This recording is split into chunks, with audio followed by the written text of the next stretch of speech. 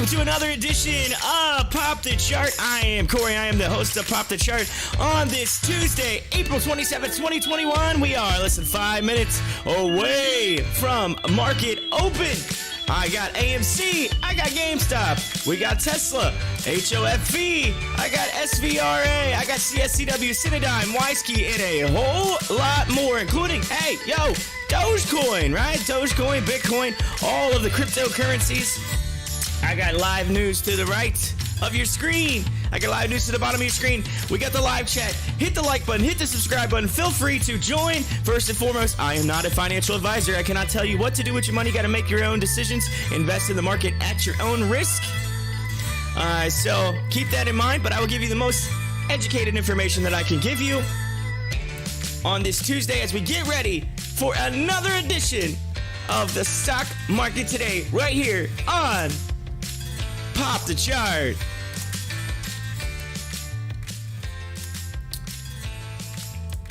Alrighty, so taking a look at today. Welcome, by the way. Make sure you introduce yourself in the live chat this morning. Good morning to each and every one of you. Hope you're having a great morning so far as we get ready again for market open here. Taking a look at the hour chart just to give you a little update of what actually has happened in the after hours pre-market. Kind of give you that little bit of a view. As I pull the music down here just a little bit, you can see that AMC starting to head upward, and I'll show you the chart on that. I actually kind of updated the chart there, so you'll be able to see that here very, very soon. So we'll keep an eye on that. And then taking a look at, let's see here, GameStop. It's also, I charted it. We'll take a look at it. It's kind of moved up a little bit, went flat. The thing that confuses me the most is Tesla. All right. So yesterday I did the earnings call. In the after hours, we had the earnings, did the earnings call, the whole 9 yards. Everything was great. It was all good with the earnings. I don't understand it. All of a sudden, we take a look at it, and it's coming down. And it just kind of like stayed flat. I don't get it. I don't understand how they can have such good news. And especially with Elon yesterday. Elon had a lot of really cool takes yesterday. If you hung in there, if you did get a chance to listen to it, make sure you go to my YouTube channel, take a pic, or click on the playlist with the earnings calls and take a listen, because that is a really informational call. I mean, Elon just went straight like school on everybody on that call. So make sure you check that out. We are currently under 2 minutes. We're under 2 minutes. Getting ready for the market open as we see what will happen on this Tuesday, ladies and gentlemen, April 27th, 2021. The stock market today, right here on Pop the Chart. HOFV, yo, I see you. Just saying, I see you. Going up to my levels, yo. I think there could be something nice in the near future with HOFV. Just saying. Why? Because the NFL draft is this week. That's right. Thursday night. NFL draft. I get to find out. What my Bengals gonna pick. What are they gonna pick? They gonna take the lineman? They gonna take Jamar Chase, the receiver that used to play with Joe Burrow? Are they gonna keep the connection together? I mean, we already brought Thaddeus Moss over. I mean, I'm just curious. There's a potential there, and as a HOFV, they're gonna do some flag football and some things from up there at the at Canton, the Hall of Fame resort there in Canton, at the village where they have the stadium where they're supposed to play the Hall of Fame game this year. So be looking to see that as well. So here we go. We had 30 seconds right now till market open. 30 seconds.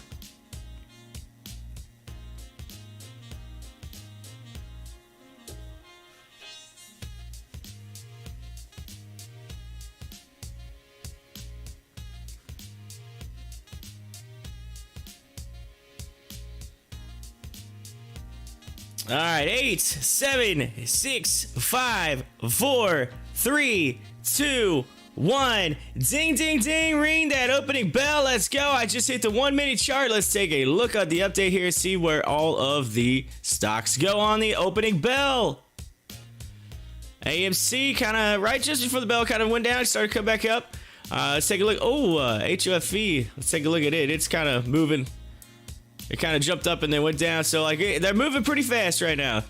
Should be getting some updates on my movers and gainers tool here very, very soon. Just waiting on that to come through. I already got the filter set up on that, ready to rock. I tell you what, yesterday wasn't bad. We started to see some green in my portfolio, and I'm seeing some more green today, which is really nice. So I'm just gonna hopefully see some more just to continue upward, and then make some money this week. So, for those of you who, by the way, thought that I was not going to be in this morning, I will be here today. Tomorrow, I don't think I will be able to do the show tomorrow. We're leaving tomorrow night to drive to Florida to attend a funeral. So show tomorrow probably not gonna happen because I'm probably gonna have to get some sleep, get ready, whatever. So we're kind of busting down some family. So I'm going down with a bunch of family members. We decided to all just kind of go in together and go down. It'd be a little easier. And so I'm gonna bust them down in my van. Yeah, I'm a van kind of man. So I'm gonna bust them all down. I'm playing Uber, so bust them down, bust them back. So should be back Monday of next week. I might be a little tired, but yes, I should be back. Hopefully, I'll get some rest, get at least enough sleep to be able to do the show on Monday and get through it, and then so should be back Monday. So it's just gonna be one of those. I probably just Wednesday, Thursday, Friday. I just might not have a show this week. This is what it is. But I'm gonna try my best to give you the most information I can give you today. So keep that in mind. As we take a look, HOFV took a little bit of a dip, and now it's trying to turn back around. Playing around in that 413 range. So I want to, when we get some peeps in here, I'll give you some update on HOFV, and then just some of the throughout the day here. I'll give you some update here soon on AMC and GameStop of the levels that I fixed, so you can see those updated levels. But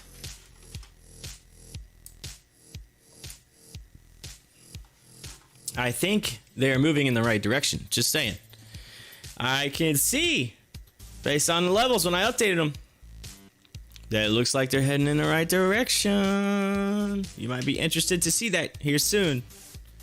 Let's see. I'm gonna hit the session. All right, we got some updated. Looks like Naked Brands, NAKD, moving up about 4% right now in the last 5 minutes. So that's something maybe you want to check out. So seeing Tesla kind of fall down here in NAKD, Naked Brands moving up right off the open there. AMC heading up. Look at it. Look at that. About to test $12. About to test $12. It's right on that line. That line is a trend line that I've had for a while. That it is testing, which is a $12 trend line. And it's if I'm telling you, if this breaks 12 and it continues upward, there's a few levels that you're gonna want to look at with AMC. It's really, really nice. Really, really nice. I know you're waiting on it. A few of you are like, oh wait, what is this? What is this levels he keeps talking about? Fast forward it. All right, I'll tell you what. I'll just give it to you. I'll just give it to you now. How about that? I teased you too much on it, so I'm gonna zoom out. I'm gonna do the day chart. I want you to see this. I want you to see this on AMC. All right. Look at this. Look at this level. This is if you zoom out, it's the previous levels. I just extended them, right? Look at it. It G-dubbed down outside of it, almost like a false break here. Just kind of a boom, boom, boom on the. This is a day chart. This is daily. Each one of these candlesticks is a day. And look, it's testing right along that bottom line. If it can break into that channel and continue upward, there is potential for $18 to $19 with AMC in the near future. Potential. I mean, $14.50 was the high, and it could easily just right over top of that. Just saying. But if not, then it could continue on this upward trend and just stay at the bottom of that channel, ride that line up, and you could still hit $14.50. Or it could break through, hit $14.50, and come back. But ideally, if it could break through this channel and continue upward, it's not out of the realm of possibility to see $18 in the near future for AMC. I'm just saying. It's starting to look nice. It's starting to look nice. So that's That's AMC. GameStop kind of similar. So as we go to the 1 minute chart, you can see that it's kind of flirt with that line, break over it, now it's kind of come back. So this line is key. That's the bottom of that channel, the absolute bottom of that channel.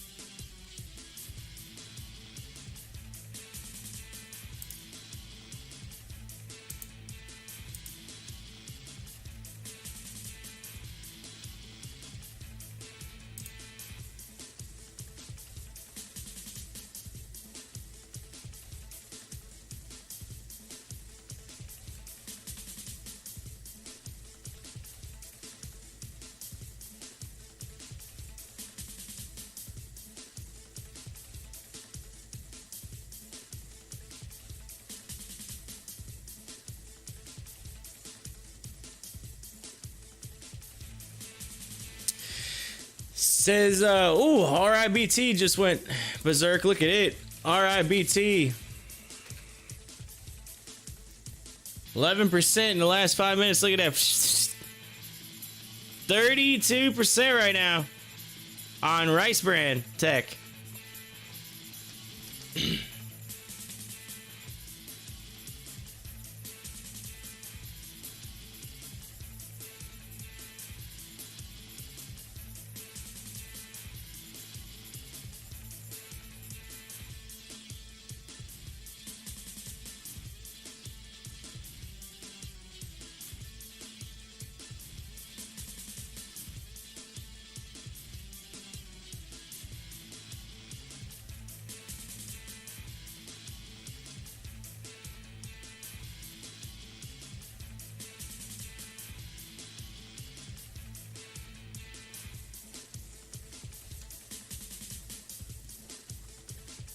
Yeah, that's setting up pretty nicely on excuse me, on Rice Brand Tech. It's setting up pretty nicely. You can see it kind of heading up, come back, start to head up again.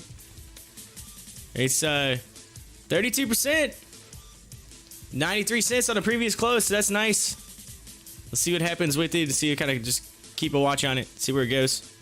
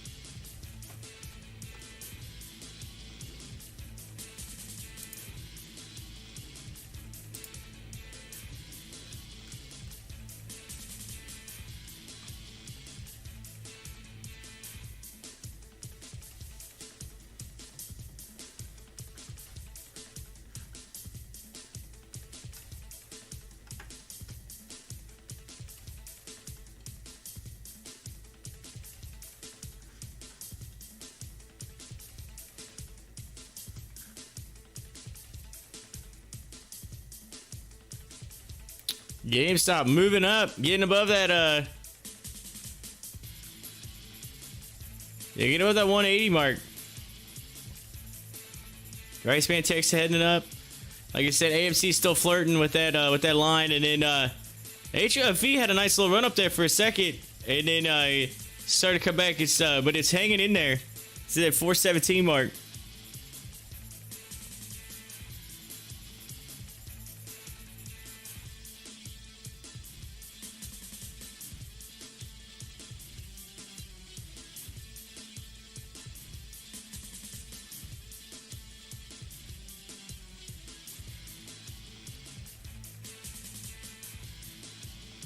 It looks like Ship's been moving up too as well. Check that out. It's over $1.05 right now, headed to almost to $1.06 on Ship.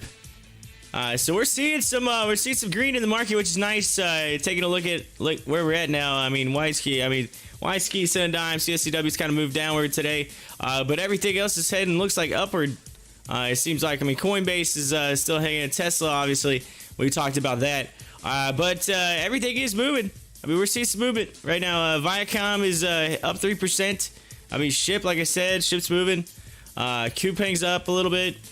I mean, we kind of followed some of this stuff, and we're seeing green. I mean, we're seeing a nice turnaround, at least a little bit, in the market compared to what it was a couple weeks ago.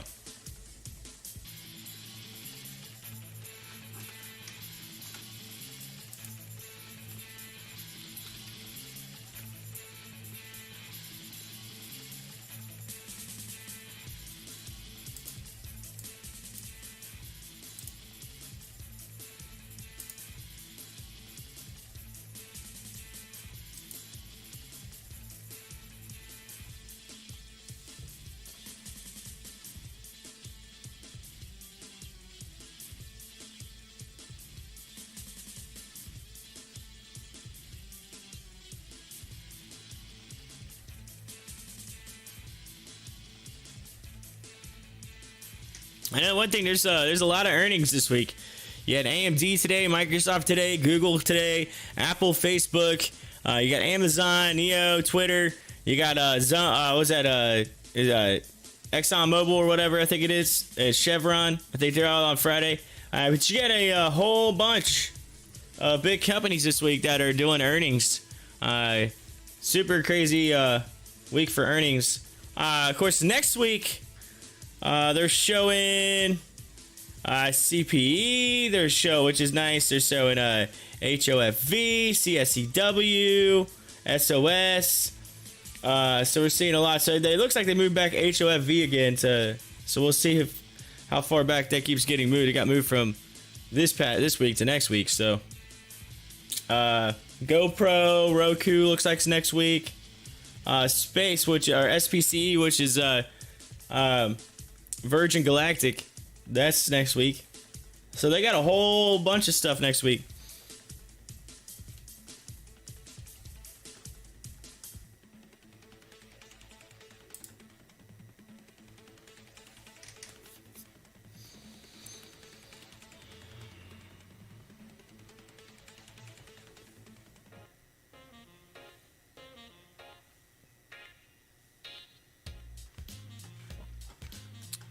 Look at Rice Brand, still moving. HOFV kind of went down, but look at Rice Brand, 40% right there. I told you at the start it was like 30-some%. Now it's at 46. Yeah, that's a nice gain you could have had just from there to there. Rice Brand Tech, it's moving.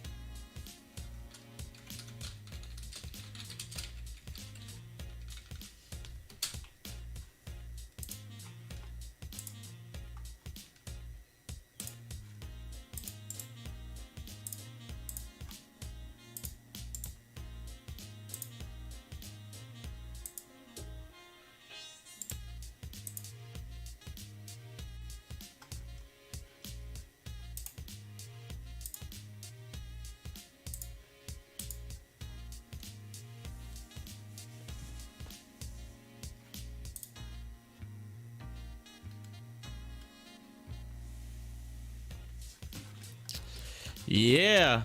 All right, BT. Rice Brand Tech. Look at it. Look at it go. 50%. Nice. It's running hot right now. We came in on it and it was like 122, I think, when I first came in on it. Now it's up to 140. It's moving nicely.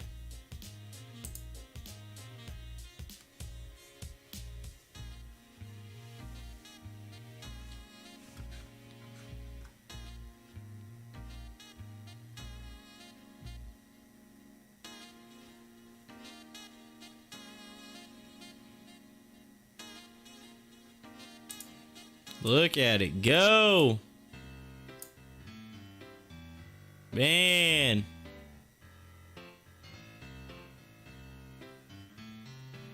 That thing just took off. Absolutely just took off. It said, "See you later."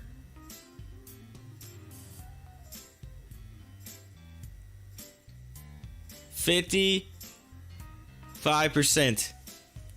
It's cruising. TIRX is moving too. HOFV kind of falling down. What's going on? What's going on with you? Going the wrong way. Come on, HOFV. You're going the wrong way. But look at this.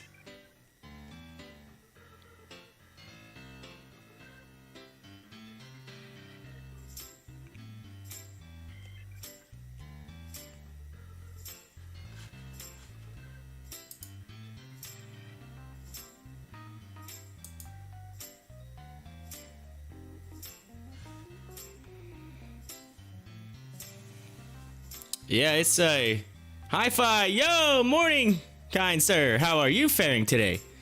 I'm feeling faring pretty good right now. Good morning to you as well. Hi-fi. Yeah, so I'm leaving tomorrow. So I'm gonna leave tomorrow. We're gonna head down to Florida tomorrow. So tomorrow might not be whatever, but today.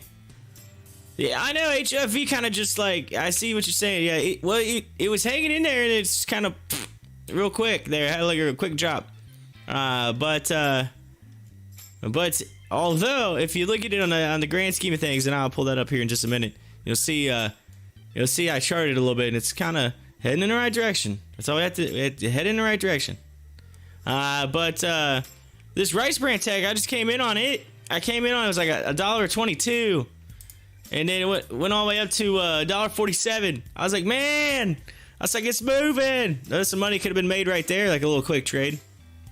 But yeah, so we're gonna head out. So tomorrow, I probably won't do the show tomorrow, because I need to sleep. Because I'm actually driving. I'm gonna bust the family down. There's a whole bunch of people going. I'm taking a van. I was like, I'm taking a van. So we're gonna drive down to Florida, and I'm gonna drive back on Sunday. So Monday I might be a little tired for the show, but I'm gonna try my best to do it Monday. So I'll probably end up missing tomorrow because I might have to fix my sleep. I might have to stay up late tonight and fix my sleep so that I can stay up late tomorrow night and drive through to Florida. So busting them down. I feel like the Uber driver. We're gonna load the van up and just drive down. It'll be easier that way because there's a bunch of people trying to go down and flying, and all the schedules are kind of hard. So we just figured it'd be easy. We all just drove together. So then we got a vehicle down there. We don't have to worry about rental car and all that jazz. So that's what we're doing. But yesterday was a crazy day. He said the river will miss the van. I know, right? We'll be crossing right over the river, just heading down. We're driving down just past you, right down there past Lexington, heading down 75. Tomorrow evening.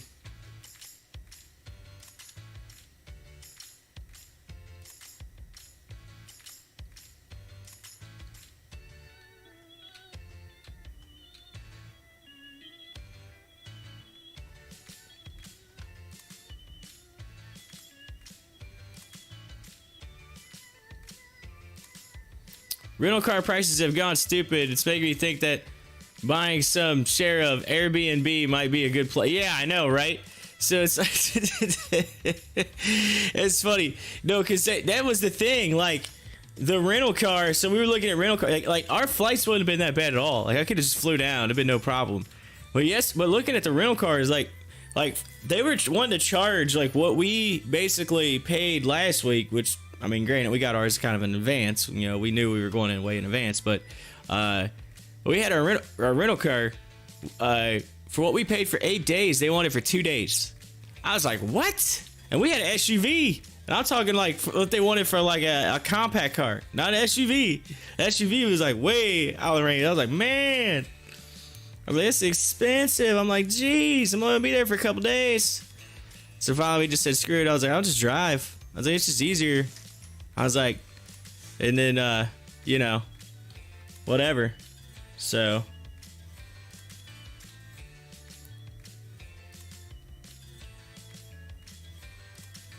And then, like I said, I had some family members that wanted to go down too, so we just decided to just all shackle up together in the van and go down. Just be easier. But Rice Brand Tech, man, look at it go. That thing's nuts. Like I said, I came in on it, it was like $1.22. When I just walked in, it was like right like here. It had just started to move. I got this little bit right here is when I came in, and then it just took off. 60-some% now. Almost 70%. That's crazy. Could have made some big money on that. I even posted out. I said, yo, I was like, Rice Brand Tech, RIBT, I see you moving. I posted that on Stocktwits. I was starting to wonder, like when I started the show, like usually y'all, like a couple people jump in right away. And for some reason, I'm getting this weird error message on YouTube again. I don't know what that's all about, but it was showing like nobody, and I'm like, what is going on? Is it just not loading through today or what? And then, you know, you just came in a minute ago. I was like, oh, great, awesome, it's working. It's like I was getting a little nervous. Thought maybe YouTube was jacking up on me again. But HOFV, what are you doing to me? What are you doing to me right now? Come on, HOFV.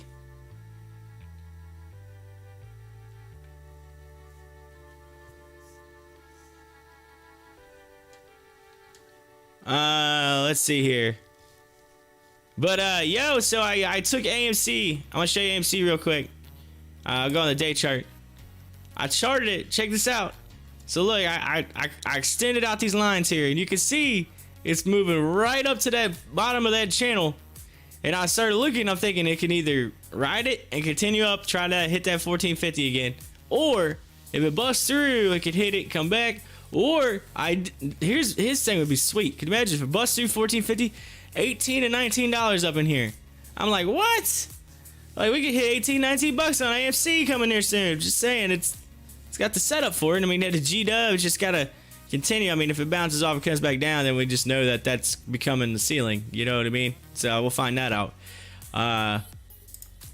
But look at Rice Brand Tech, 70 something. Man, I should have got in. I should have got in down here. Look at this thing. It made some nice money right there. Jeez. Shoulda, woulda, shoulda, coulda, woulda. But anyway, that thing's nice. That thing's nice. Looking nice. It's just moving up. Of course, this week's like a major sports week. You got I'm sure Kentucky's gonna be buzzing this weekend with the Derby. You got the Kentucky Derby this week. Of course, I'm like a big follower. I mean, last year I had a piece. I owned a little bit of the horse that won the race last year. Won the Derby, and so you got that. But you know, this year. I follow Derby every year. I watch it every year. But this year's gonna be a little tough. Just, you know, I mean, I'll probably get to watch it, but won't be as exciting for me this year, just for the fact that I didn't have a piece of a horse, and then the other thing is, you know, it's the same day as the funeral, so it's gonna be a hard day. But anyway, so there's that, and then you got to, you know, my Bengals are drafting Thursday night, so I'm ready to rock. Ready to rock. My Bengals ready to see who we're gonna pick. I think it's right now. I think it's down to two people. I think it's down to that Penei Sewell lineman they've been talking about, or that Jamar Chase played at LSU. The receiver played at LSU with Joe Burrow. I think it's down to those two guys. It's a matter of who they're gonna take. But I just keep getting a lot of info on Jamar Chase. Everybody's on the Jamar Chase train, so I think Burrow's gonna is getting the band back together. I think that's what's happening. They're trying to get the band back together. Man, 90%. Rice Brand Tech is just gone. It's just see you later. Good night. When's this thing gonna get halted? I don't want it to get halted, but when is it gonna get halted? This is insane.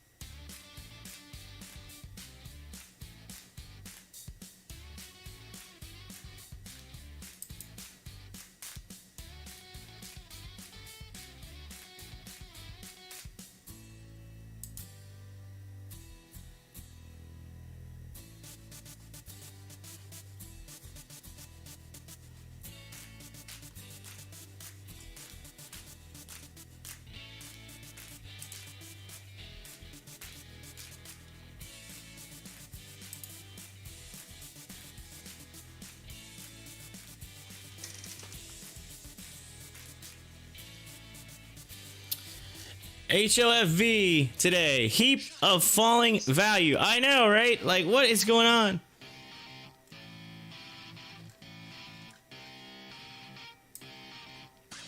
Honestly, I could have sold for a little small, tiny little profit and just bought back in at a lower price, but I just assumed it's gonna go up higher. It seemed it's just gonna go on me today. Come on now. But then again, let's look at it. Look at it on the day chart. All right. So here's the deal. Look at it. It broke through. Now it's heading up. Heading up. Just need to get it to break that 480 mark and run up to 6 something, almost $7, and then we're good to go. That's what we need. That's all we need on HOFV.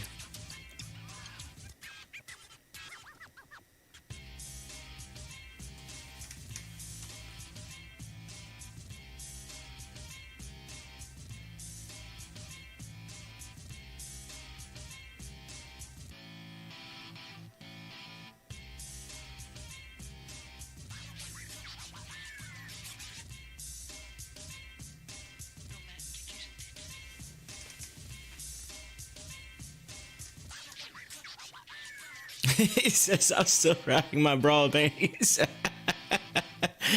Oh, he's still riding it. Oh, long at the 3-month chart on that puppy. It's looking like rice bran. I don't know. Is it going to do the same thing as earlier? Dip, rip, or is it done for the day? We'll find out. Right after this. I'm just kidding. It's like right after this. I'll come back to RIBT. Let's take a look at it. L brands.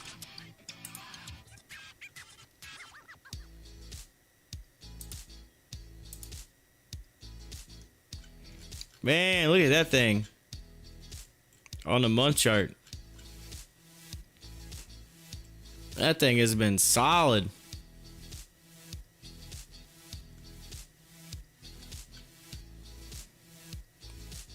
Man, you're killing it on that thing.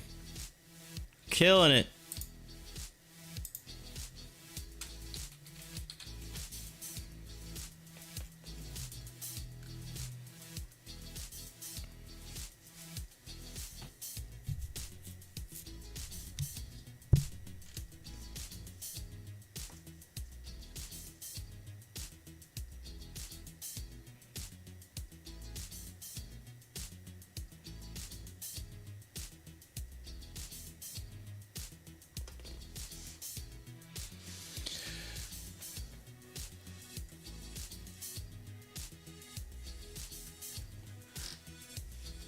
Yeah, you're killing it on that on L brands. That thing's just insane.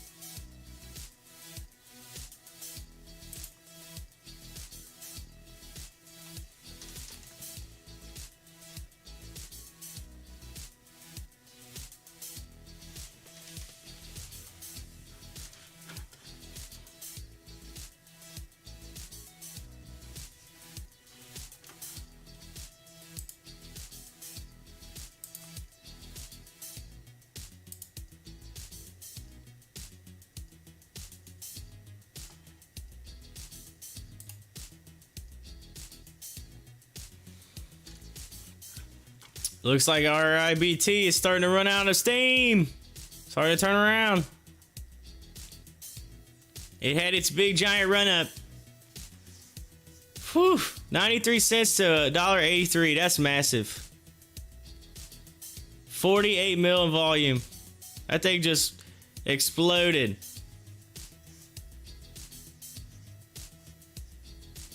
Running out of steam now. Running out of steam. Why do I see that like? Thank you for hitting the like button. If you haven't hit the like button yet, make sure you click that. If you haven't subbed yet, hit that sub button. Let's see here. It does help the channel out.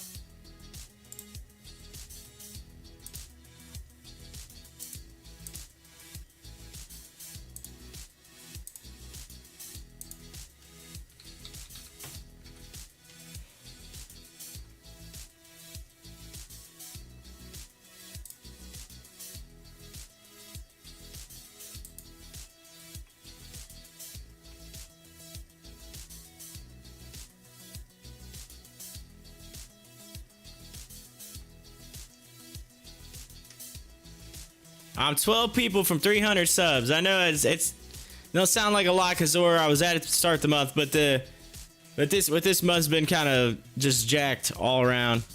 Vacation, and then sure enough, now I'm having to head out.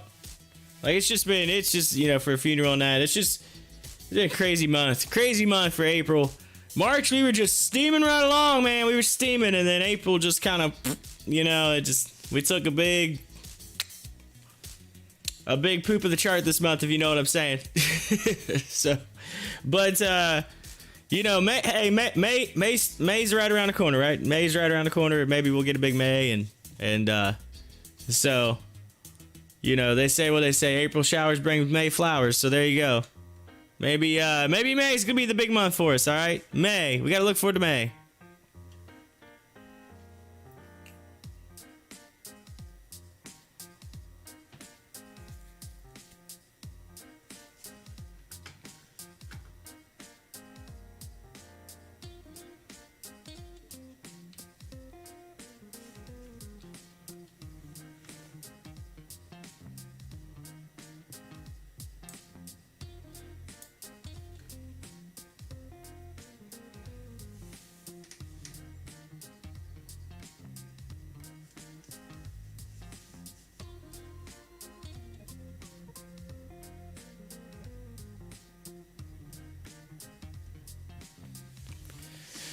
So I think since tonight I'm gonna have to like stay up late or whatever to try to like keep my to get my sleep schedule to where I can be all right for driving tomorrow night, most of the night down to Florida, whatever. But I think I might just stay up and watch that Mortal Kombat movie. I haven't had a chance to watch it yet, so I really want to see it. It's on HBO Max. Mortal Kombat. I'm like, I want to watch this movie. So I might just stay up and watch that tonight. Of course, I still gotta, you know, well, most of my clothes were packed, but I you know, I had to do laundry, so forth, so on. So now I gotta repack some of my clothes, have them ready to rock, and then so that he's like, high five, says, "Come over here, it's get over here, come on now, get over here, come over here." Oh man, that was, I tell you what, Mortal Kombat was awesome as a kid. That was like a big, I remember watching it in the theaters and then playing the game when it first came out on Sega back in the day. Yeah.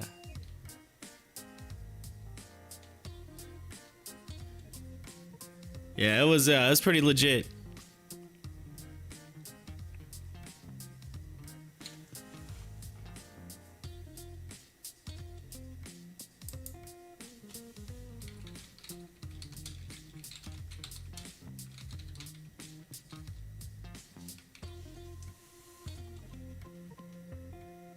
The Mortal Kombat 1992 video game. The original characters.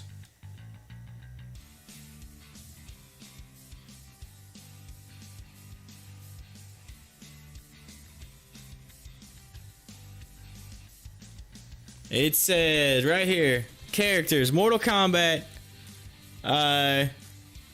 includes seven playable characters, each with their own unique fatality, and all of whom would eventually become trademark characters and appear in several sequels. The game was developed with digitized sprites based on real actors. The roster included Johnny Cage, Kano, Liu Kang, Raiden, Scorpion, Sonya Blade, and Sub-Zero. That was the original Sega game, which was the game that I played when I was a kid. The original game. 7 characters. I remember, it's so crazy as you see, Mike. It's like, oh, so it's just only 7 characters. Like, man, that's not many. Because you think about it, over the years they added so many characters, right? There's all these different ones. There's like probably a massive list of them now. But the original ones.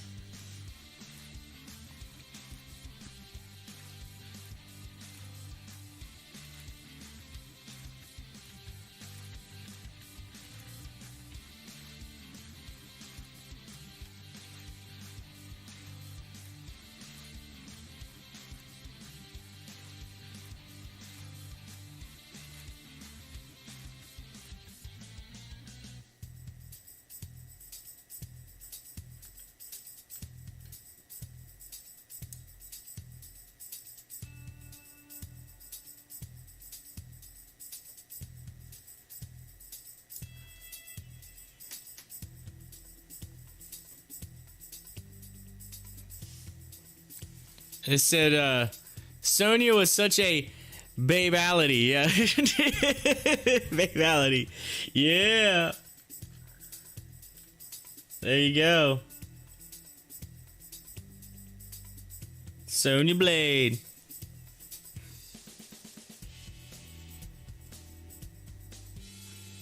I wonder what the like the actors that were like that were like dressed up to be the characters in the Sega game. Like, I wonder what they're doing today. It's like, or what they look like today. Like, what do you look like today? Johnny Cage in the picture here, the original picture of him on the Sega game, like he looks like he's wearing one of those like grandma glasses, like the big, the big giant grandma glasses. They're like, he's like, did you steal those glasses from your grandma? What's going on, man? You know what I'm talking about? The big giant ones. They're like, it's like nowadays it look more like he's wearing virtual reality. Those are virtual reality.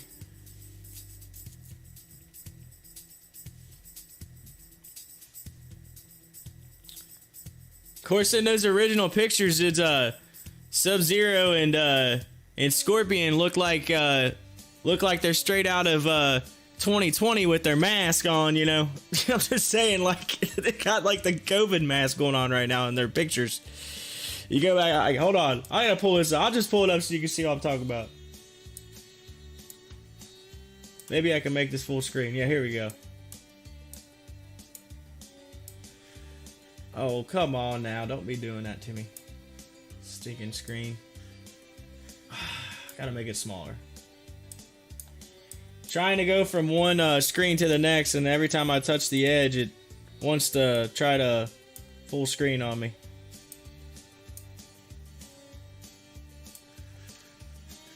Here we go. There it is, right there. Look at this. Look at this. Tell me that they don't look like they're straight out of 2020 right now. Like, it's like, see? Mortal Kombat. It already knew what was going to happen in 2020. They already predicted it right there. That's what you see in their face. Scorpion and Sub-Zero already knew. They're ready in advance. But like I said, look at Johnny Cage. Look at his look at his grandma glasses he's got going on there. It's like 1992. The 1992 grandma glasses. Oh, Johnny Cage.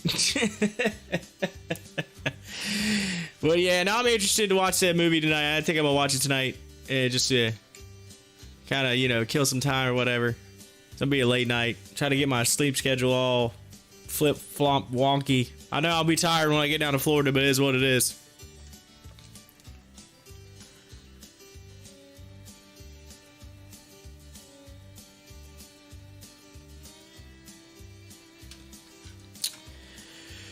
Alrighty. HOFV, come on. Go back up to where you were at. Let's go. No need for that.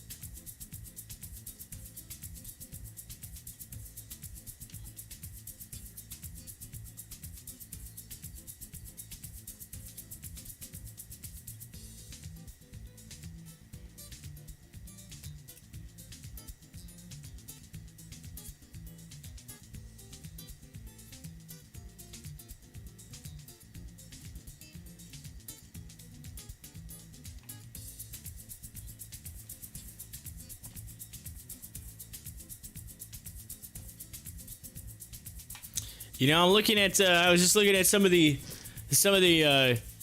all the horse racing entries for the Kentucky Derby on Saturday, and again, I hadn't. Usually, I follow this stuff like to the T. I've just been so busy lately, I haven't had a chance to.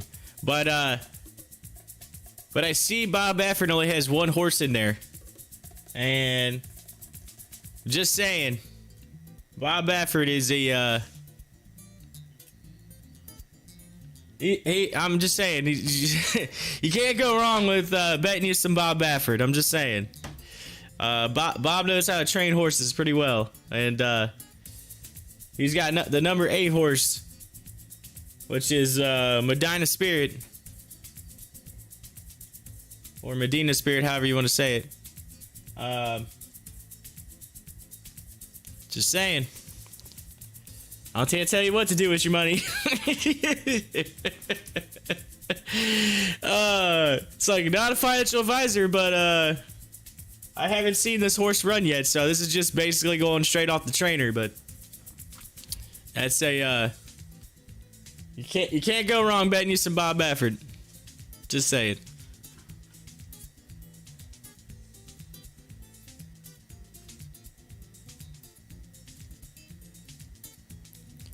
He said the Funk Cold Medina. The Funky Cold Medina.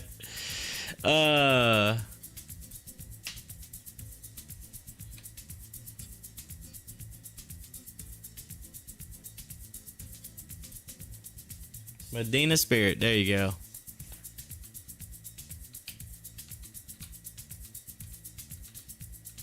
Of course, you should know all these horses. Come on now, you from Kentucky, you Lexington. That's the horse capital of the world right there. That's horse country. You should know all these.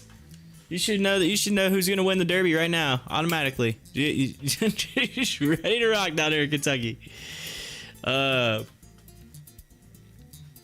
Actually, I had a horse that would have been had a chance to be in the Oaks this year, Kentucky Oaks, but unfortunately, due to some she had some medical issues, so she unfortunately could not race in the race. She was eligible. She was the top eligible horse, and it didn't work out. She had to go to the farm, get some surgery. I think she had a surgery, and then so didn't work out for her. But it worked out for Authentic last year. The horse that I owned a piece of last year. It worked out for that horse. First horse I actually owned, and sure enough, boom, won the Derby. I was like, I was 1 for 1, 1 for 1, you know.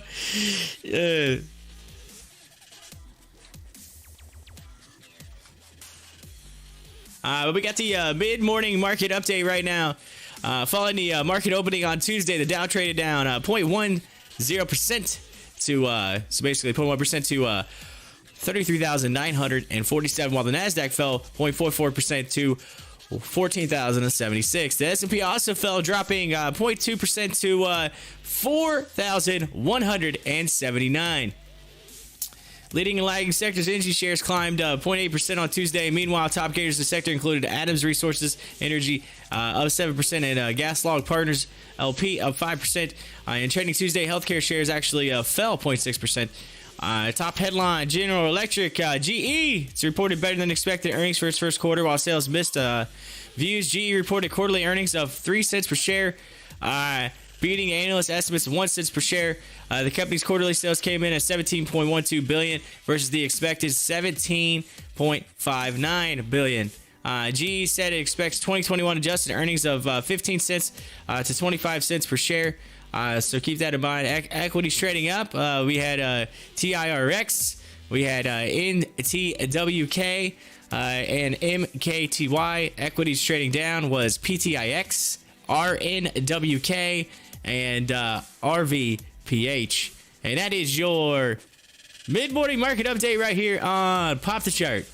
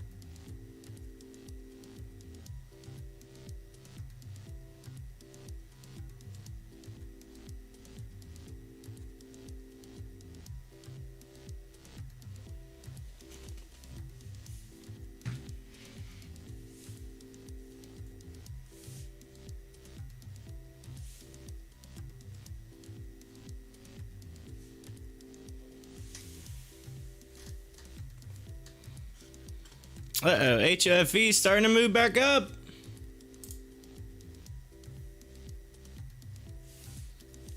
Heading in the right direction. Look at it. Yeah, there we go. AMC still falling right along that line. GameStop is just kind of sitting below it. But HOFV getting a nice little move right now. Doge at 27 cents. Taking a look at it. It's been hanging at 26, 27 cents. Someone said something I seen post yesterday. Something about the if Amazon ended up taking a Dogecoin as an accepted payment, that it could go to $1. So that's I don't know if that's in the works or if that's just a rumor. But I mean, I'm not saying that it couldn't happen, but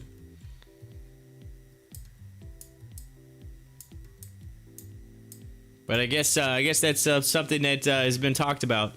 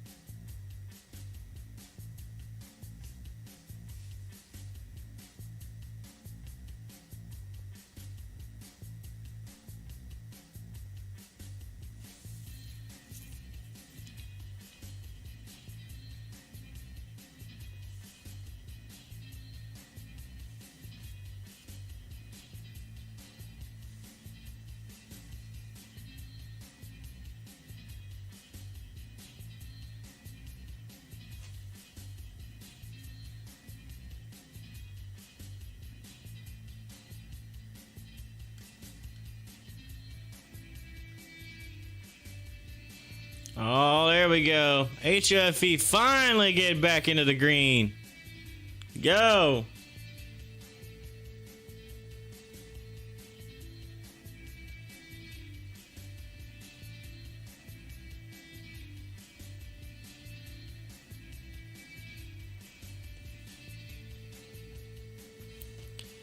I don't see Amazon taking a coin that is so volatile in value. You take in payments, a payment from a customer, $15 in Doge, and then tomorrow it'd be worth $8 when the bill to the vendor comes in. Yeah, I know. That's what I was kind of thinking the same thing. That's what I said. It does. I don't know if it makes sense. But yesterday, so check this out. I don't know if you heard it or not. If you listened in on the call with Elon Musk and Tesla. They were talking. He was talking with his with the what they called the Master of Coin, which I thought was kind of funny. Little Game of Thrones reference there, but anyway, Master of Coin. They said that basically they wanted to find some way to store some money that they had that they weren't quite using, and also kind of help with liquidity a little bit. And then basically they decided to just put money in Bitcoin, and they set it aside because they said that not only could they could put it there and it could sit there and it could gain some value. I was like, well, obviously, it could lose a little value, but for the most part, Bitcoin's pretty strong. And they were like, they might be able to gain some value out of it. It takes some profits. So they actually made profits off Bitcoin by just taking some of their money that they weren't using in their bank, put it to the side, made the money, and then sold off a little bit of the Bitcoin, and used that in there, and it actually profited in their books to add to their books, and showed more profit than they originally would have had if they wouldn't have done it, if the money would have just sit there. So I just thought that was kind of smart. Like they were just like, oh hey, hey, there's a chance you can make some money over here. Let's just buy some Bitcoin. The actual company made money on Bitcoin. I thought that was hilarious. I was like, that's interesting. So like they were saying, they were kind of experimenting with it a little bit. So they want to see what happens, or where that thing goes. And it's one of those things that they were like kind of like they interested to see if other companies start doing the same thing.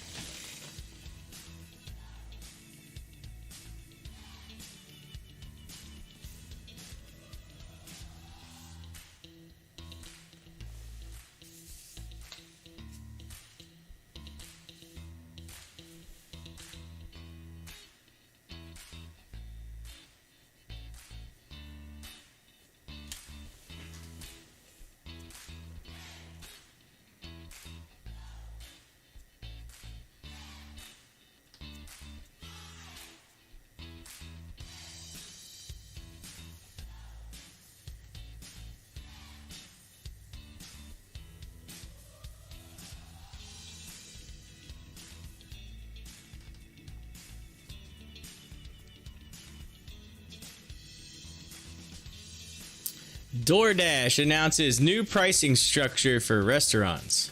All right, let's see what this is all about. This sounds interesting. All right, here we go. DoorDash has introduced 3 new tiers of commission for the restaurants for different service levels based on profitability or growth requirement. This is U.S. legislators levied temporary caps on the fees last year to help the ailing restaurant industry retain a larger chunk of their profits due to the pandemic. DoorDash's basic plan charged a 15% commission and included delivery and pickup services. This plan shifted a higher portion of the delivery cost to the customer and reduced the delivery area for profitability. The next plus tier commission of 25% included an extended delivery area and access to customers on DoorDash, a subscription-based loyalty program offering a reduced service fees from participating restaurants. Restaurants projected growth from higher order volume. The Premier plan charged a 30% commission for the lowest customer fees in the largest delivery area, along with largest delivery area along with Dash Pass. I keep wanting to say DoorDash, but it's Dash Pass benefits. It focuses on customer acquisition and order volume growth. DoorDash refunded restaurant commissions for less than 20 pickup and delivery orders. Pickup order commission was reduced from 15% to 6%. The company has eliminated the fees for setup, software, and merchant delivery for its online ordering product storefront. DoorDash had reported a loss of $312 million on revenue of $970 million in Q4 says Q4 for 2020. Let's see here. DoorDash expects more restaurants to avail the 30% tier with the widest delivery radius, additional marketing, and app visibility. The new pricing structure has been tested over the last 6 months and is expected to have an insignificant impact on the company's profitability and Dasher earnings. DoorDash will appoint a chief restaurant advisor to work as a liaison between DoorDash and restaurants. Price action: Dash shares traded higher 2.92% at $158.29 on the last check on Tuesday. So there you go. This had an insignificant impact. So they changed their structure, but they're saying it's not as big of a deal as they originally thought it was going to be.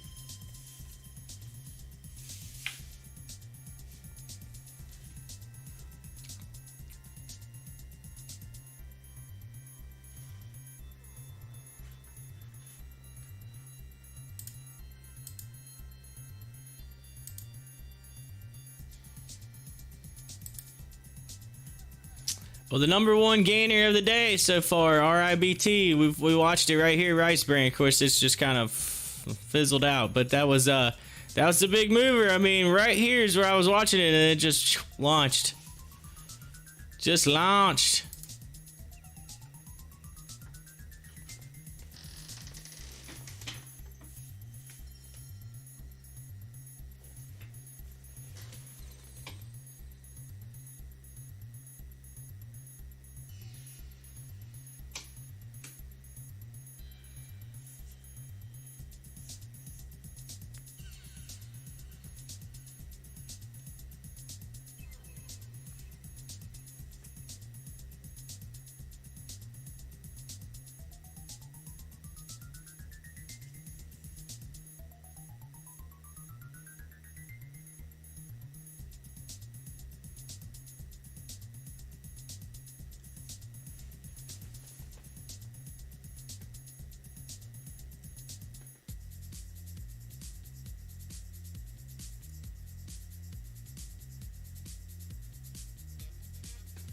You know, the only thing that could change that with the Amazon thing, by the way, is if when they take the payment for Doge, it's instant, it's digital, they don't have to like process it. They could convert it to US dollars right away and have that money automatic convert, and then you wouldn't have to worry about the change over in time. That would be the only thing that you could do to kind of prevent that. Like when the payment comes through, like whatever its value is at that specific point in time, it automatically converts. I don't know. I mean, again, they had the technology available. They could probably do that. Especially with AWS and what they have with the technology on the back end.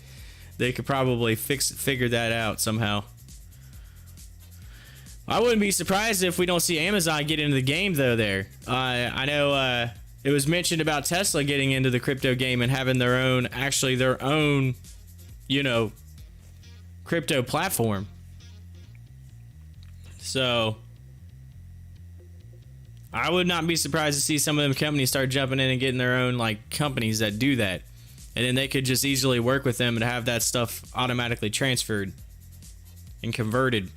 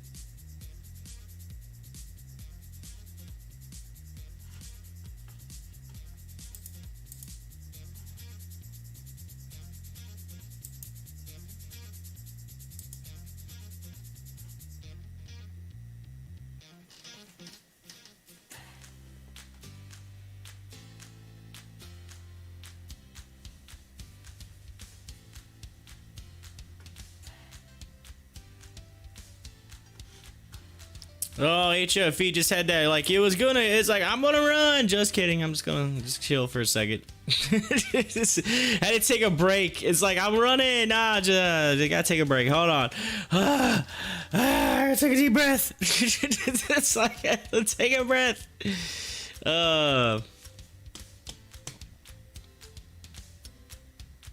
First, we got an option alert. Magnite option alert. May 21st. $45 calls. $45 calls, May 21st.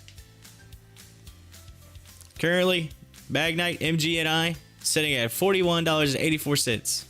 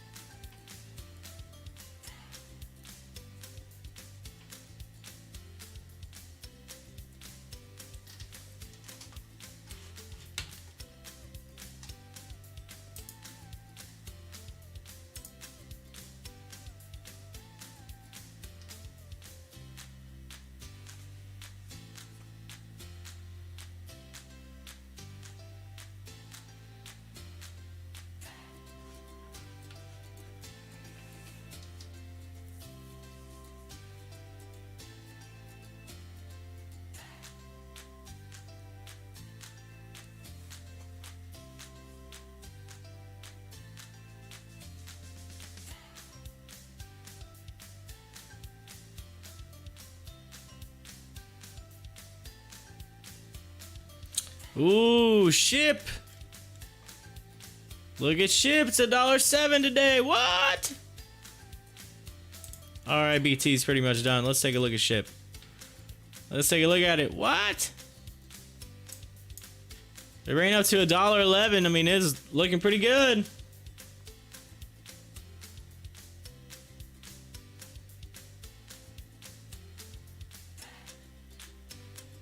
Take a look at it on the day chart. I had that big run down and broke through. I was trying to head back upward. You had that breakout and now it's coming up into here. Next up, 172. Come on.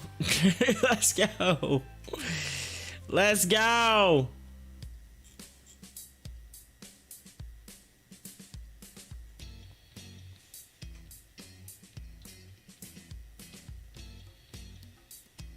At least it's back in that channel there.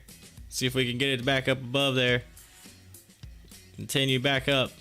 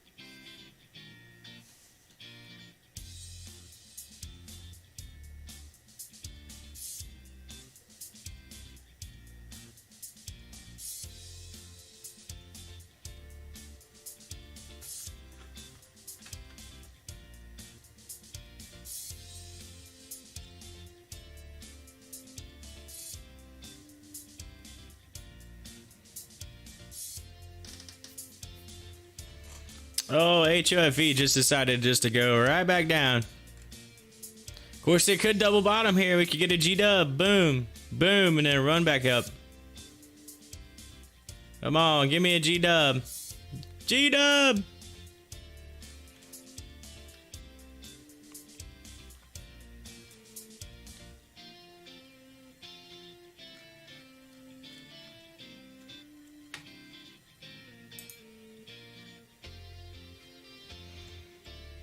Looking at AMC, and it's, we got that line going up. It's got to get up to it. Trying to get into that channel. You can see it flirting with that channel.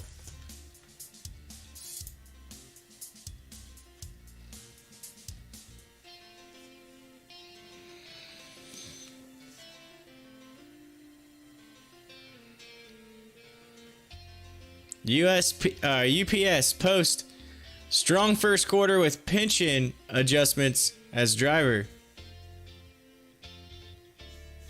So UPS getting a strong first quarter, they're saying. UPS currently at a $196. I actually worked for UPS for a very short stint. For a little bit. They paid for some schooling or whatever, so I worked there for a short stint.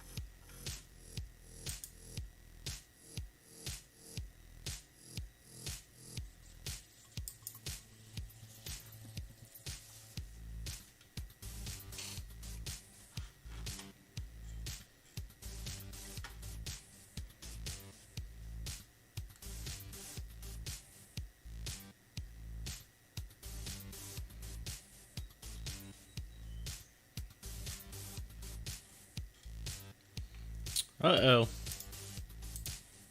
We're seeing some red all of a sudden in the market. Things are starting to flip. I want a dolphin. Dolphin's actually showing up. I want to see some green. We want to see some green, not some red. Come on now.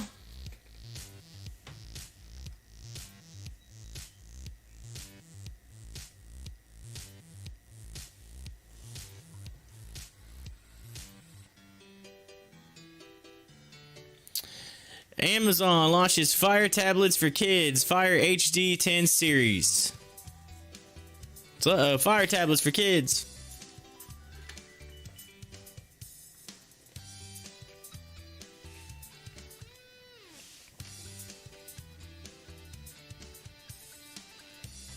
Speaking of kids, I think I'm gonna go check on my other child, my my German Shepherd. I'm gonna go check on her, make sure she's all right, and then probably grab me a little quick bite to eat real fast. So I'll be right back. Don't go anywhere.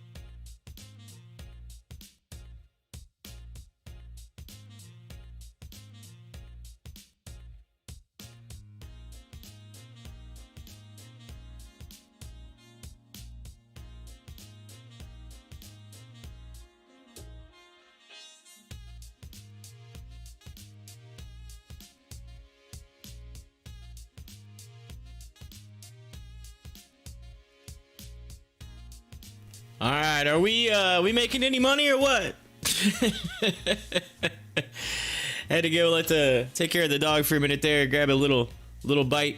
Anyway, Juan, good morning. How you doing?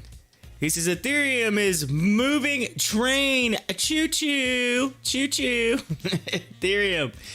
Yeah, it is. Look at it. 5%. 5%.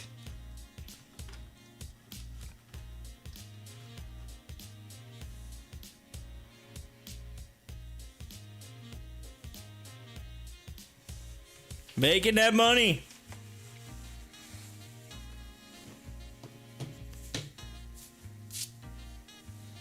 Boom, boom, boom.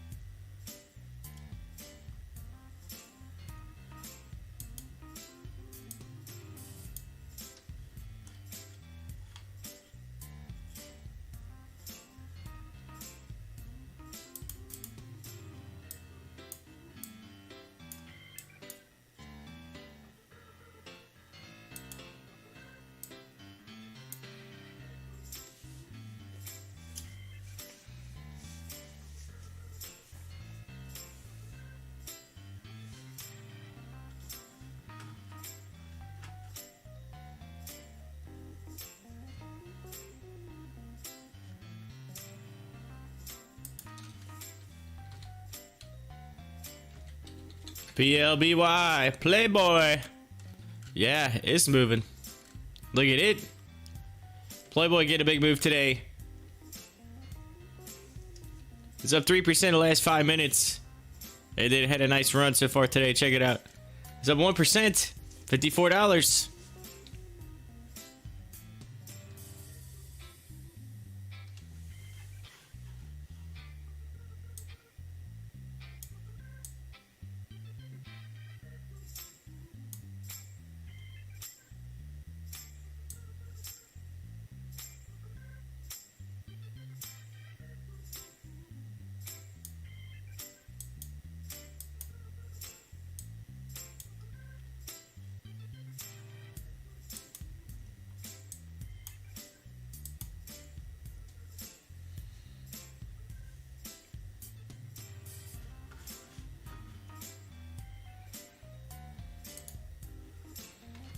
Pong sitting at 83 cents. Let's look at it on the daily chart.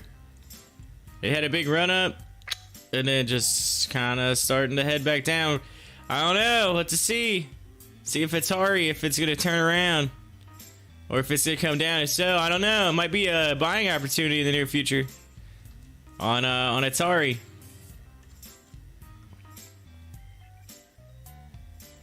CIDM starting to move as well. Let's take a look at CIDM. So CIDM, so check this out. It's just a massive George W right now on the day chart.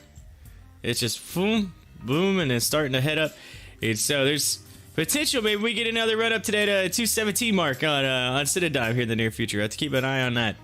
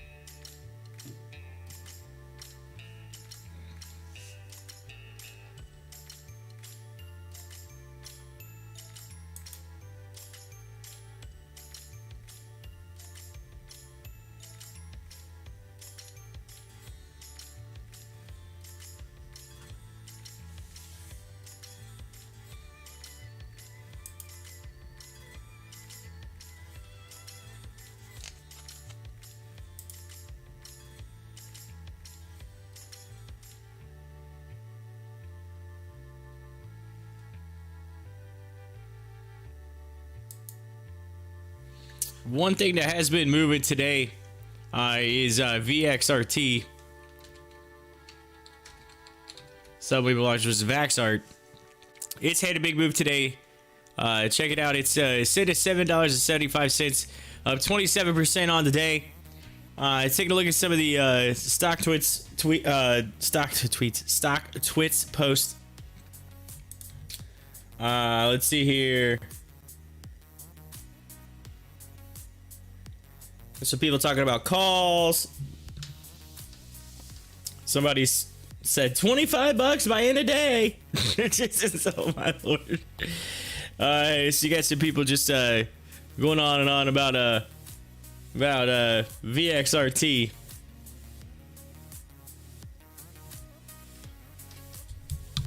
But look at it.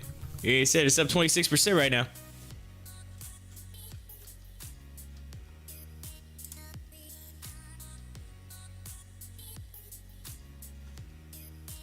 Of course, it's the #1 trending stock currently on Stocktwits.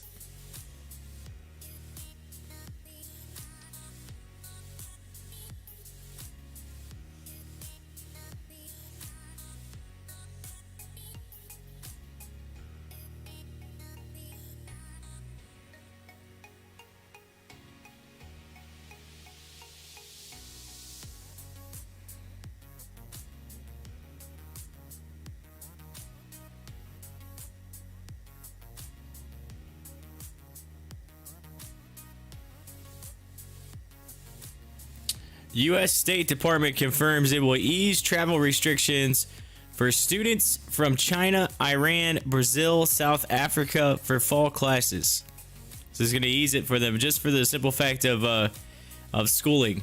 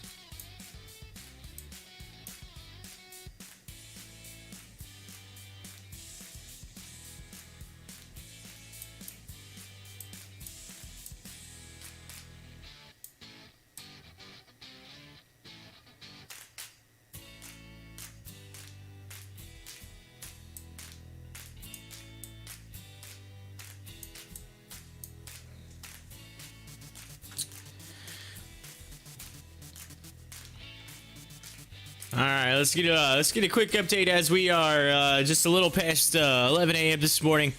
So take a look at AMC currently at $11.77, up 2% already on the day. We get 25 mil in volume already.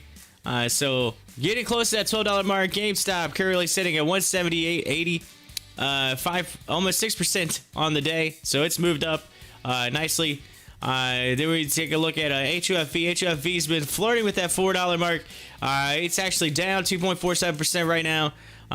We followed Vaxart a little bit. Vaxart 26%, and then we followed RIBT, which looks like Ribbit, but anyway, it's Rice Brand Technologies. Earlier, it hit a crazy high of $1.83. I came in this morning, it was like $1.22. and it went all the way up to $1.83. So I got to see a big run of that. Went up to like 90-something%, almost 100%. And so now it's currently sitting at 44% at $1.34. So you're taking a look at that. And then some of the other ones throughout today, looks like Savara's down almost 5%. Cost is down almost 2%. CSCW is down. We're at 1.67%. Weisky's down 1%. Rockets moved up. Viacom's moving up. Ship's actually at $1.07, up almost 6%. So Ship's had a nice run today.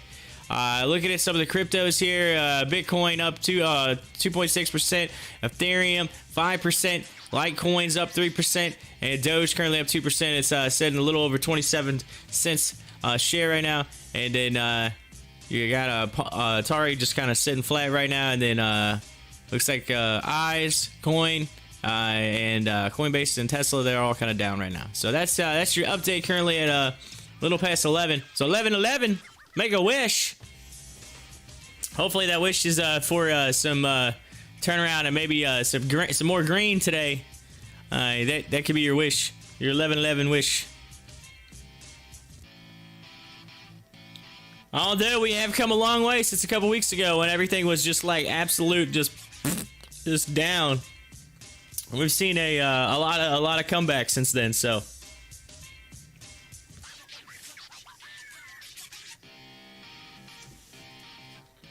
And for those of you who may have missed it this morning, so here's the deal. Oh, Eric's in here. What up, Eric? It's a CIDM. Yo, yeah, CIDM.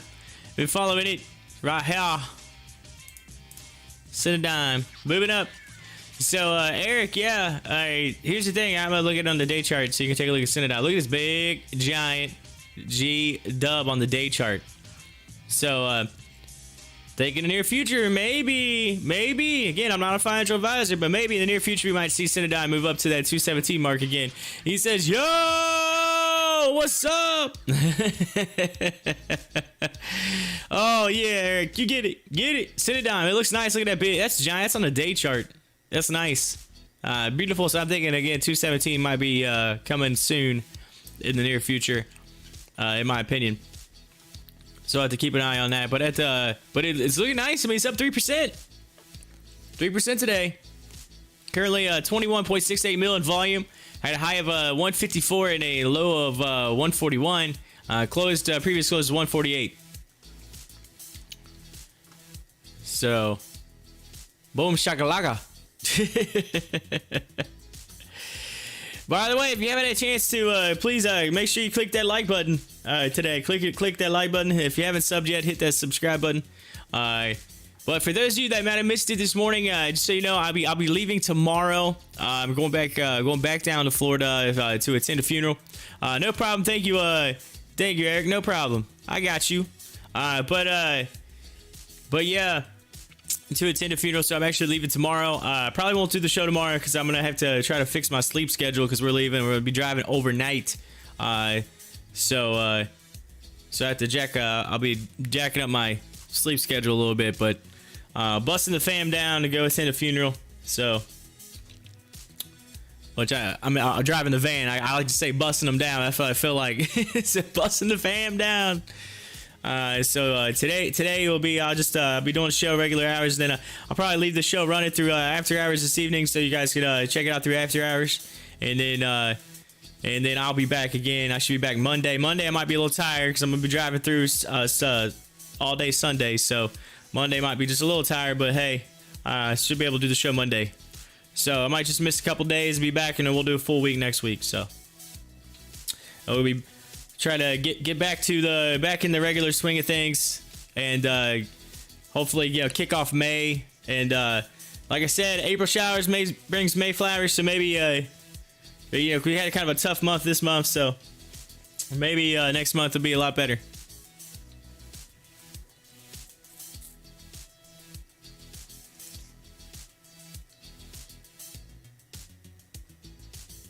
Amazon opens up in garage grocery delivery to all Prime members. Ooh, what's this all about? Does it get the deets on that?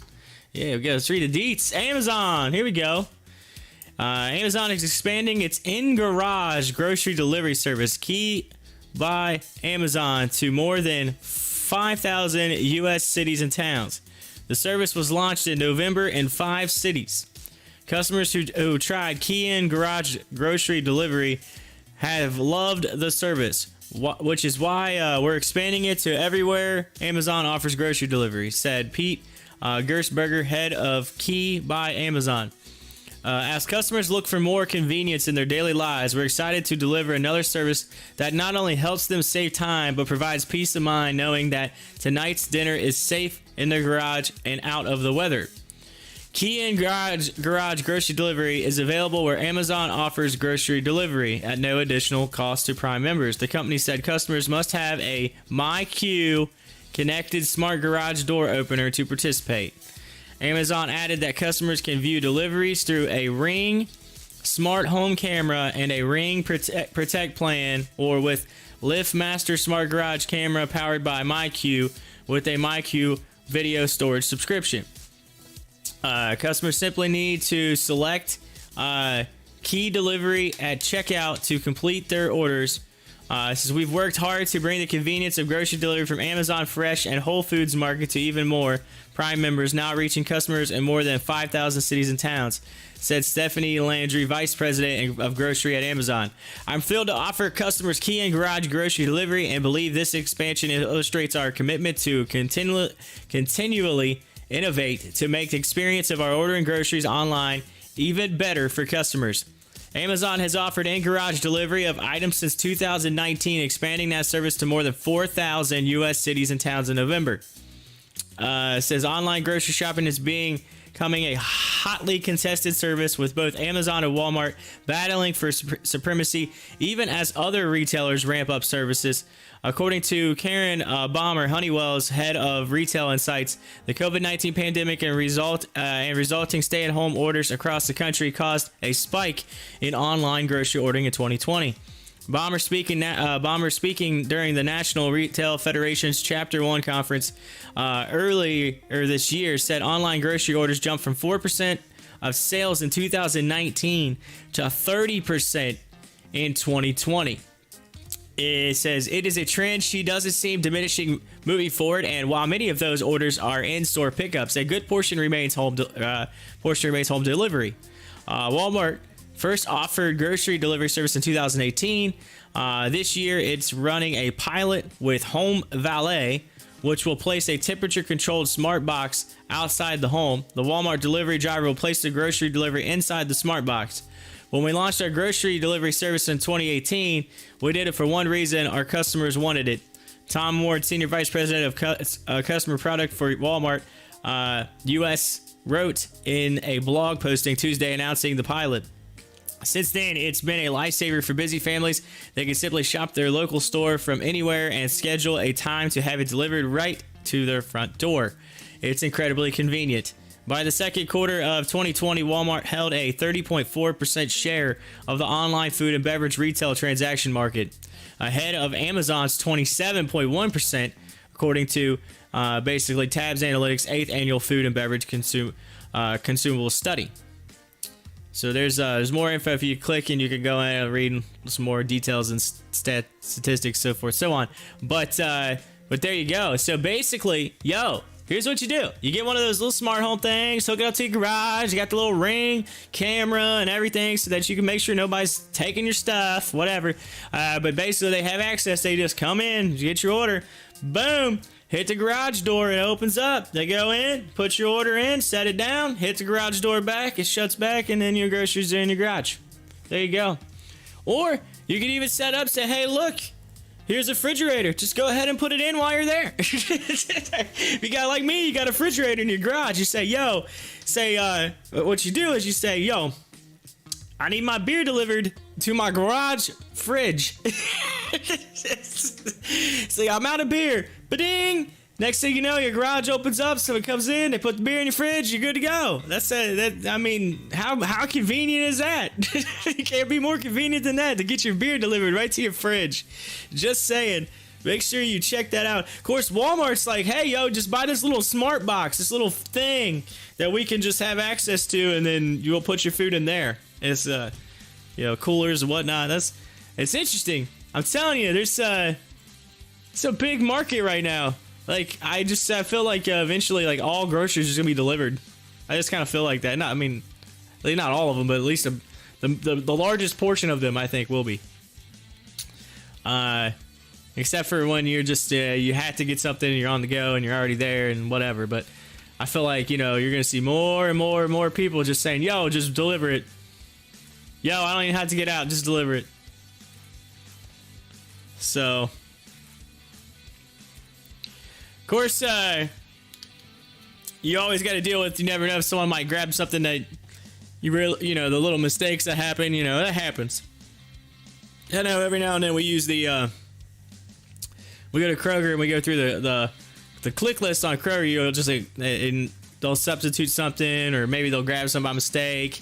I've had that happen. It happens. You know, you're not you got someone shopping for you. You're not shopping for yourself, so nothing's perfect.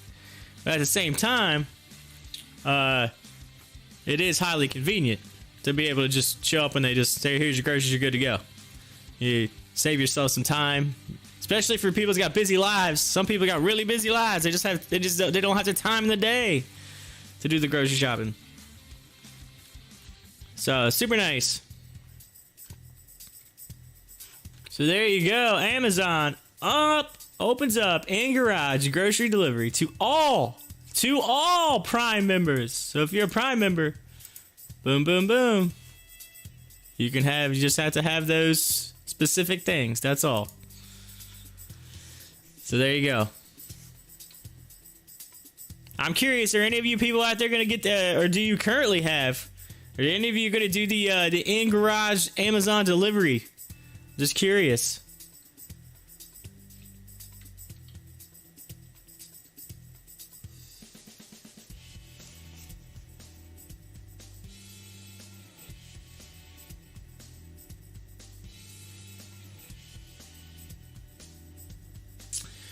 All right, I am getting a phone call, and I had to take this call. So I will, I'll be right back. Just hang in there. Just saying, I'll be right back. Gonna take this phone call.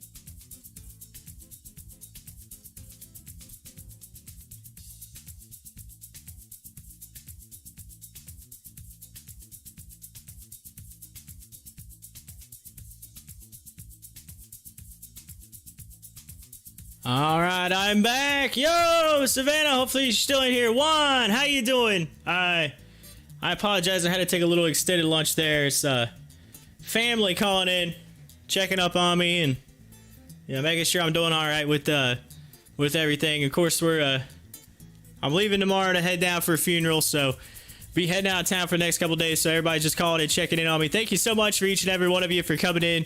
I appreciate it. So hopefully you're still there. If you are, Juan, Savannah, Eric, high five. If you're still here, make sure you hit up the live chat. Say hi. Let's take a look and see what's been going on. I'm gonna update you here with the session. Let's see here. TIRX is the #1 right now of the day. Let's take a look at it. TIRX. Yeah, it's up 53% as of right now on TIRX. Savannah says, want to check out MNMD. MNMD. Mind medicine, huh? Mind medicine, is that correct? I think that's what you got, MNMD. So take a look at it. It's up 2% right now, $4.78, or well, it was $4.80 there for a half a second. Let's take it on the day chart. Woo, man. Look at that thing. Launched. And it started running back on the day chart. Yeah. It's looking like it's hitting some pretty highs, some highs. So I would say it's pretty well hit a high. So we'll see. We'll see where it goes. I can't really tell you where it's gonna go from there. I mean, right now I don't have too much other than that. Let's see. It's like close to $5, and it hit 577. So that's there you go. But there it is right now. Currently, it's at 479. But huge. So anyway, hope you all are doing well. I know it's been crazy for me. I went on vacation last week and came back came back from Florida. My aunt passed away on Saturday, who I saw last week when I was in Florida, and she passed away of cancer. She wasn't doing well, but wasn't expected this quick. So leaving tomorrow to go down for the funeral. Busting a bunch of my family members down, so I just been getting phone calls. So I've been in and out. My phone's been just blowing up. Everybody's all riding with me down. So I'm playing the Uber driver from Ohio to Florida. So, and I'll be driving back on Sunday. So Monday I might be a little tired. I won't be able to do the show tomorrow. Tomorrow, Thursday, Friday. But I'll be back on Monday. And so definitely make sure you come here Monday and try to make me laugh, make me smile, because I'm probably gonna need it. So make sure you come back for that. But I appreciate y'all being here today. Thank you so much. Thank you so much. So I'm here all the way till 4 p.m. Unless my phone goes crazy again, I should be good to go. I mean, I got a call, and as soon as I finished with that, then my wife called, and so my wife after that, then my cousin called, and then somebody else called, and it's like my phone just kept going. I was like, geez. I think they're all on lunch break and was calling me at the same time. But anyway, so taking a look at today. Oh man, I'm looking at my portfolio. It's starting to turn back red again. What? It was going green there for a little bit. I walked away and it turned red. So maybe here in the next couple hours we'll see some turnaround, head back up. HOFV, what are you doing to me now? Come on now. You had a high of 422. Now you're gonna go down and hit a low of 378, and you're at 382 right now. What's going on? What's up with you, HOFV? What you doing to me now? Savannah says, we will miss you. Oh, I know. Thank you so much. Thank you. Appreciate it. We got 7 peeps up here. Thank you to each and every one. 6 likes. Thank you to all everybody who's hit the like button. I appreciate it. Thank you so much. Turkey Nose. I like the name. Turkey Nose. Let's see. Let's see that. Hold on one sec. Savannah said, I missed the MVIS push this morning. Think it'll recover a little. MVIS, so yeah, it had a big run up yesterday. Run it Microvision, and they kind of came down pretty hard, pretty solid. Yeah, it was. I mean, if you look at it, let's go on the 1 hour chart. Look at that. Whew. Boom. Had a big old run up, and then basically after hours, looks like after hours last night, it kind of hit the top, and then this morning it just MVIS just came down. Turkey Nose says, look at TIRX. You think it's going to have some more bullish moves or another pullback? So that's what I was just looking at. TIRX. That's so here's the thing with it. Looking at it on the 1 hour chart, it's kind of running up. Currently, it's up 54%. Let's look at it on the. Let's go to 5 minute chart here, just to kind of get a little bit of a shot of it. Day chart. Here it is on the day chart. So check this out, right? So TIRX is one that's just, it came down really hard, right? Oh yeah, this is the one. I remember watching this. This is the one that just like tanked. It went from like $100 down to like $15. All right, I remember watching this a couple weeks ago. All right, and I was like, TIRX, said, man, what happened to this? And then it just come down and it flattened up. Now it's starting to head up. So here's the thing, right? There's potential that it could get back to where it's at. I can't remember off the top of my head what made it go down and just drop like that, but there was some type of news or something that happened and it just went. It went hard. So the highest it's been since that point was $25. It's currently 18. So if it breaks 25, it could continue to run up in my opinion based on what I'm seeing here. But it's been hanging around that 11, 12, 13, 14, $15 mark. So that's TIX or TIRX for you there, turkey nose. Make sure you hit that like button if you haven't, and subscribe button if you haven't. Thank you so much for joining and checking out the channel. Appreciate it. But that's that. I mean, that's one that it blew my mind. It went from $100 to like $15 in a day. It was like the biggest drop I had seen since I started doing the show. It was like a massive drop. I mean, there's potential there. If it ends up heading back in that direction, there's potential. I'm not a financial advisor. I can't tell you what to do, but Dogecoin. I'm so upset about Dogecoin because I sold it like 2 weeks ago at 7 cents. I was like, oh, I'm going to sell it 7 because I've been kind of holding, so sell it 7. And then I'm going to let it go back to 4. I'm going to buy in. And then a couple of days later, it was like 60 cents. And I just was like, I literally just put my hand over my head. It was like, did I really just miss out? I missed the launch on that. And now it's back down to 27 and it's kind of just sitting there. I sold super low about the same time. I know, it's like Dogecoin. Like if I'd have just I had it all the time I held on to it, and literally like 3 days before it launched is when I sold it. I was like, you have to be kidding me. I held it all that time and I let go of it 3 days too soon. It's so long. I got pissed and impatient. I know, right? I was just going to try to get some more shares is all I was trying to do. I was trying to literally just sell off a little, go down, make some more shares, you know, and just add to my bank is what I was trying to do. And then it just left me. It left me in the dust. I missed the all aboard the rocket. All aboard! I missed it. Missed it. It happens. It happens. So, turkey nose. I bought in at 14 cents on the way up. Made some money and put more in and got greedy. Bit me in the butt. Bit me in the butt. Oh, I know, right?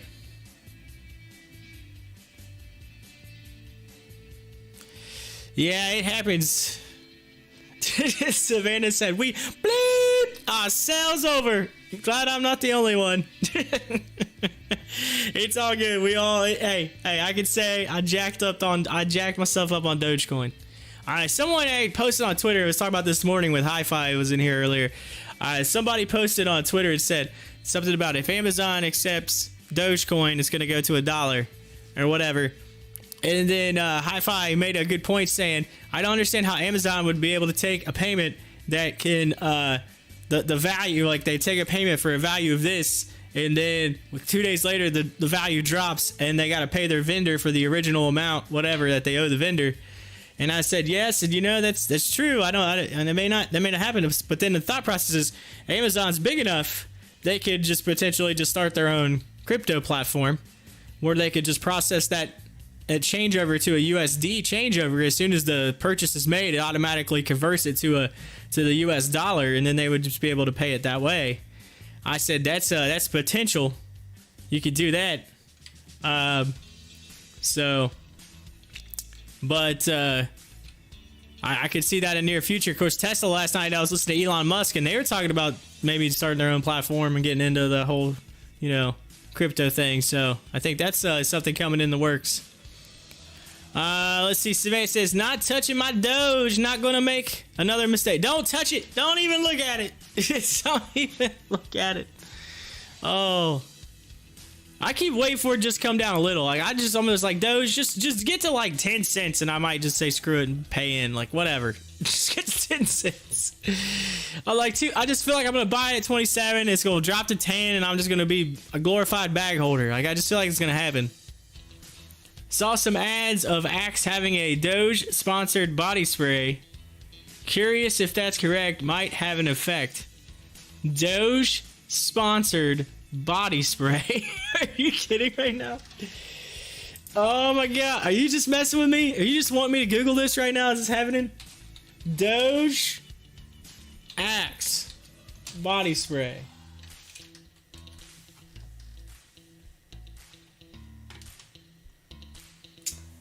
Axe body spray. It says Axe body spray makes Dogecoin deodorant. What? This has got to be fake. Come on. This has got to be fake. Axe Dogecoin. Oh, it's just a funny video. Crypto cent. It's happening. That's what it says. It's a. Oh my god. Hold on a second. This is funny. I gotta pull it up. Give me a second here. Let's go to theater mode. I'm not gonna get hit with this as long as no ad falls and I don't play the music.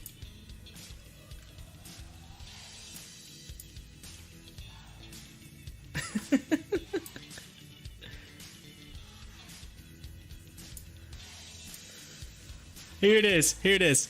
Look at this. Crypto cent. Doge going to the moon with Axe. It's happening. Oh, that's hilarious. I saw it floating around Reddit. XD. It says Axe Dogecoin. The Doge can's what it says. Axe Doge can. Crypto cent. It says with the dank musk. Oh. I gotta watch it again. Come on, you got this is funny. Look at this. The Doge can. We have liftoff. We have landing. Yo, with a dank musk.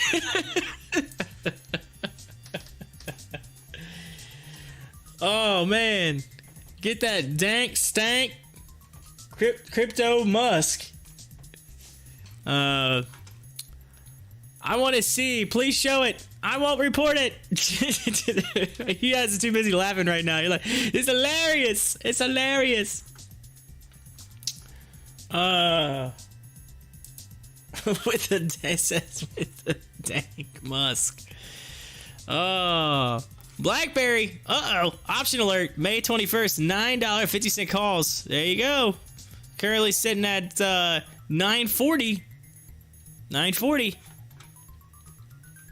So, that's hilarious that you found that on Reddit. That's... some of the stuff you find is just priceless. I tell you what, it's on my Twitter. There should be a link in the description to my Twitter. But I posted a thing a while back with GameStop and AMC, and it was I took and cut out the words, the audio from the Waterboy scene where they're doing the Gatorade, Gatorade, and I took that out and it's the water, and the Waterboy's H2O. I took that out and I replaced it with my voice, and I said GameStop, and I got the Waterboy saying AMC. He's like, I don't know how it didn't go viral, but it's funny. GameStop, AMC. But anyway, it's the funny stuff you find on Reddit. So one thing though, today I see ship was moving up. That's a good one. Ship's actually moving up, which I'm pretty happy about. Finally going back to where it needs to go back above that. It had a 150 price target a while back, but they decided to go down to like 90 cents. It's, I don't know what happened with that, but it's trying to come back now, and it's $1.05 today. I think it hit $1.07. Was that? I think let me go back and look. Where are you at? Ship. $1.11. It actually hit $1.11 today. That's crazy. So boom on ship. I'm gonna go to the last 5 minutes. Let's see what's been moving. BTX.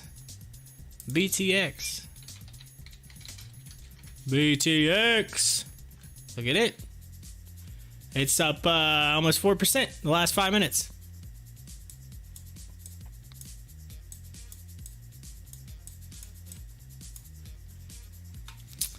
Oil search long-term play. Yep. BTX.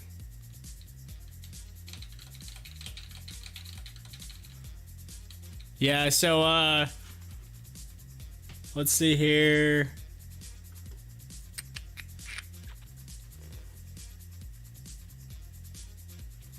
Try to see if there's anything else moving outside of the session top. Of course, this morning I had RIBT. This morning I had this Rice Brand Tech at like $1. It was like $1.22 when I found it. And it ran up while I was watching it to $1.83. I literally sat there, I was like, holy smokes, it was up like 90-some%. It was almost 100%.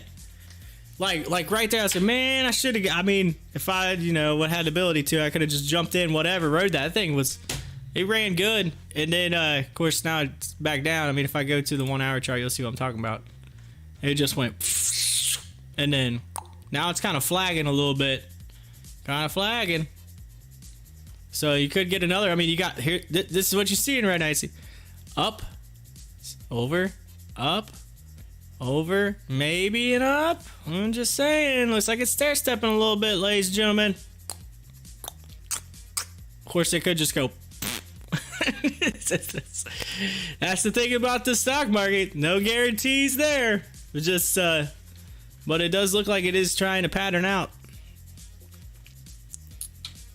Juan, when do you leave to Florida again so I can buy back into HOFV before you leave? Seems like when you were gone, it went up. Now that you're back, it took a bleep to stay out there. Thank you, Juan. Thank you so much, buddy. It's all my fault, all right? So I'll take the... Thank you. So it says stay out there so it'll hit $7 again. Yeah, thank you. Hey, I was here when it hit $7 the first time, and I sold it at $6.99. All right, that was the good one. And then I made a mistake of buying it when it was moving up, and then it just went. It got me on the. See, the first time I got it, I wrote it, sold it, got the monies, took the monies. The second time I was like, yeah, I'm gonna do this again. Yeah, round number 2, here we go. And as I'm buying in, as soon as I buy in, it just went. And then I go on vacation and it starts. So I'm all excited. Yeah, here we go. And then today, look at it. Look at it today. This ain't even right. I could have literally sold this for a hair of a profit today and bought back in at a lower price. And now I just want to punch myself because I held on to it. I held on because I'm just like, you know what? This is going to go higher. Because if you look at it on the day chart, it's still looking at it's still got that momentum. It's just got to keep going up. Juan says, I'm here for you. Glad you got a laugh out of it. It's like Juan just comes in and just goes, little ropey dope. It just goes in and just gives me the punch. He just gave me the punch, man. I just took it. Ugh. Little ropey dope. He's like, ooh, here it comes, here it comes.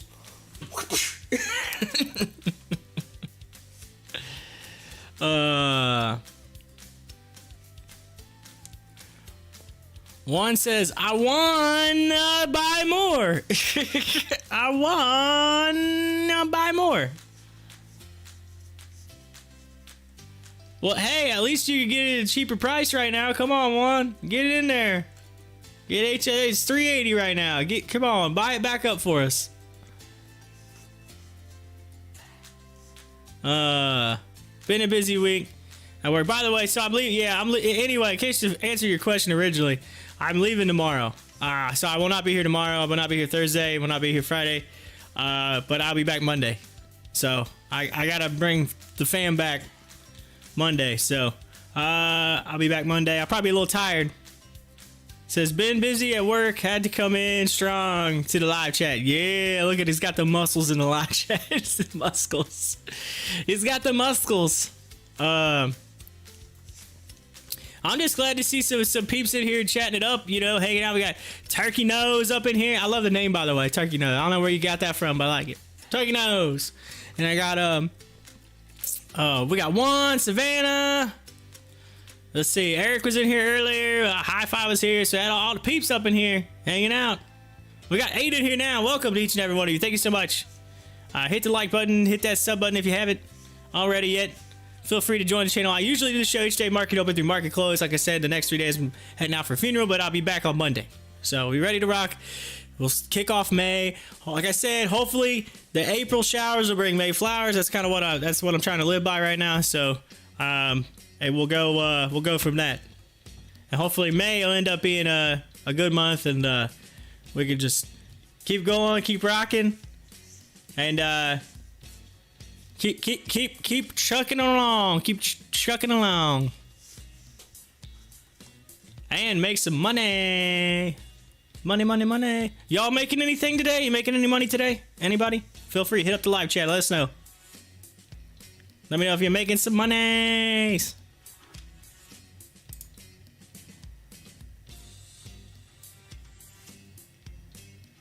WNW looks like it's moving a little. WNW.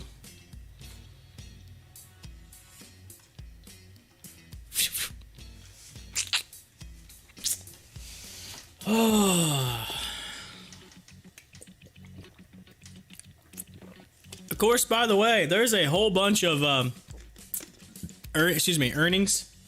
There's a whole bunch of earnings this week.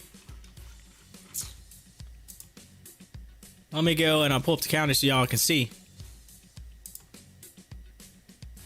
So today you got AMD, you got Microsoft and Google.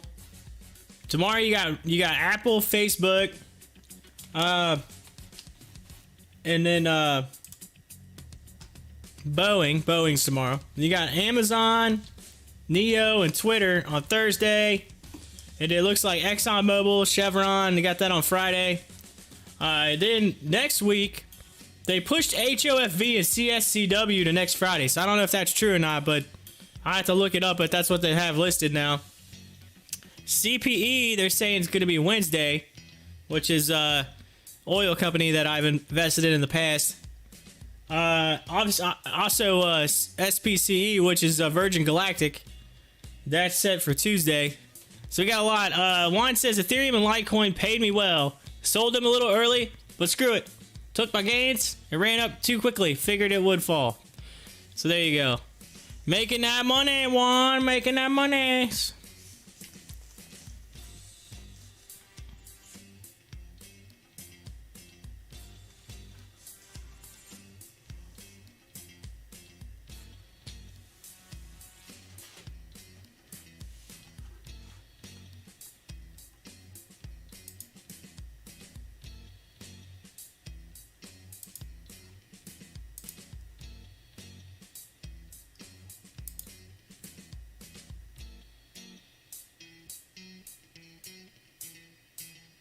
Whoa! I am 9 people away from 300 subs. Woo! Real close to 300. Real close to 300. 9 people. Thinking, how in the world can we get 9 of just 9 people?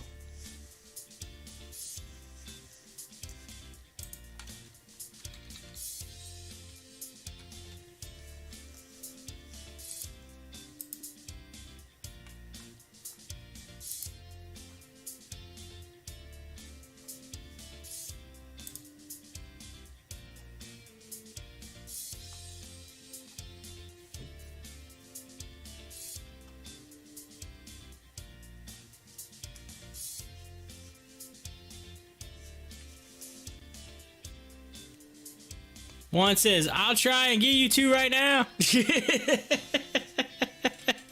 It doesn't mean create another account. Come on, y'all. I'm just curious, is I'm just so close. Is like that. I looked at it, refreshed it. I was like, wow, I'm only 9 away. 9 away. I can't believe that. In under 2 months.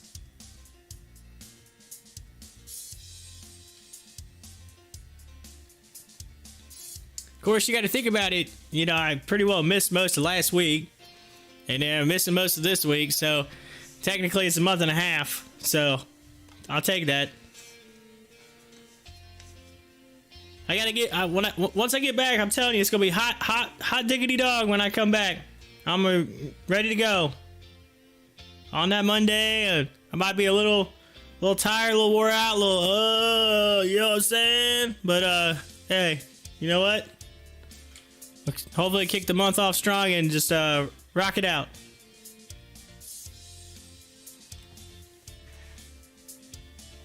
Alright, let's see here. YGMZ. YGMZ. Mingzhu Logistics. Look at it. It's up 16% right now.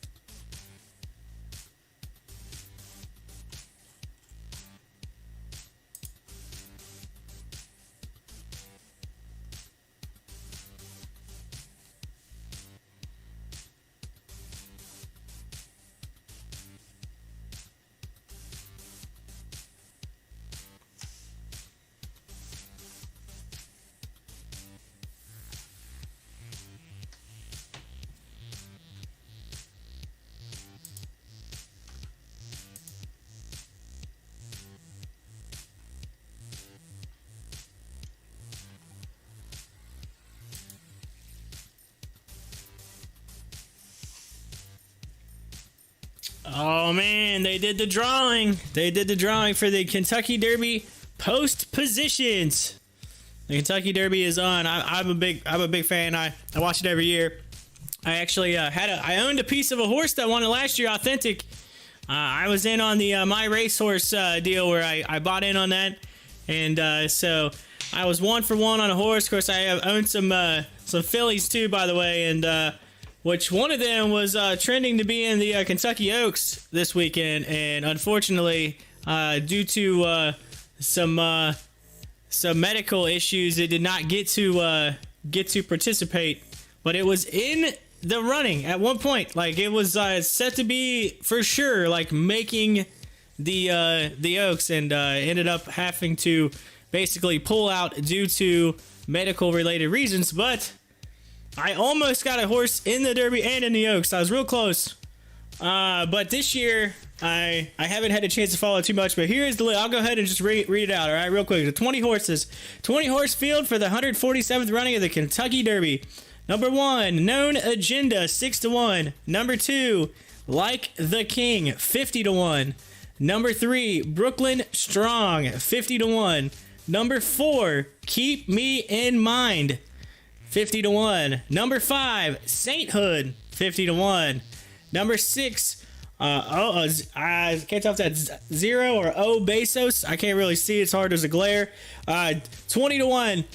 Number 7 is I hope I say this. Mandaloon. Mandaloon is or Mandalone, whatever. 15-1. Sorry. Then you got number 8. That's Medina Spirit. Medina Spirit is 15-1. Number 9, Hot Rod Charlie. That sounds like a cool name. 8-1. Number 9 there. It's number 10 is Midnight Bourbon. Oh, everybody likes a little bourbon, especially at midnight. 20-1. 20-1 on Midnight Bourbon. 11, Dynamic One. That's a cool name. The Dynamic One. 20-1. Number 12, Helium. Yo, Helium. 50-1. Hey, Helium does rise. Just saying. 50-1. Number 13, Hidden Stash. Got your hidden stash? Yeah. 50-1. Number 14, Essential Quality. 2-1. 2-1. That horse is the favorite. The current favorite. 2-1. Essential Quality. Number 15 is Rock Your World. Yeah, that's right. Rock Your World is 5-1. Number 16 is King Fury. 20-1. 20-1 on King Fury. Number 17 is Highly Motivated at 10-1. Number 18 is Super Stock at 30-1. Super Stock. Yo, Super Stock. Okay? Yo, there's our horse, y'all. 30-1. It's the number 18, which I believe is the same exact stall that Authentic won it from last year. Just saying. Super Stock, 30-1. And then number 19, Soup and Sandwich. Yo, gotta have your soup and sandwich at 30-1. And number 20, going with the bourbon name, we got Bourbonic. Bourbonic. Number 30 or number 20 is 30-1. And that is your 20 horse field for the 147th running of the Run for the Roses. That's right, Kentucky Derby. It'll be this Saturday on what they consider the first Saturday in May. And so make sure you take a chance to watch that. I will attempt to, but if I have to watch it on my phone, I will be busy that day. So, but anyway, Run for the Roses, Kentucky Derby, Saturday. They're like, place your bets, place your bets, place your bets. If you've never seen that movie, Let It Ride, you need to watch that. You'll be like, let it ride! If you've never seen that movie, look it up. It's a funny movie. It's called Let It Ride. It's a horse racing movie. It's like an old, I don't know, like 80s, 90s movie, whatever. I don't know, but it's funny. It's hilarious. It's like 70s, 80s, 90s movie, something like that. It's just an old movie. It's just hilarious. I have to look it up. What's the year on that movie? Let It Ride. Movie. 1989.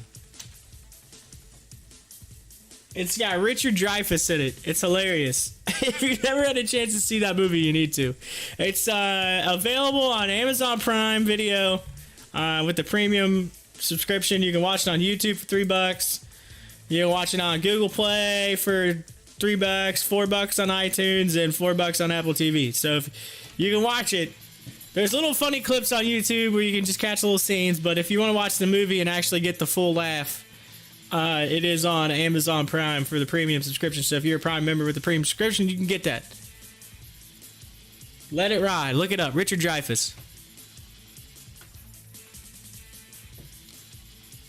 You'll enjoy it. It's a funny movie. Watch it and then watch the Kentucky Derby.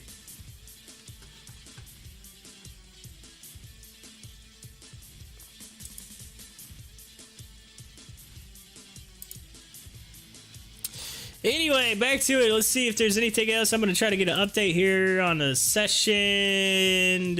Let's see. T-Cat's kind of moving right now. T-Cat's one of those ones, once it starts moving, it moves. T-Cat. Takung Art. It had a 2.5% move, so it didn't move a lot, but Takung Art, that's one of those ones, like, if you look at it on the daily, it's one of those ones that just goes...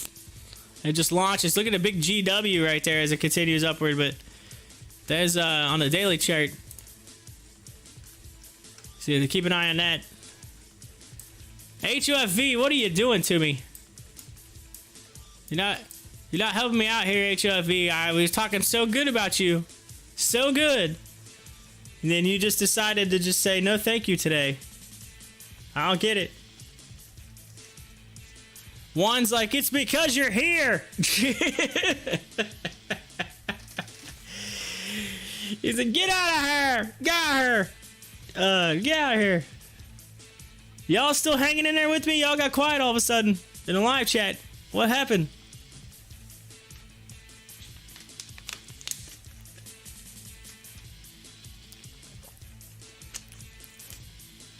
By the way, I was supposed to get my COVID-19 second dose vaccine on Saturday.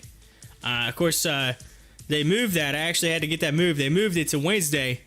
So I will get the second just a couple days later than I was supposed to, but hey, no biggie. I'm still getting it. Second dose. So I have to do that Wednesday of next week. And so I have to run Wednesday and go get that done. Unless one of the other places call me back sooner and I'll get it on Monday or Tuesday. Let's see here. Savannah says, I bought into tricks.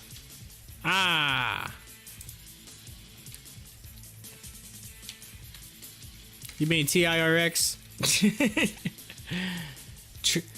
You said tricks. You bought into tricks. You know this? Silly Savannah. Tricks are for kids. What are you doing? It says, you silly rabbit. Tricks are for kids. Don't you mean TIRX? Yeah. Oh, I got you. I got you. Oh, yeah.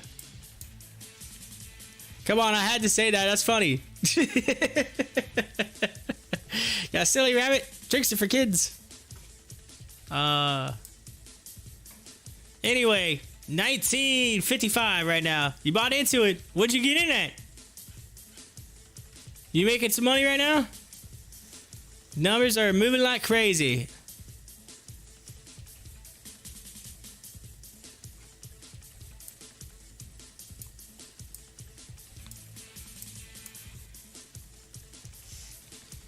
I'm up $2. Woo! Yeah, get it. 1927 average. Good deal.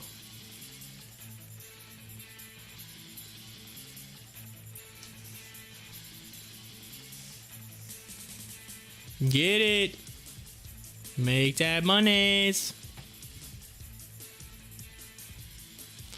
Hashtag impulsive. Impulse buy. She's like, I was going through the counter, or going through the store, and I saw Tricks at the end of the aisle, and I was like, yo, come on in. Come on into my cart. Along with that candy bar over there, I gotta have that. Give me that candy. I'll take that candy bar right there. That one right there. I'll take that.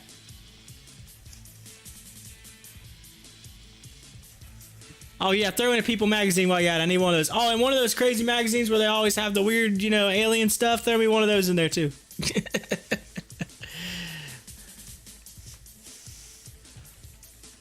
Oh, I'm gonna need 5 of those scratch off lottery tickets while I'm at it. Can you give me 5 of those?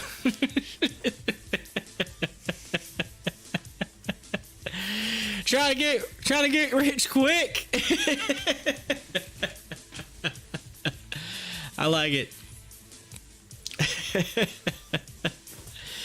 Oh, y'all making me laugh. Making me laugh.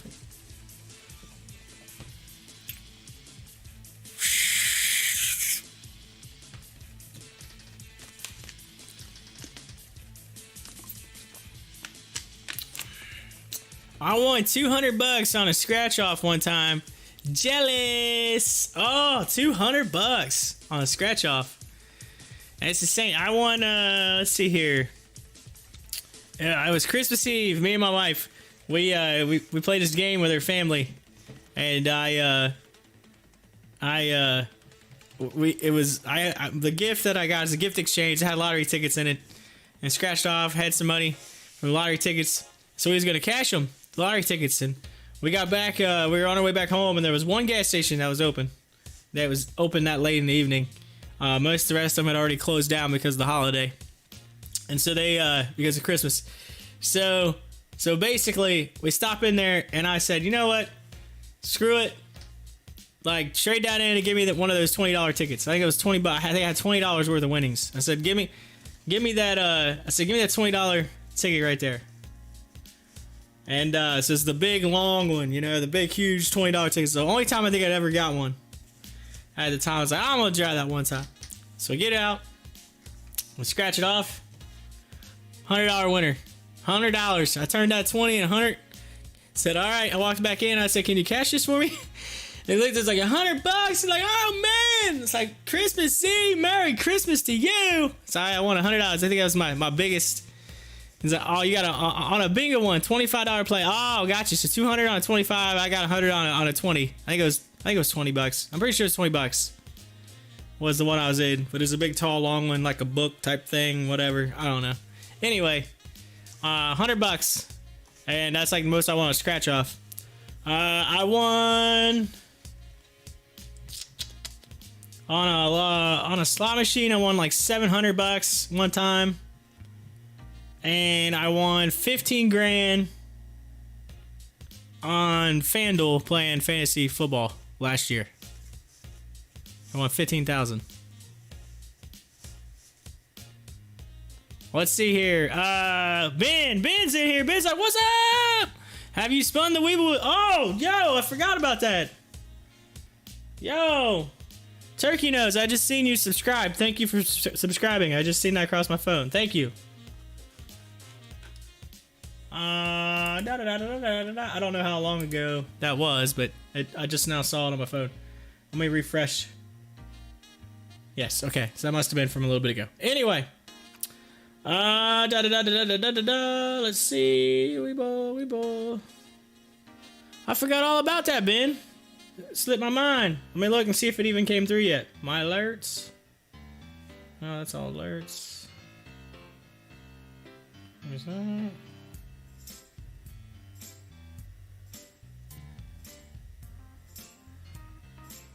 It still hasn't showed you in here, Ben. There's only one person. And that was that Borhan. One person, that's it. See? Right there. Only one. I don't know. I don't know what happened. So it says, I never lose the slots, but wow, 15 grand. Wish I liked football. Yeah, 15 grand. All right, it was actually 2 wins. I won basically 10 grand one week and 5 grand the next. So I won a total of 15 grand in a matter of a week. That sucks. I used your referral link too. I don't know. Maybe there's... I don't know. Maybe I need to reach out to like...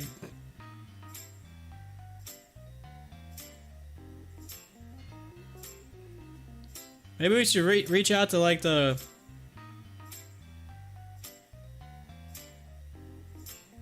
The peeps. Reach out to like the customer service or something. I don't know.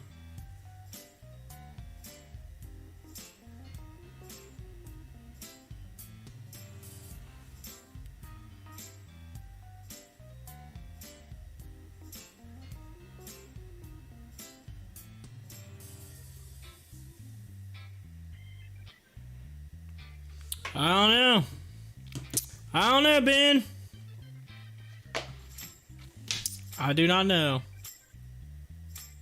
It never. You would have thought it would have came through like that day.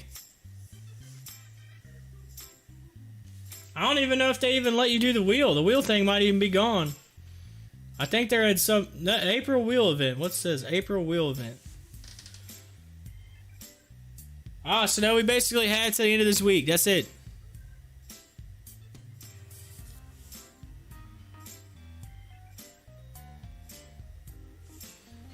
I don't know.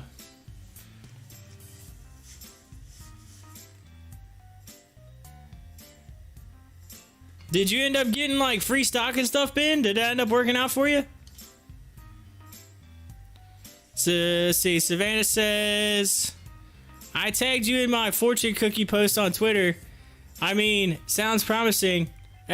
Charts, I only trust my fortune cookie.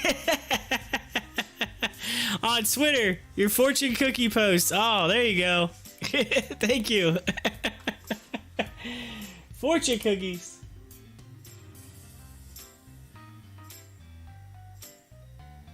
Yo, fortune cookies.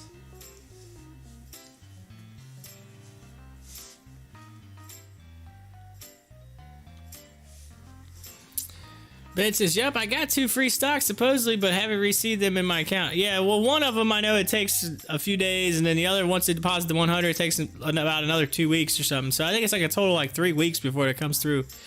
Let's see. Spreading the good luck. Yeah, fortune cookies.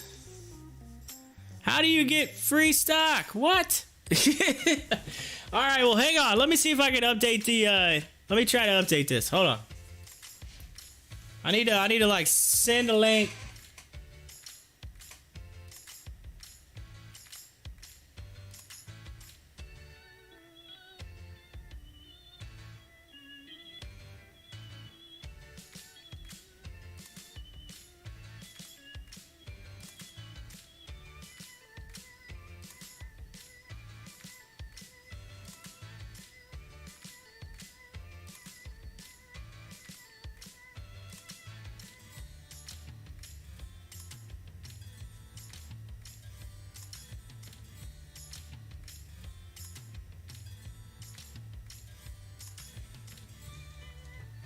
I'm just going to type this out because this is the referral link. I'm going to go in, I'm going to edit it, type it out myself. That way I know it works. All right. Let's see. WEBULL.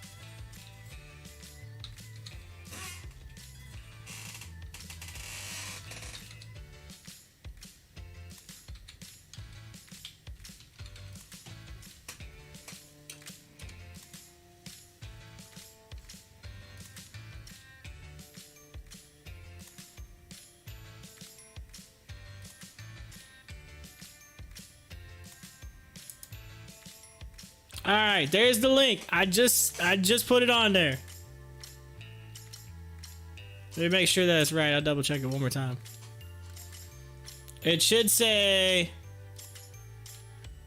https://act.webull.com/ni/OKKC2 DUS/GUSU/UTE/invite us/main. That should be it. So, there's a link right there. If you refresh on the page, the link I just put in, if you refresh, it should be there. Should say that. Should end with invite us/main, I guess is what it should say. If you click that link, that should take you to WEBULL, and that should allow you to sign up and get a free stock. And then if you deposit $100, they give you another free stock. Takes a couple weeks to get the free stock, but it goes through. And I believe I'm supposed to get... I'm only one invite away, like, from getting a spin on... let's see here. Do you think TIRX will reclaim its $100 value? Already got me excited. Maybe I'll trick the system. Maybe I'll trick this. It's all good. TIRX, do I think it will reclaim its $100 value? I mean, it's possible. Anything's possible. I mean, it was up there for a little bit before it finally fell. I just don't really know what caused it to go all the way down to there. I just know I remember it happening, and I kept like, "What is going on with TIRX? It's just crazy," and it smashed down. But it's heading in that direction. That'd be nice. I mean, that'd be a huge gain. I sent WEBULL customer service a message regarding the referral bonus and how you haven't received it. Hopefully they can correct the error. Yeah, hopefully. It's all good. I appreciate it, Ben. He's like, I want a free shot. I want a free share of Tesla. Come on now. I want my free share of Tesla. Oh. Of course, it doesn't mean you're going to get Tesla. I mean, what's the other options on the wheel? The wheel right now. You have 3 months of level 2s, 1 month of level 2s, 12 months of level 2s, and those are advanced level 2s. And then it's GE, Tesla, and Apple. That's the wheel right there. That's the wheel!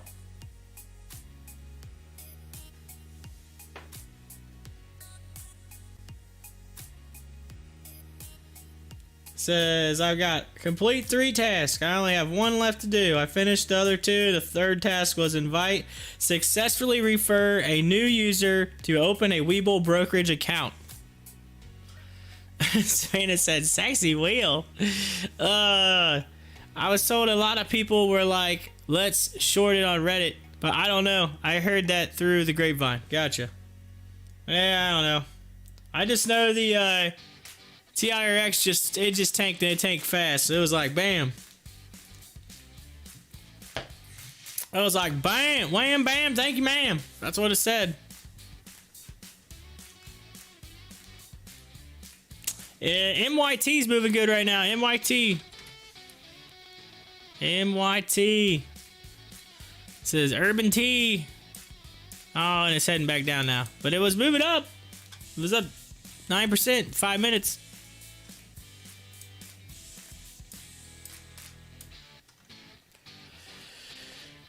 It says, hopefully it goes up fast like BAM!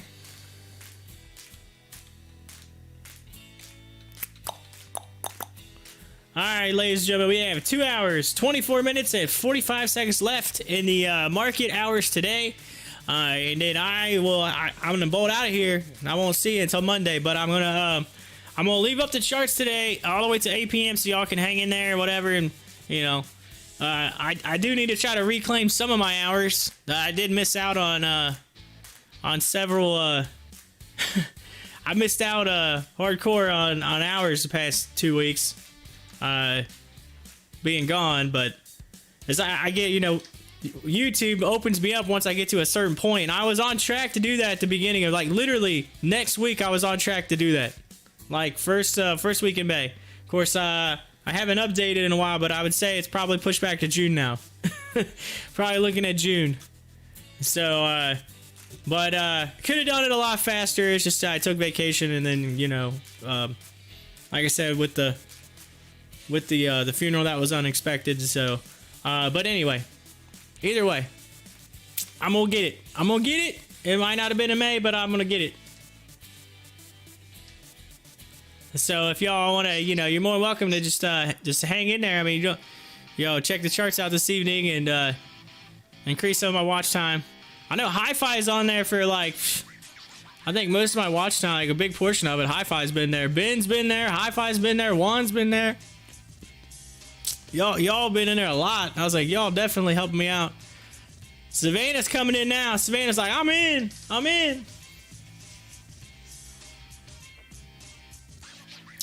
Setting the floor right there on MYT on Urban T. Check it out. Setting a little floor right there. 455. Ceiling's up there. Ooh, big yawn. Big yawn. I don't know where that came from. Big yawn.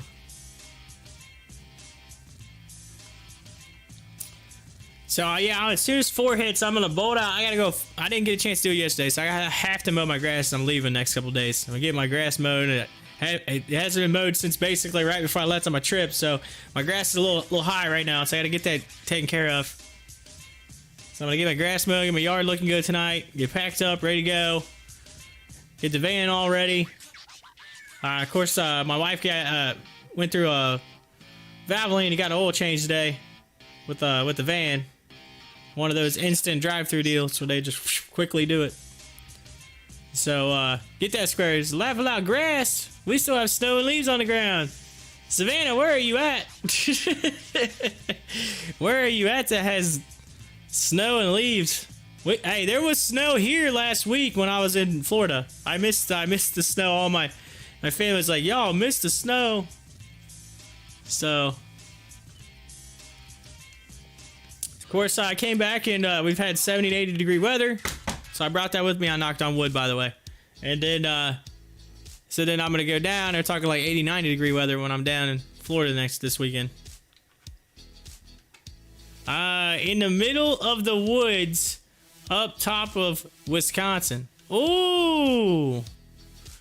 So you're way up north. Wisconsin. It's 40? It's 40 degrees where you're at right now? What? 40 degrees? Holy smokes. You guys probably barely ever see 60. You got boots on. Whew. Top of the woods in Wisconsin. Insane.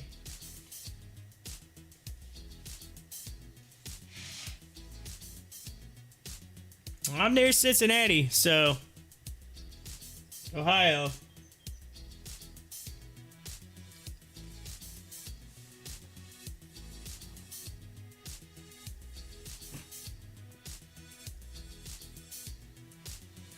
So you like way north? You're way north of like a Green Bay.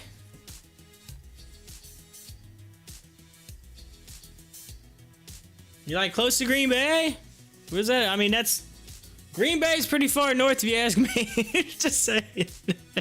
I know it's like talking about football. He's got the NFL draft this week. Green Bay, it's like they're like the place people are scared to play because when they go there, they always know there's gonna be like 5 inches of snow on the ground. Whoa, big city. We have one stop sign way north. Oh, so you're literally, dang, you might as well be in Canada.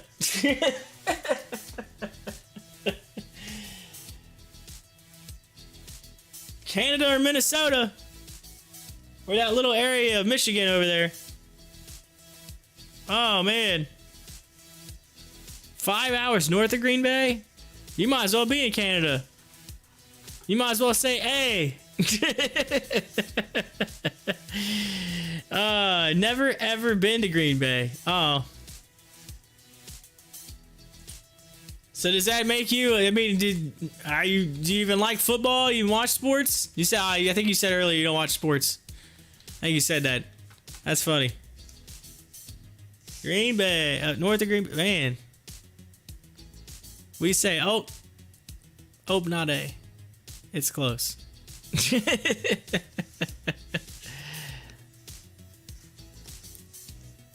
Gotcha. Yeah, man. Whew. Too cold for me up that way. Way too cold for me. I don't know how you do it. My brother-in-law and sister-in-law live like halfway, or they live not too awful far outside of Detroit. They're like a suburb of Detroit.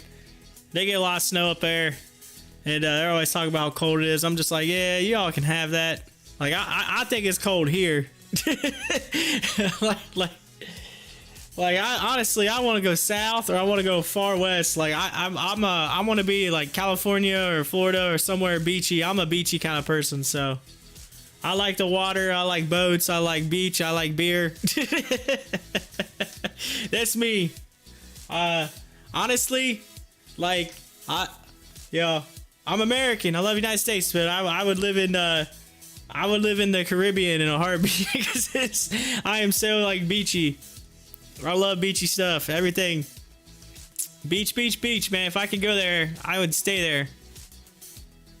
I love fish. I love water. I love seafood. Like, Corona is one of my favorite beers. Wisconsin State drink beers. Well, duh. It's all you guys do up there. I mean, you got what Milwaukee. You got the breweries up there. It's all brewery. Never seen the ocean, I think, one time. Didn't know it, though. We have 100 lakes up here. World record. Muskie. Yeah, there you go.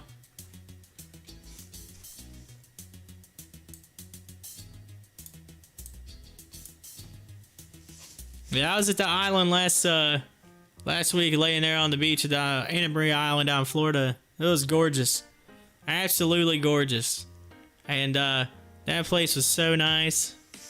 But the Caribbean, I've been to the Caribbean. I've been down to I've been to the Bahamas. I've been to the Grand Cayman Islands. I've been to part of Honduras, which is called Roatan. It's a little island. It's off the coast of Honduras, but it's part of Honduras. I've been there. I've been to Cozumel. I've been to Progreso. I didn't get to step into Belize, but I was on the outskirts of Belize. Got to go there. So I've been all over the Caribbean. It's beautiful. Beautiful down there. You should vlog. Yeah, I know. Traveling is awesome. I love traveling. Like, I would literally just... I thought about actually doing like a stock show on the road, like live from the beach. Like, that'd be so cool. But problem is, I need too many dang screens to be able to do it. It's hard to do with one screen. I need some like cameraman or something. Like, y'all be the camera people, and I'll just pull my laptop up and talk about stuff. But it's just real hard. I mean, I got 1, 2, 3 screens here plus my laptop, and I feel like that's not enough. That's a golden idea. Just get a few iPads. Get a few iPads. Well, they all got to connect to each other because I got to be able to drag one from here. There's a thing, though, that they came out with that's pretty sweet, though. It's like a mobile. It, like, hooks up to your laptop, and it has these little screens that, like, come off the side that, like, slide in on your laptop. They slide out, and it makes, like, a 3-screen thing. It's pretty sweet. You got a wife and a kid, they can hold a camera. If my kid was holding a camera, it would be like this. She's 1.5 years old. She'd run all over the place. You guys would think you're watching the Blair Witch Project.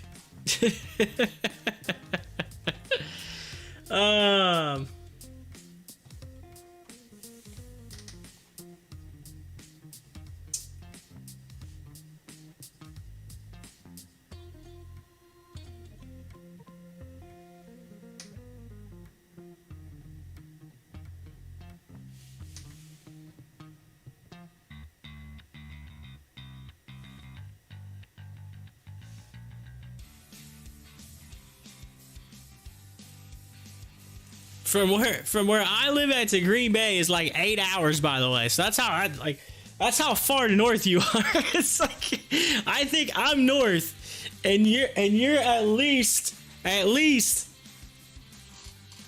like you said 5 hours north of Green Bay. Whew. That means you are 13 hours north of me. That's insane.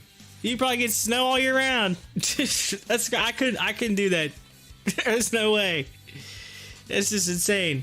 Not that I would go up there like in that area. I mean, I've always wanted to go up through there, visit whatever, and see all the lakes and all the prettiness up in that area. But like that's too cold for me. Bird. My brother-in-law used to live in Cincinnati. Ah, there you go. Cincinnati. The Queen City. I don't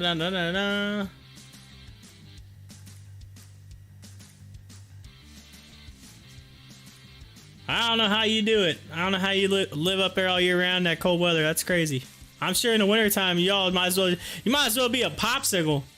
I mean, I freeze here, and y'all got to be like living in igloos or something. I got wood heat, man. I feel spoiled now. I feel spoiled.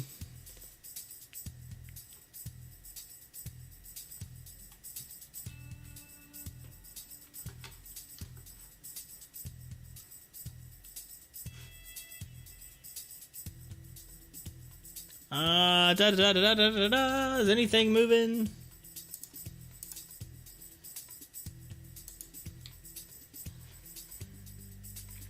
Yeah, there's not too much moving right now. The big dog daddy was TIRX.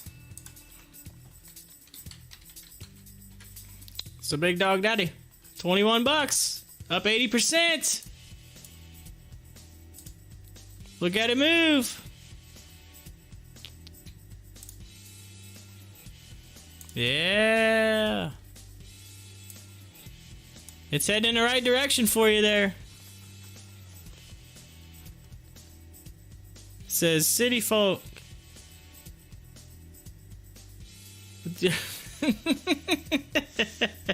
Hey, I live in the sticks. I'm in the country. Like, I'm not like, I don't know. I guess, I don't know. Maybe not. Maybe where I live at would be considered city for you, but it's all farmland around where I live at. Right across from my parents' house are cows and horses and it's like all cornfields and soybean fields, and I got where I live at, it's all country. I mean, I live close to a little town around here, but city for me is 20K. I don't even know what the population where we're at here.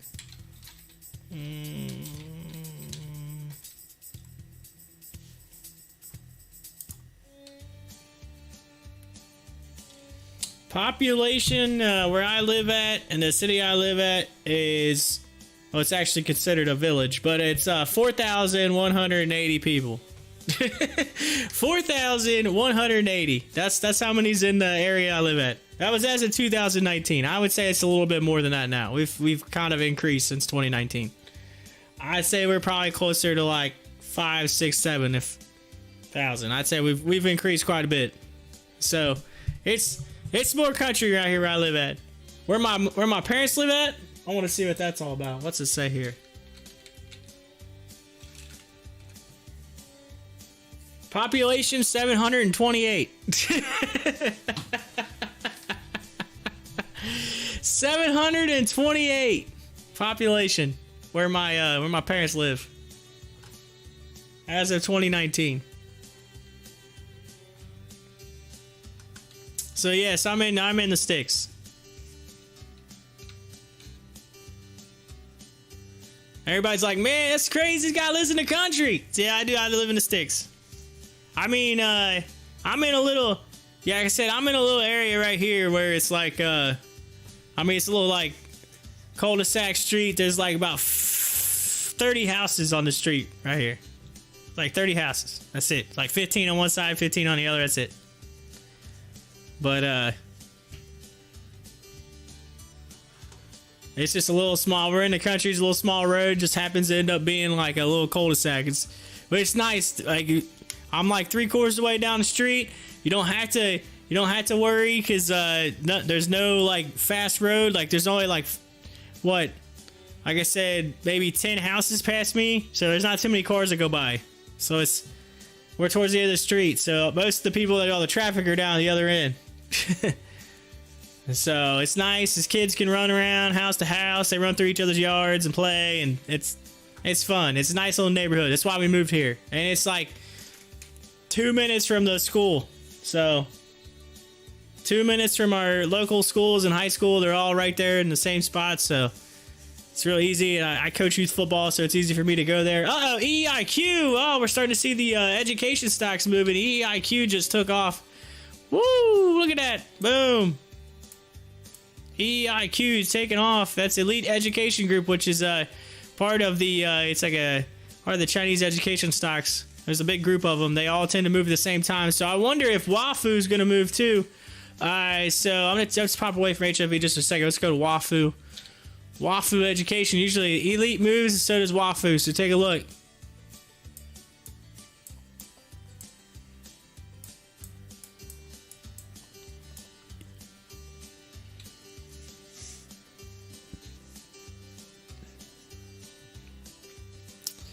So it says, I can't see my neighbors. I like that. Yep. Talk about my daughter. She's pretty lucky. She gets fortunate. Gets a nice little area. Nice area. Plus, like I said, all the kids, I coach youth football, so I can stay close. It's easy for me to just go right up the street and get it all done. coach football and have fun. It's just right up the road here. It's easy for me. So that's why I moved here. It's like centrally located to our family and everything that we need.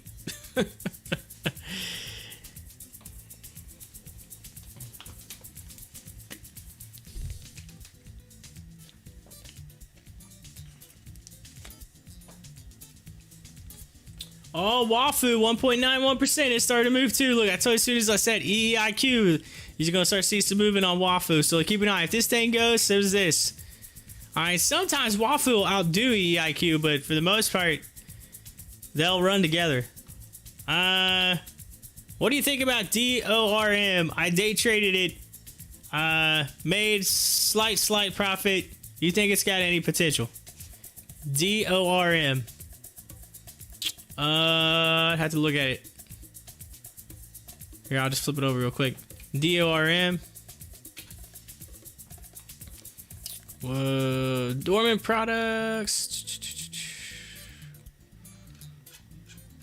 Well, $100. Let's go on the weekly chart. It's on a nice upward trend here.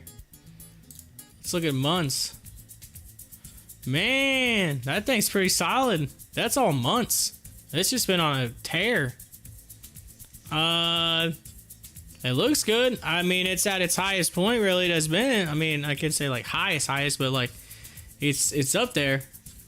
I mean, I would say if it continues to run, but I would just be careful because it hasn't been at any point higher than that. So it's just one of those you just got to keep watching it really close. Let's see. It had a nice ascending level of support, though. Ugh.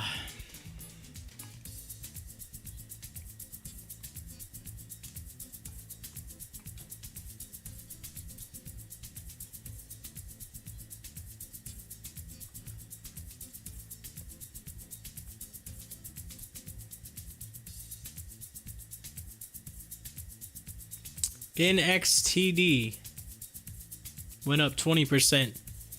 Says nano cap penny stock NXT-ID are trading higher. Not seeing company specific news from the session. So NXTD looks like it's probably on the, see, it says nano cap, which it did start to move just a minute ago. NTXD or NXTD, sorry. NXTD. It was at 89 cents and it went all the way up to $1.10. Currently at $1.70. So that thing started moving. It's on the NASDAQ. It's looks like it's trying to flag right now. We'll see what happens if it continues upward. But high of the day 110. So if it breaks 110, it could go. It's got a little G dub going right now. George W.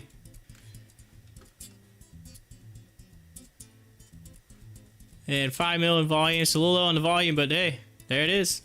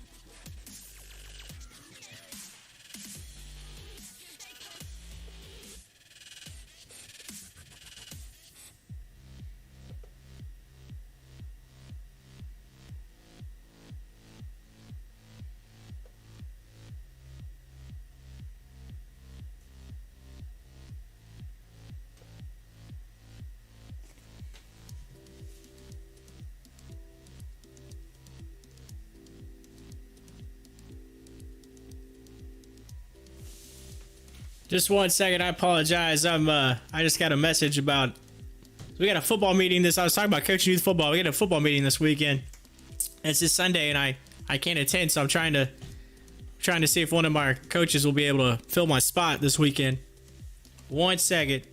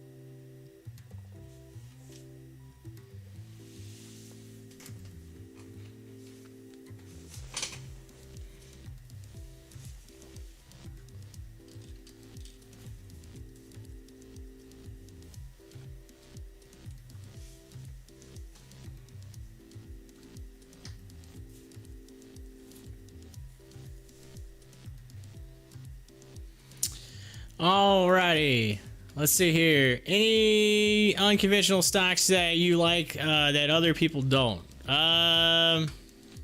Anything that I like that other people don't? That's a good question. I have been following this EFR thing that a few of us have been in right here. I mean, I'm not in it right now. I actually bought in, sold out. I'm probably planning on getting back into it. But EFR, it's like it's a stock that we kind of got in. It's on the OTC market, so it's one of those ones. It's just like a lottery ticket play. We're kind of just throw some money and hope for the best. I don't know if there's too many I could say that I'm in that other people don't like, because I tend to be in something that's very similar to a lot of people, but I don't know about unconventional. That might be the only one I could think of off the top of my head. That's a good question. I'll have to think about that. And if I can get a better answer, I'll give you a better answer on that. But that's a good question. But right now, I do want to read this because this is interesting. All right, they always do these things. I think they're funny. All right, it says, if you invested $1,000 in GameStop stock 1 year ago, here's how much you'd have now. All right, and it talks about, it says, investors who have owned stocks in the past year have generally experienced some big gains, but there is no question some big name stocks perform better than others along the way. GameStop's big run. One company that has been a great investment in the past year has been video game retailer GameStop Corporation. Unfortunately for long-term GameStop investors, the stock and the company were struggling even prior to COVID-19 pandemic, as the video game business has undergone a dramatic shift from physical disc to online downloads. However, GameStop experienced a near worst-case scenario in March 2020. The global COVID-19 outbreak temporarily shut down all of GameStop stores in August. GameStop announced that it would permanently closing between 400 and 450 stores in an effort to shrink its way to success. From the start of 2016 to the start of 2020, the company's trailing 12-month revenue dropped 21.6%. In the most recent quarter, revenue was down 3.2%. At the beginning of 2020, GameStop shares were trading around $6.15. By the beginning of March, the stock had dropped below $3.40 after news of the virus spreading in China prompted concerns about a U.S. pandemic. On April 3rd, GameStop shares dropped all the way down to $2.57 in intraday trading, the stock's low point of the pandemic. Fortunately, GameStop share price bounced off of that level And as the broad market recovered from the sell-off, the stock got a major catalyst in August 2020 when Chewy Incorporated founder Ryan Cohen took a 9% stake in GameStop. By late December, the stock was trading above $20 on hopes that Cohen could spearhead an overhaul of GameStop's struggling business model. It says, if you invested $1,000 in AMC stock 1 year ago, here's how much you'd have now. GameStop in 2021 and beyond. Fortunately for GameStop investors, the stock got caught in the middle of a massive coordinated buying campaign in January 2021. Reddit's Wall Street Bets community made GameStop its primary stock to buy as part of its targeted short squeeze effort. The short squeeze sent the stock skyrocketing from under $25 a share to as high as $483 in a matter of days. Since the dust has settled and the initial short squeeze, GameStop shares are now back down to the $158 level. Thanks to Wall Street Bets, GameStop investors who bought 1 year ago and held on have generated huge returns on their investments. In fact, $1,000 in GameStop stock bought on April 26th of 2020 would be worth about $33,100 today, assuming the reinvested dividends. Looking ahead, analysts are expecting GameStop's fundamentals to bring the stock back down to earth in the next 12 months. The average price target among 6 analysts covering the stock is $27, suggesting an 82.9% downside from the current levels. So there you go. GameStop, they're saying if you had $1,000 a year ago, it's worth 33 grand today. You would have made a ton of money off of GameStop. However, analysts are saying in the next 12 months, $27. So they're basically saying that the craze is over, that in the near future, it's eventually going to come back down. So, they're saying it's over. But that's analysts. Who knows? Maybe not. We shall see. But that's the deal. So 1,000 would have netted you 33 grand, assuming that you reinvested those dividends. EIQ moving up. Wafu moving up. You can see them together. Both of them are on the list. Savannah says, that's sad. That's sad.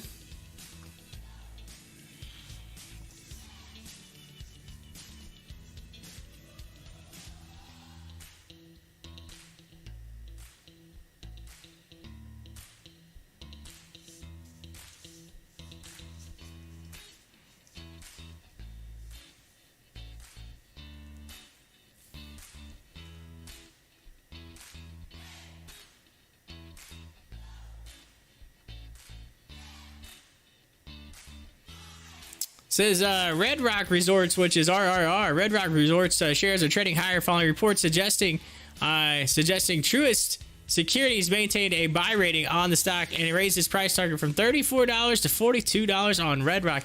This last year, another one of those stocks that had hit really was low. I mean, you could have got this pretty cheap, I believe. Red Rock last year during the pandemic when it first hit, COVID hit. And everything went down, you could have got that really cheap. I'm sure you'd made some money off that too as well, holding it for a year. Look at EIQ and Wafu continuing to move upward. AMC currently set at $11.67, just kind of hanging in there. Flirt with that $12 mark. GameStop's at $177. So there they are. That's a little update there. Take a look at some of the other stocks. Let's see here. HOFV. It's down to 380. It's down 7%, so it's not looking too good today. Everything was great this morning, and then it just all of a sudden tanked. Of course, you're seeing some increase in the crypto market, and then everything else just continuing downward. So, turn around! Come on, let's go! I was up quite a bit today, at least as far as the day's gain. Yeah, I was doing pretty good in my overall day today, and then all of a sudden, it just flipped the script. Now everything's down. I'm just thinking, man, we were doing so good. I was seeing all this green, and then red.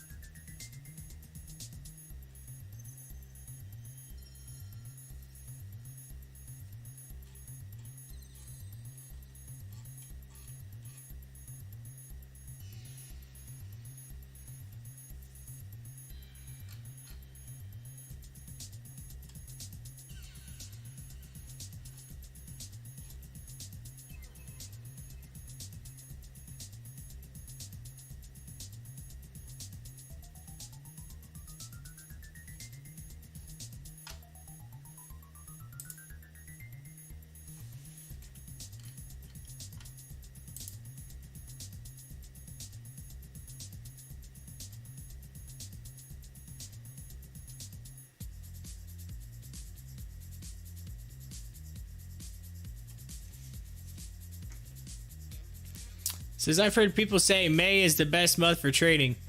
What are your thoughts when you get a chance? Oh, what are your thoughts? May. Here's the thing. So usually your Q1, you start getting your Q1 like earnings around April, May, right? So you're gonna start getting those Q1 earnings, right? We just started yesterday. Tesla did their Q1 earnings. So you're gonna start seeing those Q1 earnings, right? Now, here's the deal, right? So some people do really well in Q1. I think this year you're seeing it big time, right? You're starting to see stuff open up. Things are like, we're opening up and getting a lot nicer at the beginning of the year.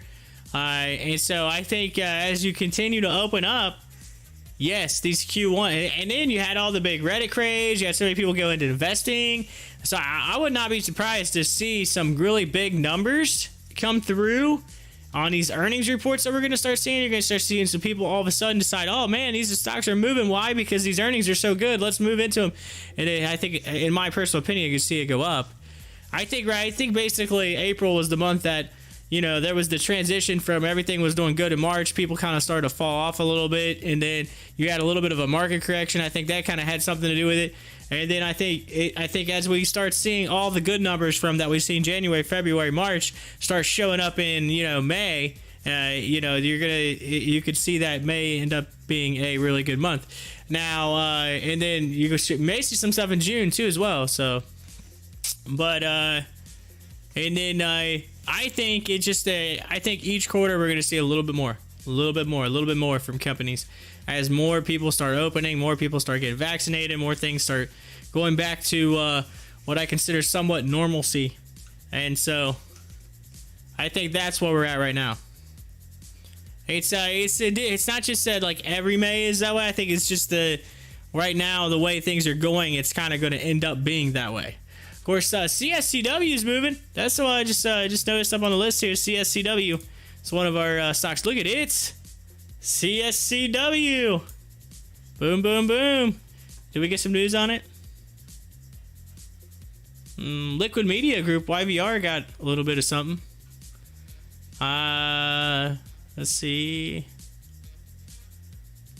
I'm not seeing anything. Oh, wait, look. I type it in. CSCW. W. Color Star. This morning they regained their compliance with the NASDAQ listing, so that might have helped a little bit. Or actually, I'm sorry, that was yesterday. They had to regain compliance yesterday with CSCW. But I'm not seeing anything right now, but it just all of a sudden started moving. Heading back up.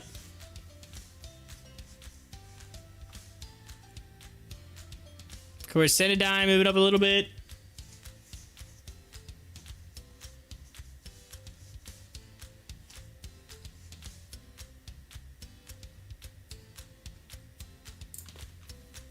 I think we're going to go back to HOFV here. Get that back on. 378. Woo! Come on, HOFV. Hopefully that answers your question, but I think that's my take on it.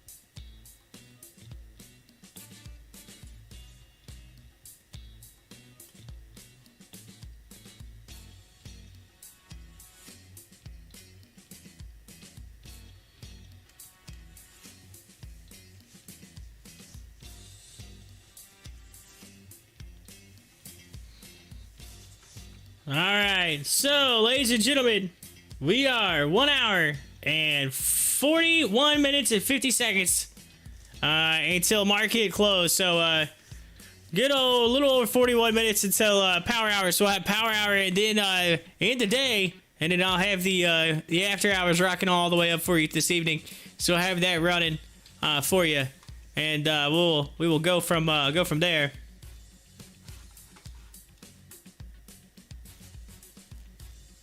But like I said, I'll be back on Monday to rock it full week. Back on Monday, be ready to go.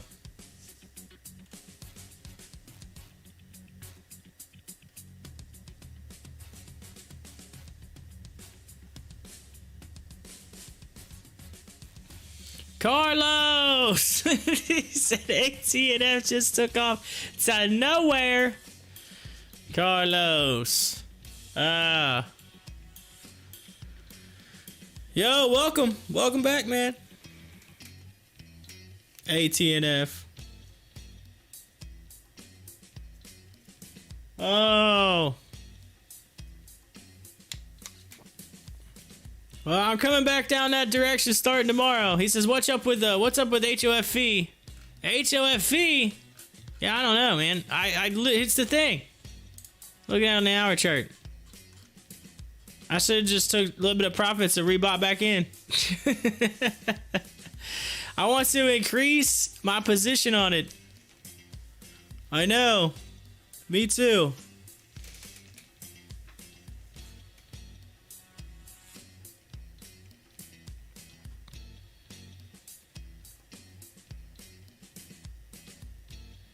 CSCW is moving nice. Look at it.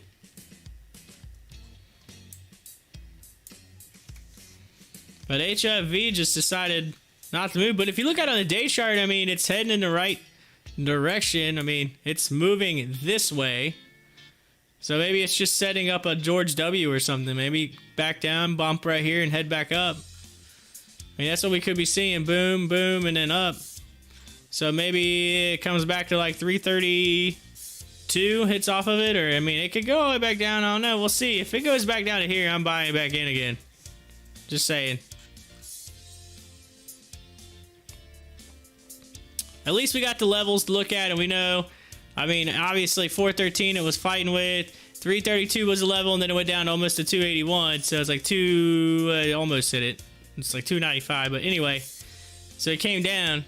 So I mean, it could come back down to there and hit off, or it could just turn around and just go. But I think there's a chance that maybe we hit here or here again, based on just the way this is setting up right now. It's almost looking like a G-dub. We might get a massive G-dub on the day chart. If we do, I'll take it, because it'll just end up moving upward.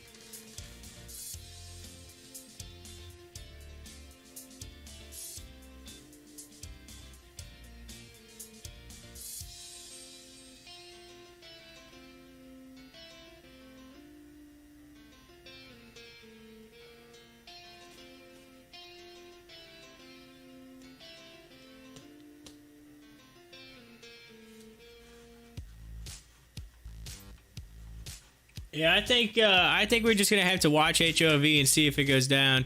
I don't know. What do you think? What do you think, Carlos? What's your plans? What's your plans, Carlos?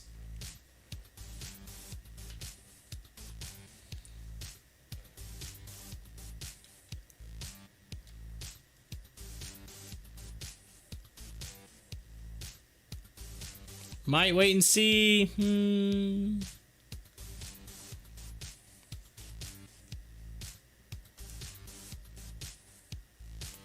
Need more money to increase position. That's right. I know, right?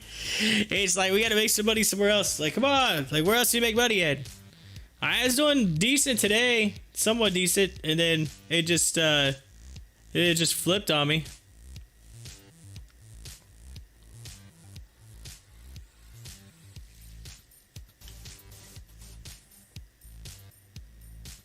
Of course, ship's heading in the right direction, so that's good. We got it. It's sitting at 105. And then one that I was doing pretty decent today was CIDM. CIDM right here, it's heading in the right direction. It's one that I would like to see if I go to the day chart. It's got a massive GW. Look at this. I feel like in the near future on the day chart, this thing could go test that 217 again. If it does, there'll be some money to be made right there. They're kind of following it. It's in the right direction.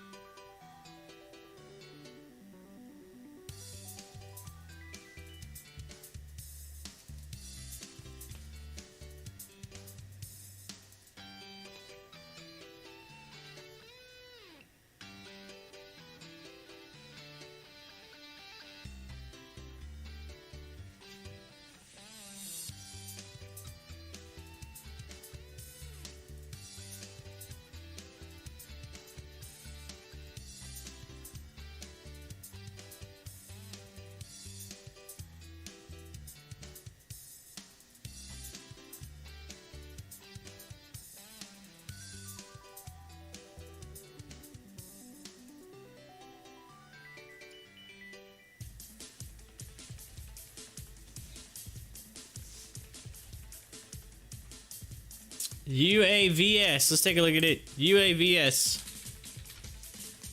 It's moving. Look at that. Nice. Started moving up the list. 4%. Look at that movement.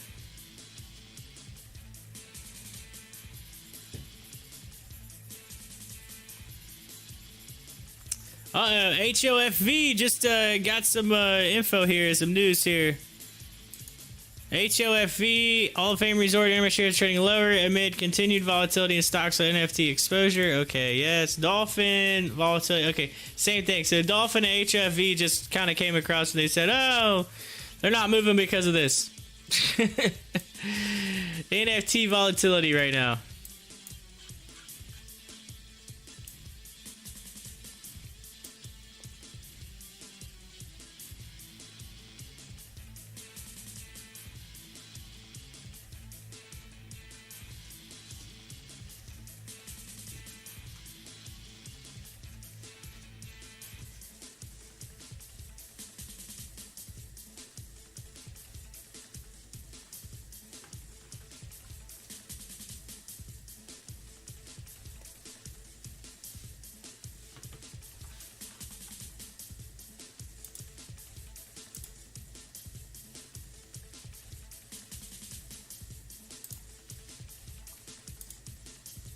Speaking of HOFV, let's just see what they're saying in the Stocktwits. Let's see here. Ohio better pass legal gambling. That's the first thing that pops up. Let's talk about Ohio. Let's see here. Let's go. $7.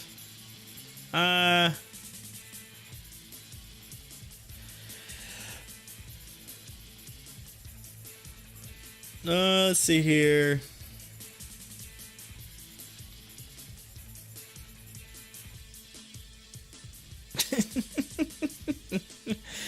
HOV, if this goes any lower, I have to work the corner to buy the dip.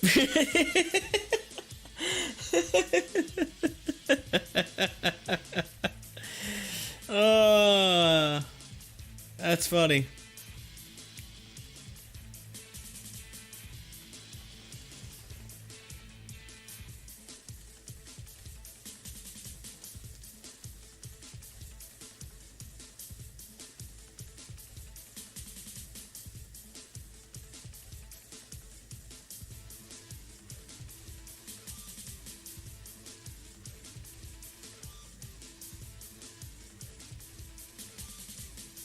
Someone posted a gif of Ray Lewis coming out of the out the tunnel doing his big dance and his big thing, you know, pumping the crowd up.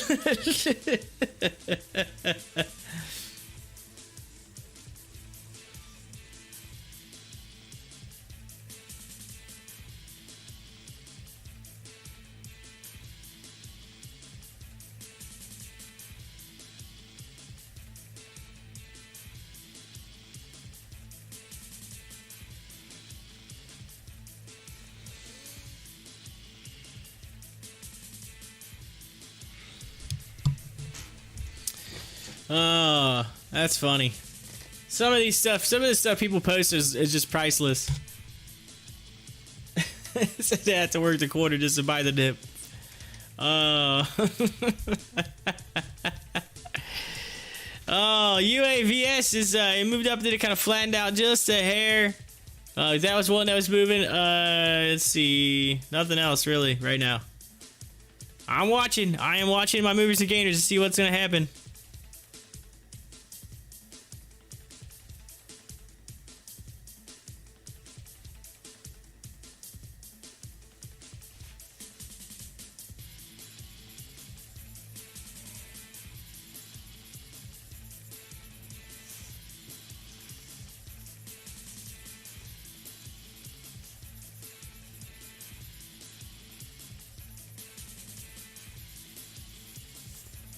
Carlos, what if we wake up tomorrow and HOFV's like $25 a share? What would you do? What would you do if you woke up tomorrow and HOFV was $25 a share?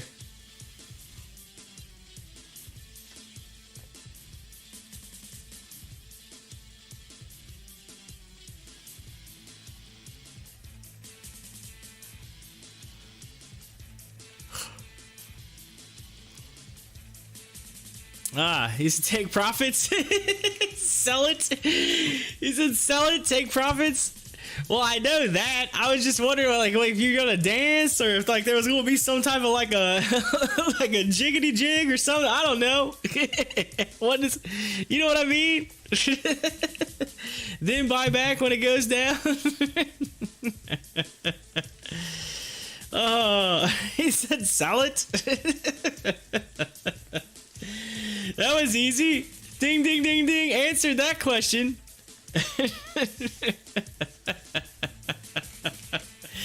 Oh, I love it. I'm gonna dance for sure. I'm gonna dance. I'm gonna get it. Yeah.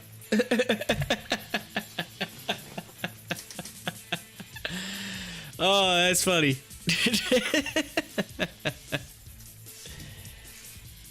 Oh, funny. Funny, funny, funny. All right, here we go. Let's find something. Savannah says, I don't sell it until I take a loss.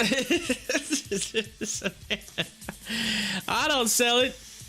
I don't sell it until I'm down 99.9%. Then I sell it. I'll sell it till I got the world's biggest bag.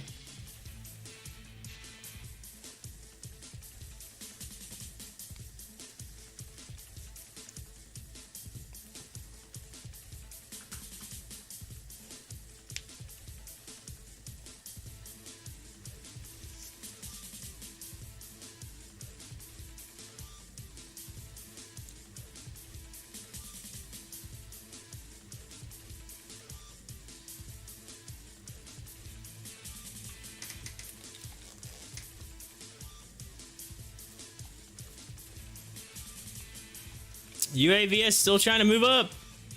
Let's take a look at it. 4% right now. But it's heading in the right direction. Don't sell until you get scared. My motto. Buy hell, sell low, huh? Oh.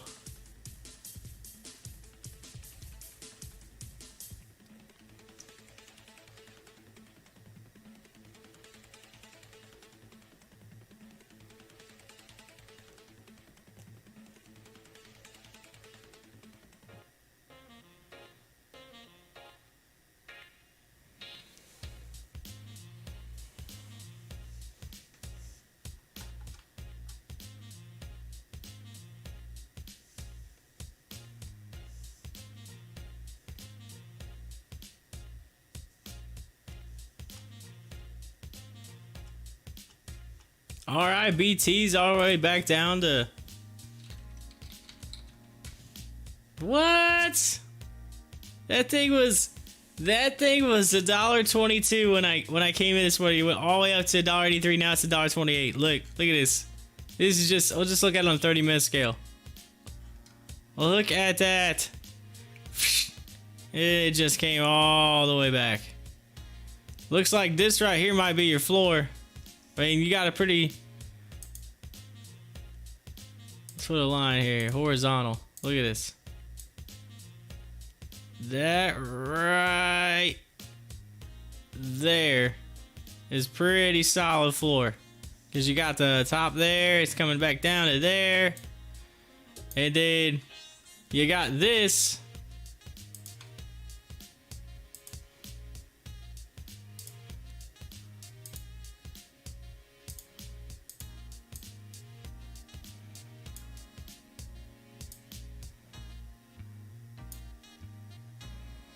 There's that. And then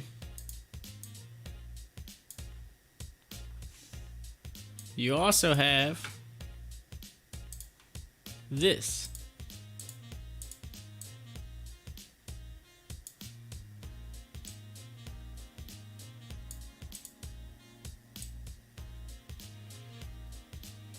Look at that. This thing is set. And if that's a solid floor and it ends up being a solid floor, RIBT could end up moving up again. Just saying. You could end up seeing, you have the run up here, you have the run up here. If that ends up being a solid floor, it could break out of this channel right here. Which this channel is probably a little more along the lines of this. If I could get a hold of it here. Here, let me do this.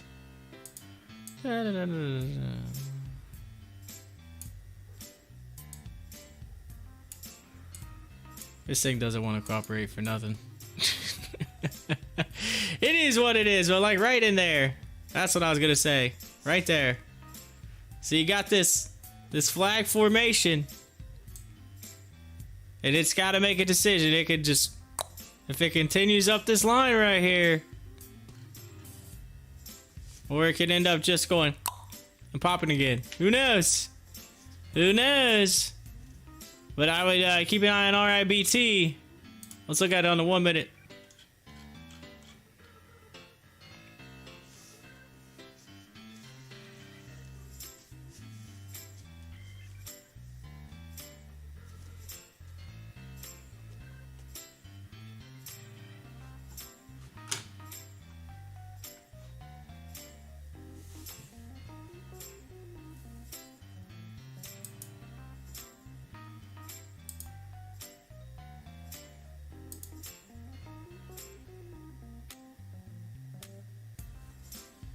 So I'm gonna put HOFV NFL draft Thursday. Get in before the blow. Said get in before it blows.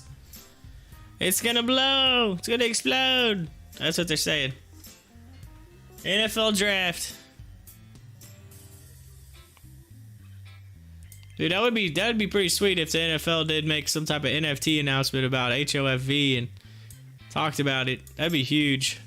That'd be massive.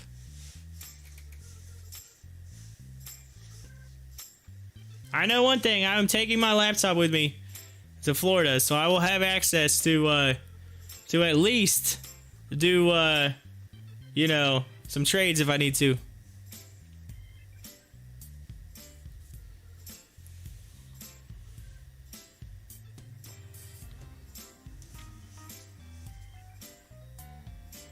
So maybe y'all follow me on Twitter or something. Maybe I'll do some posts out on Twitter or something. I just know some of the areas I'm gonna be at, the service is kind of sketchy, and Wi-Fi too. So so I'll try my best, but I will be kind of in a country part of Florida.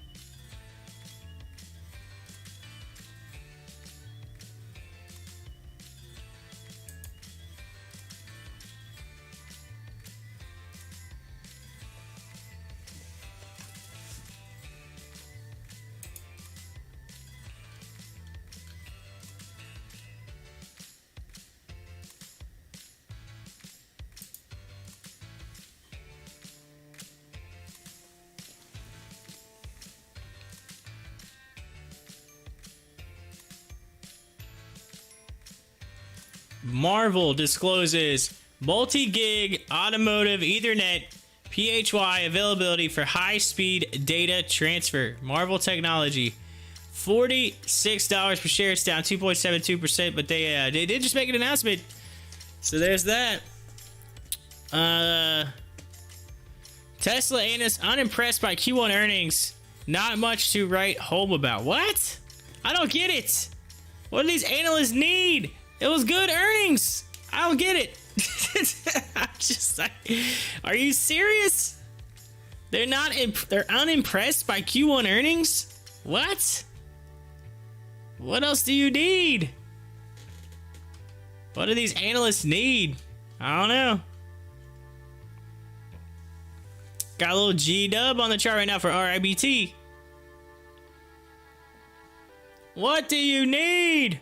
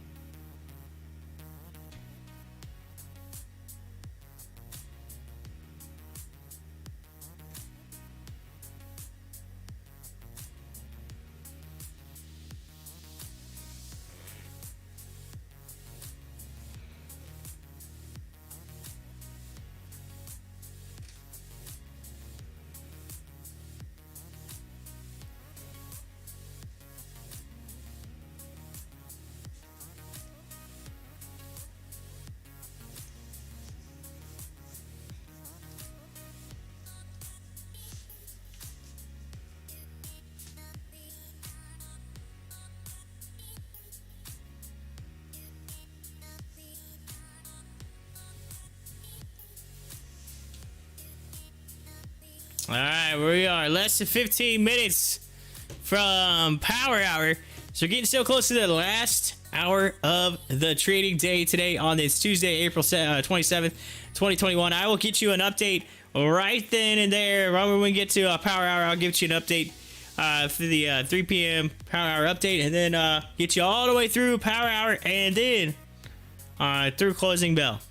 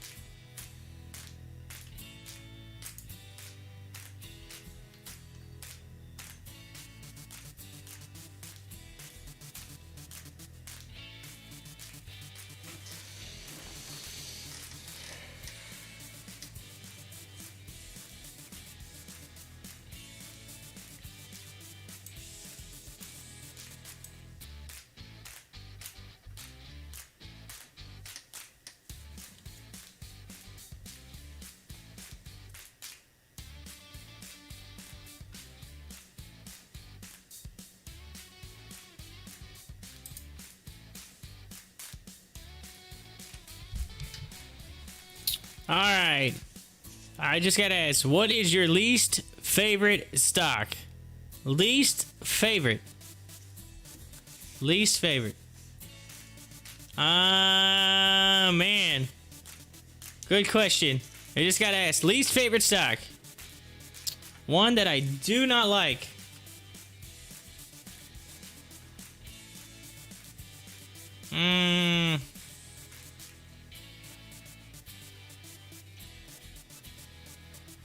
My least favorite.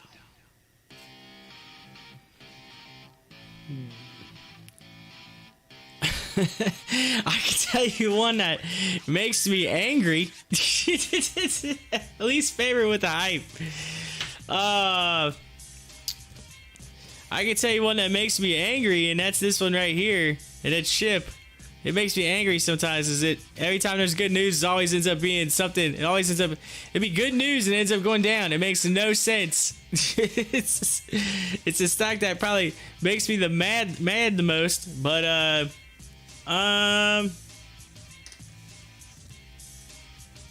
least favorite.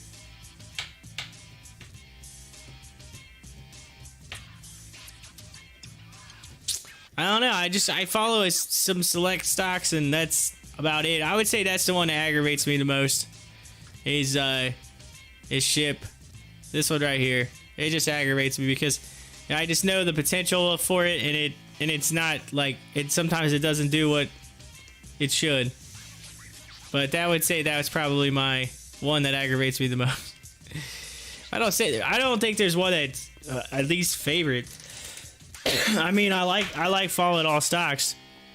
So I mean, I just say that, you know, some they have their, you know, where they'll go down and then they'll come back up. It's just one of those things. It's just all about timing. I think that's the biggest thing. It's not so much about favorite, whether you like it or dislike it. It's more about timing it. I feel like that's the thing that most people represent on stocks is that it's, oh, this stock's terrible because it goes down. It's going down. Well, no, it's not terrible because it's going down. It's terrible because maybe you mistimed it when it went up. If it's going down and it's not going bankrupt, buy it low, sell it high.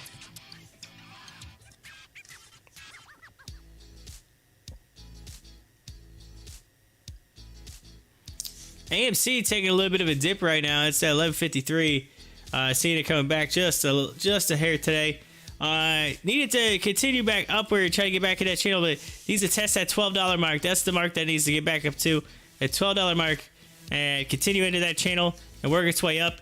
And then there's a potential on AMC. If it does what it's supposed to, and it gets in that channel, goes all the way up through 1450, there's a chance it could actually hit somewhere between $18, $19. Just saying, there's a possibility. I'm not a financial advisor. There's no guarantees. That may not happen. I'm just saying that there is a channel there. And if I go to the day chart, you can see what I'm talking about right here. And see if it flirts into this channel, gets into there, and rides back into the channel it was originally in, it could break that 1450 mark, and there's a chance to go to $18, $19. That would be nice on AMC. Keep that in mind. Of course, it's kind of falling back just a hair right now. So... actually kind of jumping into the red all of a sudden on AMC. No, I don't see any news or anything. I think it's just a little bit of a dippity dip. We are right now just a hair over 7 minutes away from Power Hour. So we're about to jump into Power Hour and get in there, get that last hour of the day on this Tuesday, April 27th, 2021. Alright, I'm curious. I gotta know, are any of y'all gonna be betting the Derby this weekend? Since I'm not gonna get a chance to talk to you the next couple of days. Y'all gonna be betting the Derby? Yeah, the Kentucky Derby. You got that? I'm sure y'all be watching the NFL draft on Thursday. I'm sure you'll be watching. You gotta see what person your team drafts. I'd definitely be watching. I'm definitely gonna be watching. Right here, my Bengals. I'm on. Who we taking? Is it going to be Penei Sewell? Is it going to be Jamar Chase? What's it going to do? Is Burrow bringing Chase in? What's happening? We'll find out. Savannah says, I love derbies. Yay. Yeah. Kentucky Derby.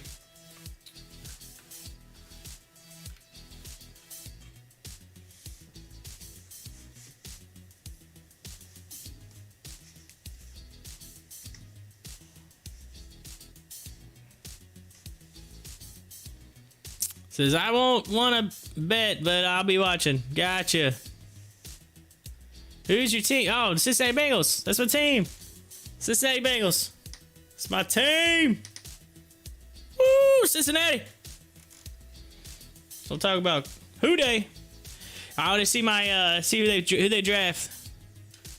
AMC, what are you doing right now? What's going on? What is it? What are you doing right now?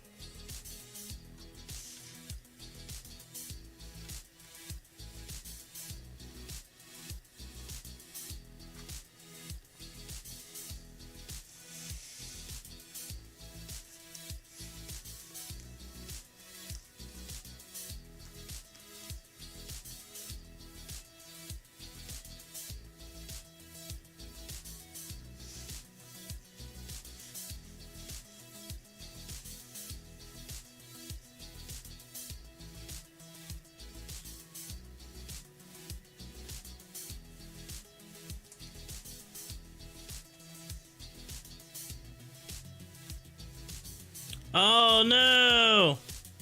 An oil tanker just collided with a tanker off the Chinese coast, spilling contents into the Yellow Sea. Oh my god, they got an oil spill. Oh no! Hold on a minute.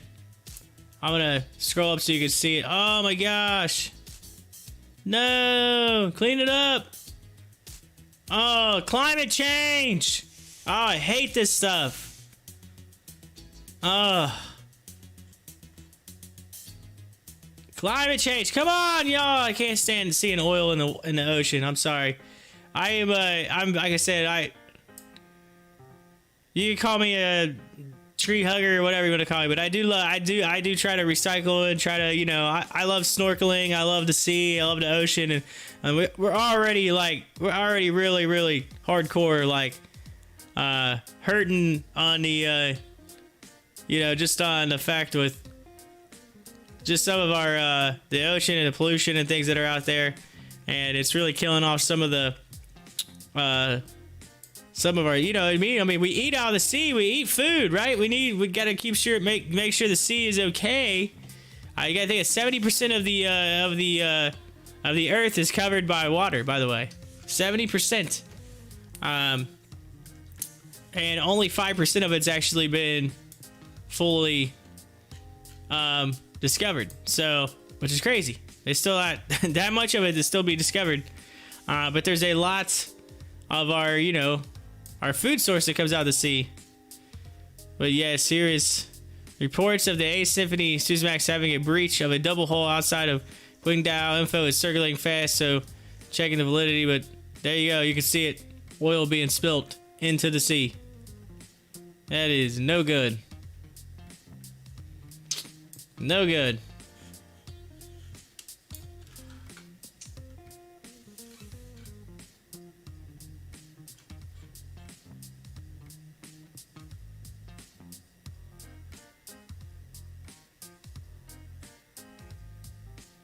Says right here, it says an oil tanker collided with the bulk carrier earlier Tuesday off the Chinese port of Qingdao and spilled its contents into the Yellow Sea with the potential for a 4 million barrels of fuel released. Oh my god, 4 million barrels. A potential of up to 4 million barrels could be spilled into the sea. Oh my lord. That is a lot of oil. That's a lot of oil.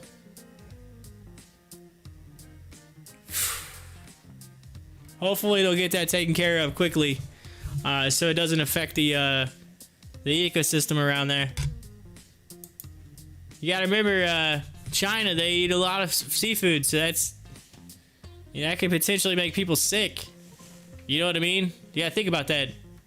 But anyway, let's see, who's your team? The what? Bagels. The Bagels? What do you mean Bagels? The Cincinnati Bengals, like the Bengal Tigers. Come on now. Oh, look at that. Bengals. Like the Tiger. Yeah, come on now. No bueno. Yeah, it's no good. The Cincinnati Bengals. Yes, like the Bengal Tigers. Is that football? Yes, yes, football. American football. American football.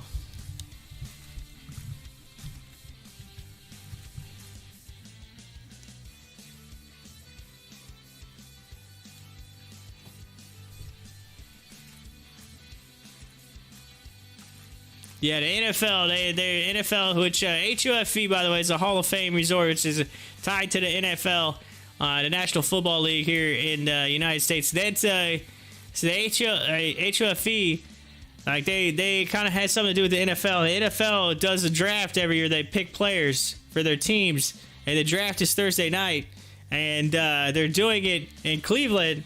And Canton is not too awful far away from Cleveland, Ohio. So Canton, Ohio, which is where the NFL Hall of Fame is, which is what the HOFV right here is. So it's Hall of Fame Resort and Entertainment Center is all in Canton. It's like a big, huge complex there that they're building, and it's a big thing. And so they're gonna do some stuff from the from HOFV or from the Hall of Fame Village. They're gonna do some things from there this week with the NFL draft. So flag football event and a bunch of other football stuff. So there's some news. So that's kind of where that all HOFV thing's coming from.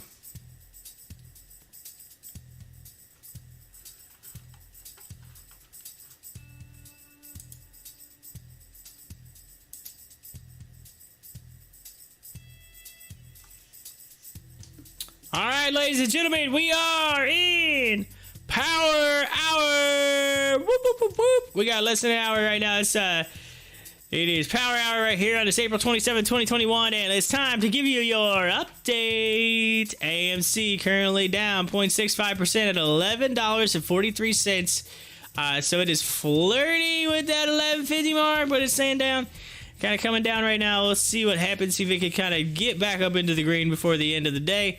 GameStop currently at $178.94. It's up 5.93%. So it's actually up a little bit today. Moving up, heading towards that 183 mark up there. Going that direction. Of course, we've been following HOFV, which was doing good until all of a sudden it just decided to just tank on us and to go down 6.34% right now at $3.84.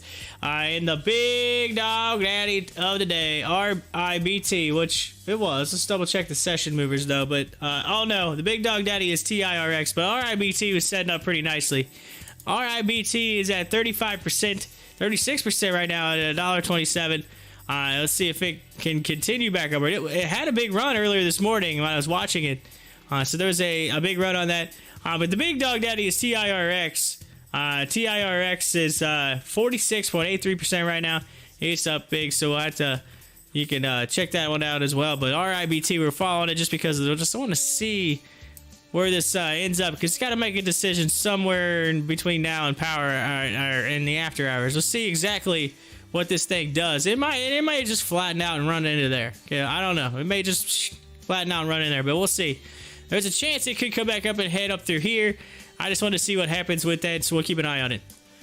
Looking at some of the other stocks right now, just going into Power Hour right now. Savara's down 8%. Let's see here. DLPN is down 3%. YC's down almost 4%. PLTR is down almost 1%. SHIP is up 4%. You're seeing some positives right now in the crypto market. Doge still sitting at 27 cents. And, of course, Tesla is down 3%. And that is your update right here on Pop the Chart.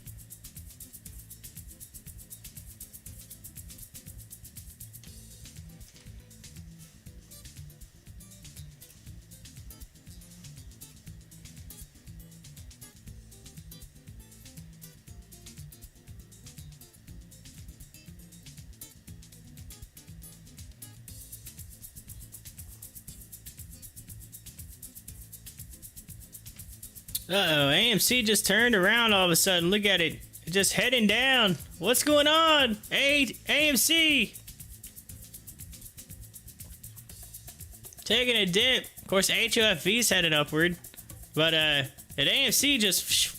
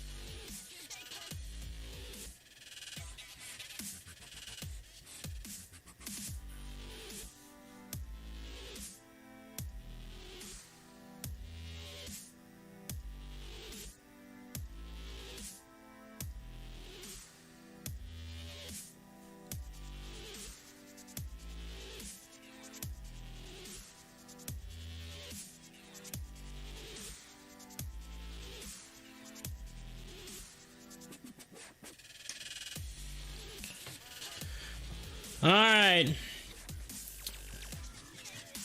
I keep looking to see if there's going to be something come across to be exciting, but I'm not seeing anything right now. It's just like, I'm just waiting. I just keep looking. News here. It says Old Point Financial Q1 EPS was 58 cents, up from the 24 cents year over year. So OF Old Point Financial, $21 right now on the NASDAQ. So that one's up right now. Let's see here. Facebook, Twitter, YouTube face Senate inquiry over algorithms. Ooh, what's this all about? This is interesting. Let's read this. Here we go. We got a little bit of an interesting article here. It says Facebook, Twitter, and Alphabet, which is Google, YouTube, Tuesday Senate here. YouTube's Tuesday Senate hearing focused on algorithms employed by the companies for user-generated information. I plan to use this hearing as an opportunity to learn about how these companies' algorithms work, what steps may have been taken to reduce algorithmic amplification that is harmful, and what can be done better. All right, Delaware Senator Chris Coons said. Illinois Senator Dick Durbin sought more initiatives to remove inappropriate content and cited the January 6th U.S. Capitol attacks as an example. Facebook VP Monica Bickard, YouTube America's Director of Government Affairs and Public Policy Alexandria Vitek, and Twitter's U.S. Public Policy Head Lauren Culbertson represented their respective companies at the hearing. Facebook emphasized algorithmic tool transparency. The company assured its efforts towards content improvement and relevance. Twitter emphasized the role of algorithms and machine learning behind the review and removal of inappropriate content. Twitter also acknowledged its commitment to harmful content removal and more user choice. Google disclosed the company's automated process for detecting inappropriate videos and its contribution to the minimization of inappropriate content. Facebook, Twitter, and YouTube suspended Donald Trump for inappropriate comments. Facebook's oversight board was reviewing the decision. YouTube was exploring possibilities over the suspension reversal. Twitter considered the ban as permanent. Facebook has been promoting updated internet regulation, including new privacy rules, including election protection measures and Section 230 overhaul. Price action. Facebook shares traded higher at 0.57% at $304.77. Twitter shares traded lower at 0.55% at $66.35. And Google shares traded lower at 0.75% at $2,309.19 on the last check on Tuesday.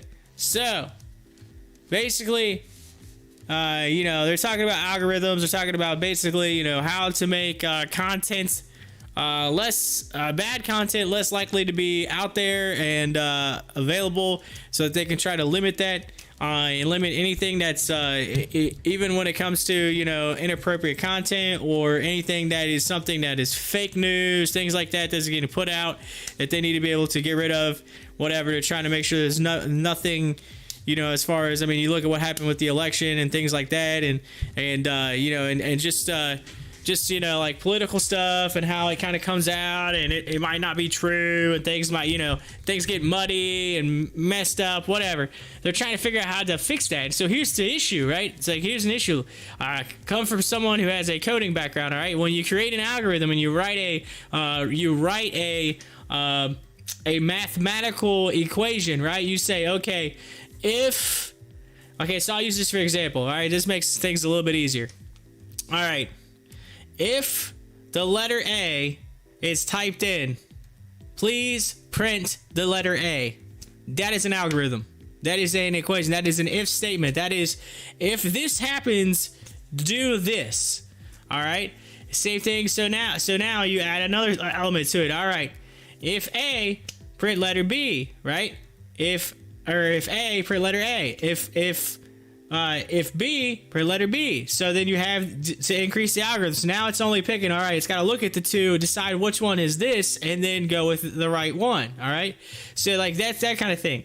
So you're basically putting in commands that if this happens, do this, all right? So you put it.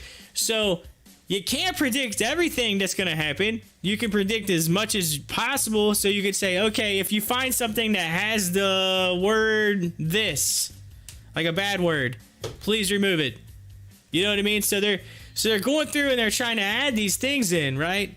But the problem is someone could go in and say, okay, say instead of writing say the bad word, right? Say a bad word. They could say they could, instead of an S, they could put in money symbols. So now the thing is looking for, the word with S's that may not have the S's, and it might have money symbols. So guess what? It doesn't remove that content because now we've bypassed the algorithm because we've beat the algorithm. So that's the problem. They've got to have so many different options, so many different ways to do things, and there's only so much you can do, but you can't completely 100% eliminate that stuff. A lot of people don't realize that. And so and then the other thing is you're trusting the machine to do this, right? You trust it.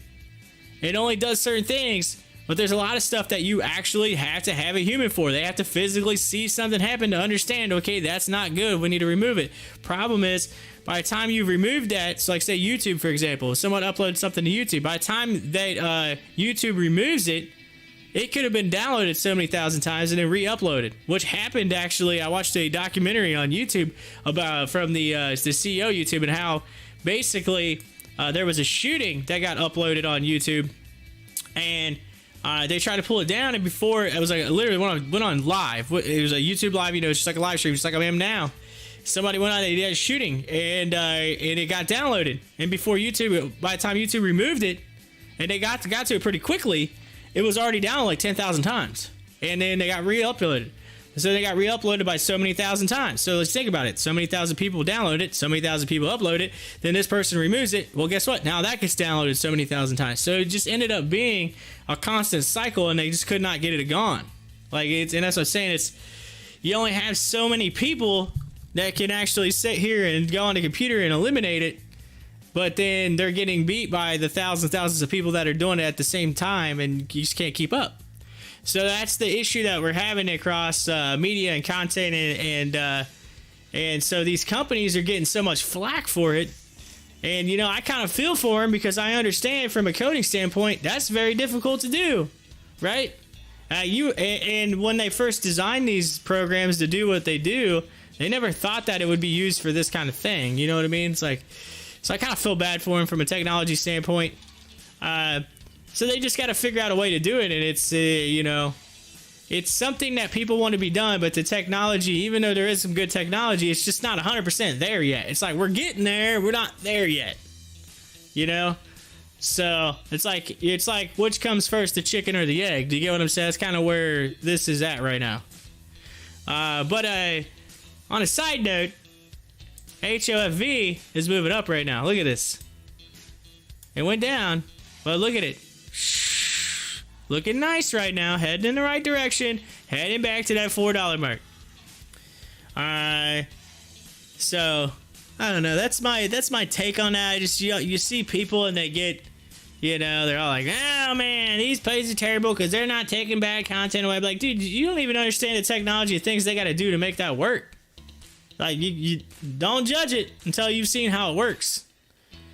40 minutes right now. 40 minutes left in this day today, in this regular market hours.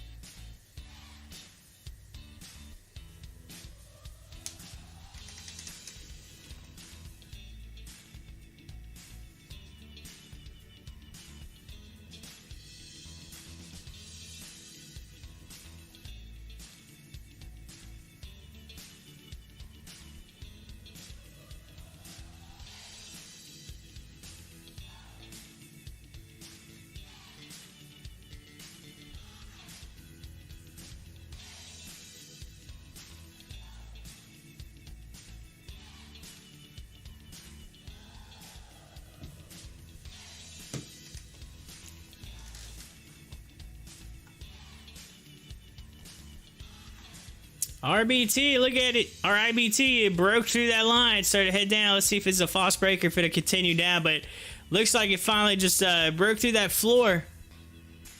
Usually that's not a good sign. If it breaks through the floor, it's going down. So in my opinion, it looks like, it may try to come back up, but I feel like, once it broke, it's just making its decision. It's done for the day. I think people are just saying sell off, take the profits, be done on that, and get out. And so beware of RIBT right now. But take a look at HOFV. It's heading in the right direction, which is good. AMC kind of came down, bounced off that 1120 mark, trying to head back up. But it kind of took a little fall from grace, too, in the past a little bit. So we'll see. GameStop's been pretty flat. And then we've seen some red across the board. Crypto's looking nice. Doge moving down just a hair, but it's pretty close where it's been. So there's that.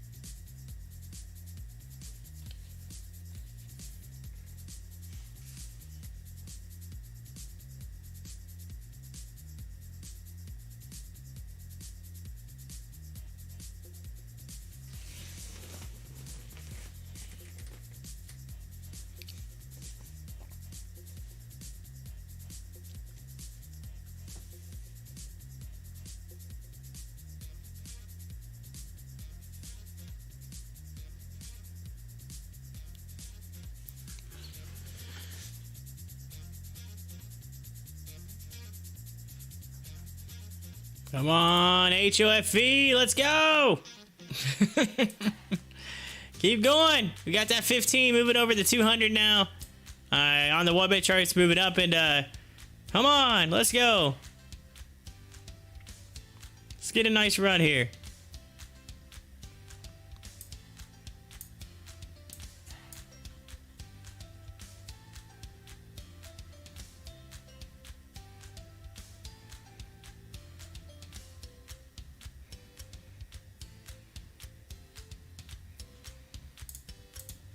CIDM's kind of flirting with even right now.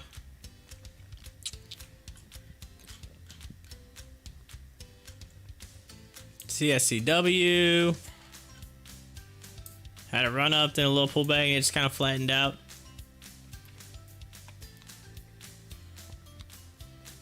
BlackBerry is up right now. After it just went up and then started to just come back here.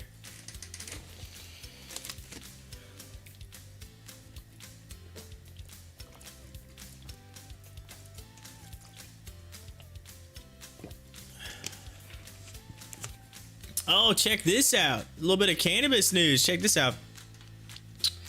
It says Syracuse University partners with Green Flower to offer cannabis classes. Yes, you can learn about cannabis. That's Syracuse University now.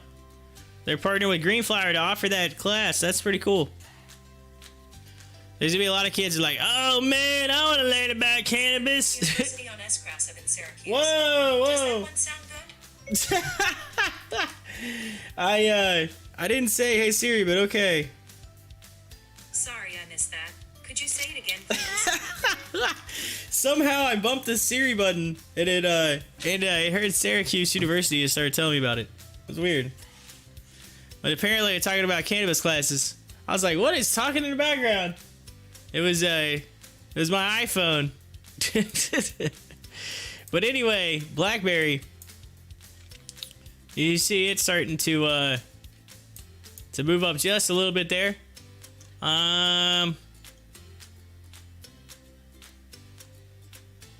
But let's take a look at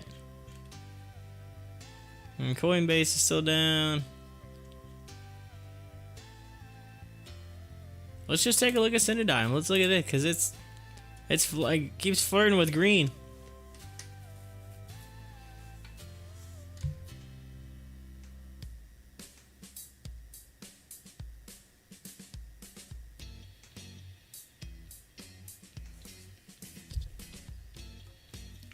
We're under 30 minutes, by the way, so we're halfway through Power Hour. We are ready for the last half of Power Hour, and we'll get you into the closing bell here very soon.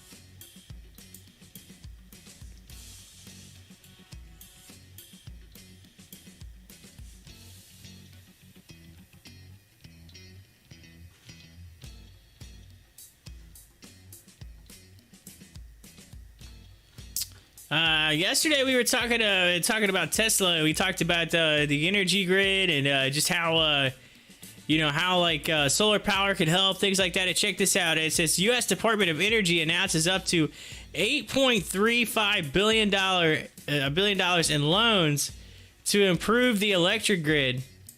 So what if they got? Oh, that's just basically. I was just seeing if they had something on that, but so there's that. And then we had the market close on imbalance. It's 939 million to the buy side. So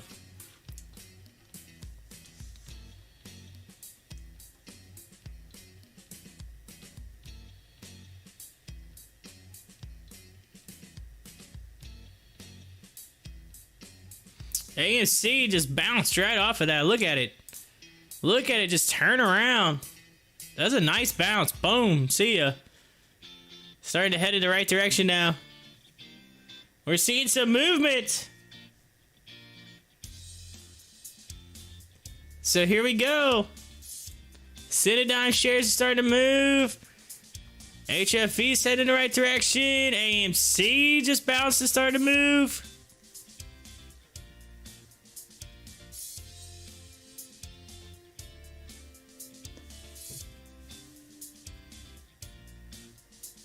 Maybe we get a strong finish to this Tuesday.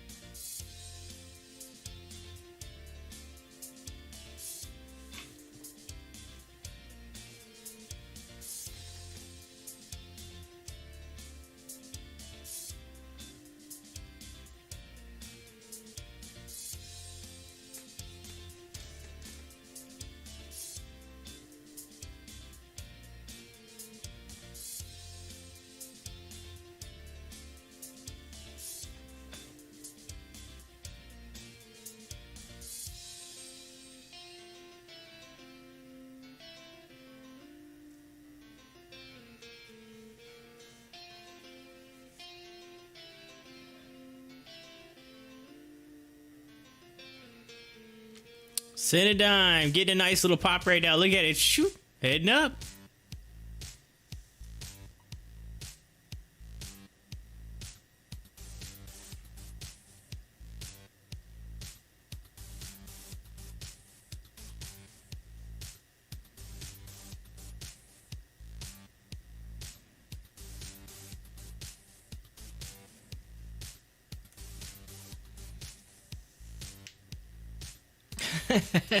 Savannah just put the dab right there. It's just like, dab. CIDM, get a little dab.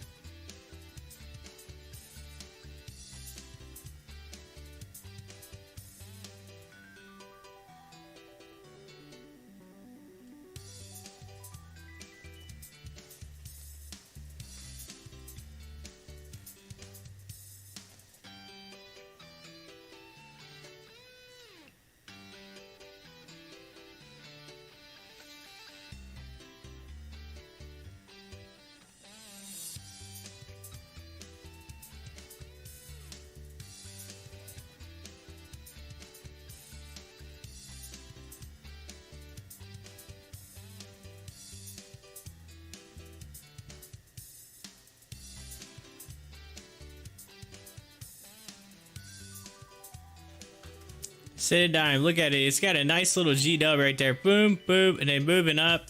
Looks nice. Let's see if it continues to move upward. And if you look at it on a daily chart, it's even set up with a big G dub. Look at that right there. Looking nice.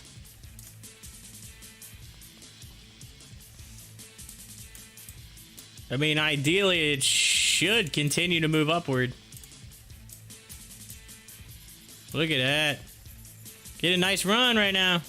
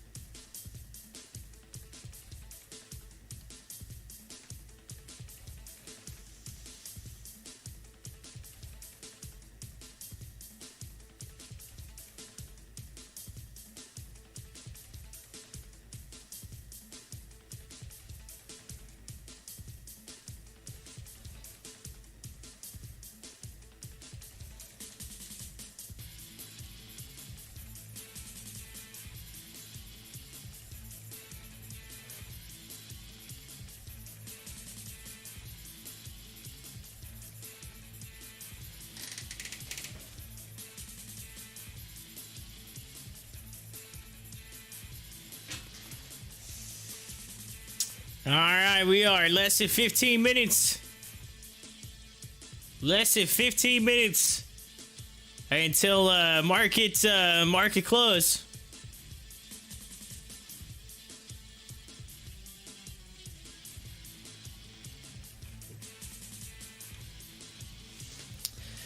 So we're getting close, but everything seems to be kind of just barely hanging in there.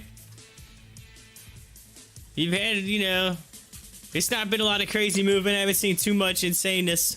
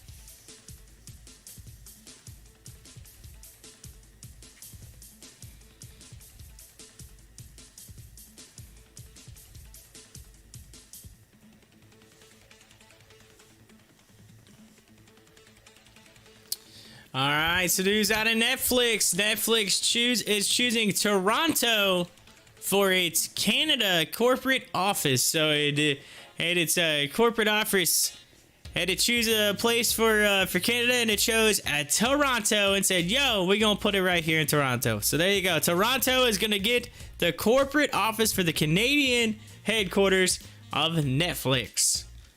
So there you go. Some news right there coming in. With just a little bit of time left in the market here. We got the countdown ready to rock. We are at 11 minutes. 11 minutes. All right, until market close, and then we got the countdown ready to rock. We are at 11 minutes. 11 minutes. All right, until market close, and then there's a little bit of news just came in there.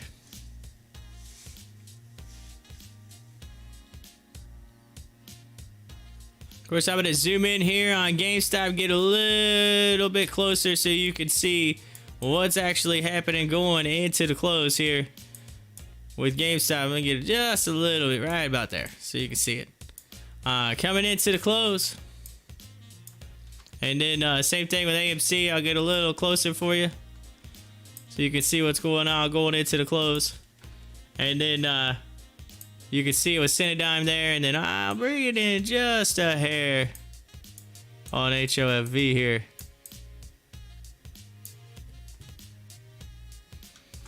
So there's that. And then here in just a few minutes, I will give you the final update, and then the top 4 10 minutes, by the way, 10 minutes. The top 4 according to Stocktwits that's trending, and so I'll give you that.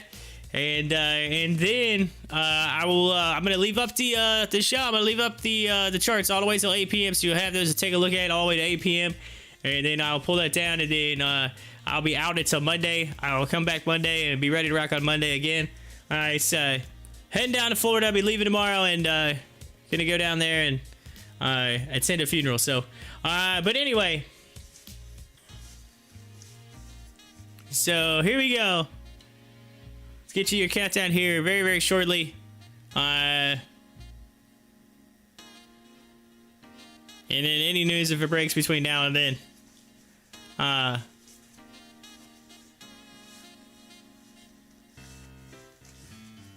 then I also, like I said, I got to mow the grass. I know Savannah was talking earlier, so that snow up there where she's at. But I'm like, yeah, I got to mow my grass. It's 78 degrees here right now. Knock on wood with a little bit of sun. 78 sunny, so I'm gonna go out there and get the grass all looking nice in the yard, and have it looking nice. And then, so there you go. That's my night. Then pack and get ready, and then I'm probably gonna stay up late. And I plan on watching Mortal Kombat. I want to watch Mortal Kombat on HBO Max. So plan on watching that tonight. Kind of pumped to watch it, and then probably get some things together for tomorrow, and then I'm gonna try to stay up as late as I can so I can try to make sure I get my schedule ready for the big drive. But yeah, so, but anyway, we still have a few minutes here in the market. I'm watching. I'm hoping that maybe just something changes sometime here shortly. I'm seeing a few little spots of green coming up in my portfolio here. So come on. I'm just like, come on, let's do this. Let's do this.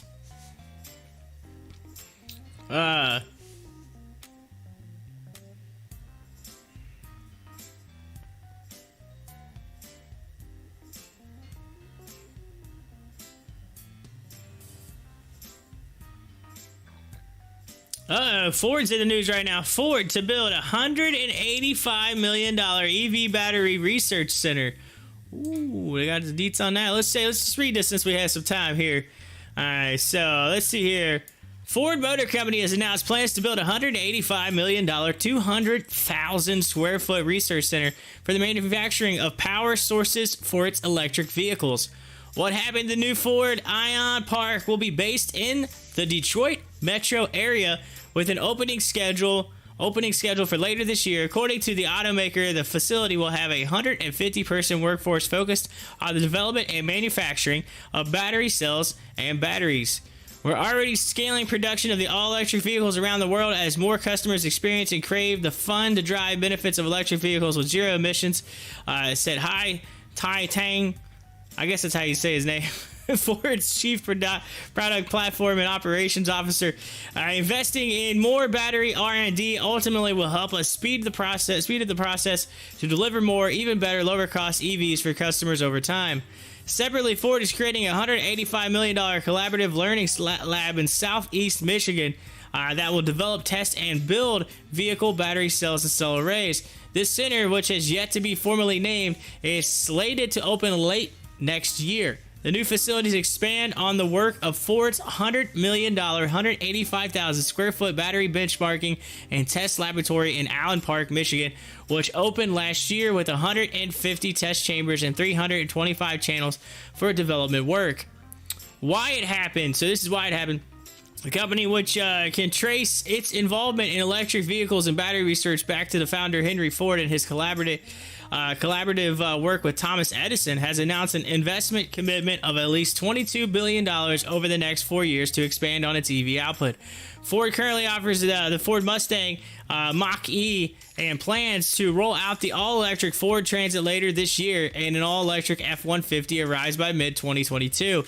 In Europe, Ford is aiming for an all-electric lineup by 2030, and the company allocated $1 billion in new electric vehicle manufacturing center in Cologne, Germany, with production on all-electric passenger vehicles set to begin in 2023. The Mustang Mach-E is also being readied for production and sell in China later this year. So, Ford saying, yo, EV, EV, EV, as we just reached the 5-minute mark, and we are getting so much closer to the end of the day right here Pop the chart, and it's that's crazy. They're getting ready. It's electric vehicle. I'm telling you, EV. Everything's going that way.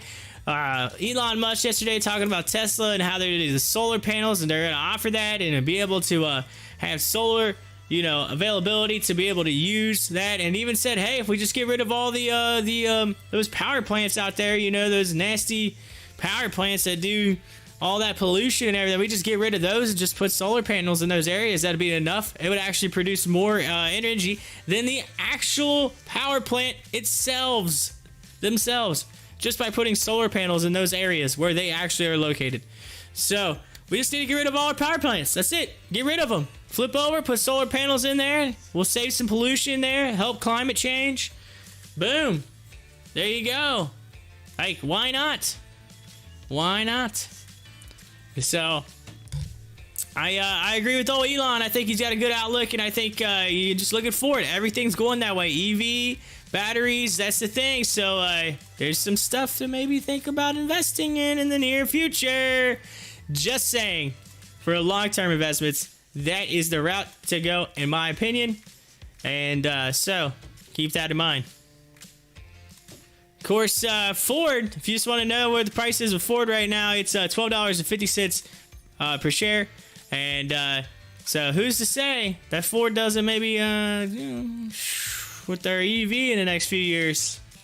Never know. Could be potential there. Anyway.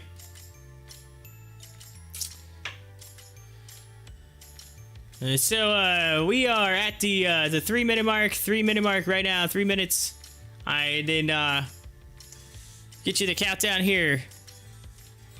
Countdown. We're getting close. You can see the after hours already on the charts right now. You can see them popping their little heads in right now. So we'll see what happens. Last couple minutes, not seeing anything movement right now. Everything seems to be just kind of getting ready for close. GameStop has kind of kept that just a hair there, but we'll see. Of course, I have your top 4 at 4 coming up here just in a few moments.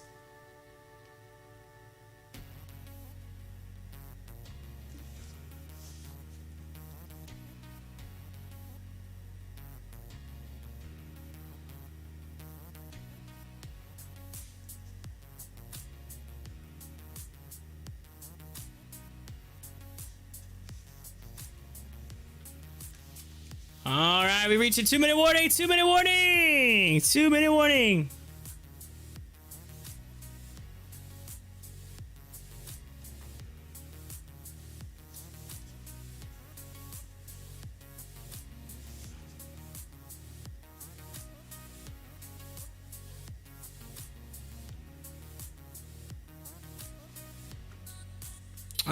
Somebody's getting the Bieber fever right now. The Biebs getting in the news. Justin Bieber.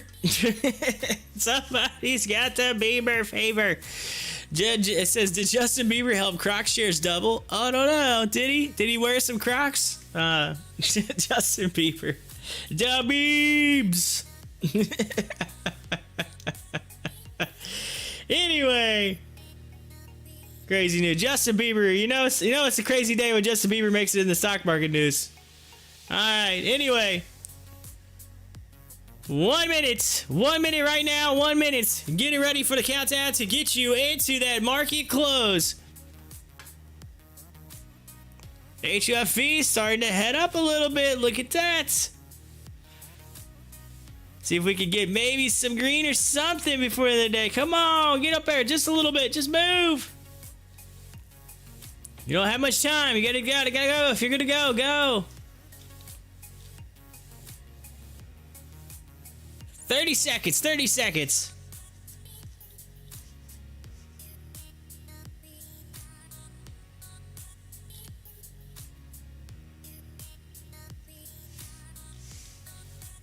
All right, 15 seconds. Get ready for the countdown.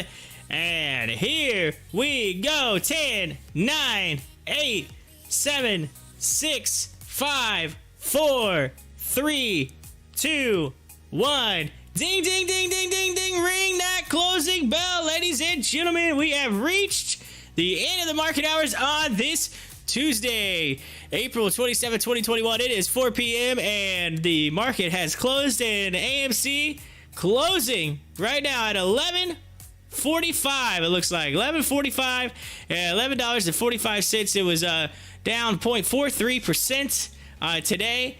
And had a high of $12.22 with a low of $11.22. Had a big dollar change from the high to the low with the volume of 49.73 million on AMC. GameStop currently closed the day at $178 flat at 5.37%. Had a high of $188 and a low of $173.17 with volume of 8.85 mil. We've been following HOFV, which had a nice little run up right here at the end of the day. I tried to recoup a little bit of the losses from earlier, but it had a big run this morning, which is nice. It had a, let's see here, closed the day at $3.92, down 4.39%. Had a high of $4.22. And a low of 375, volume 7.18 mil.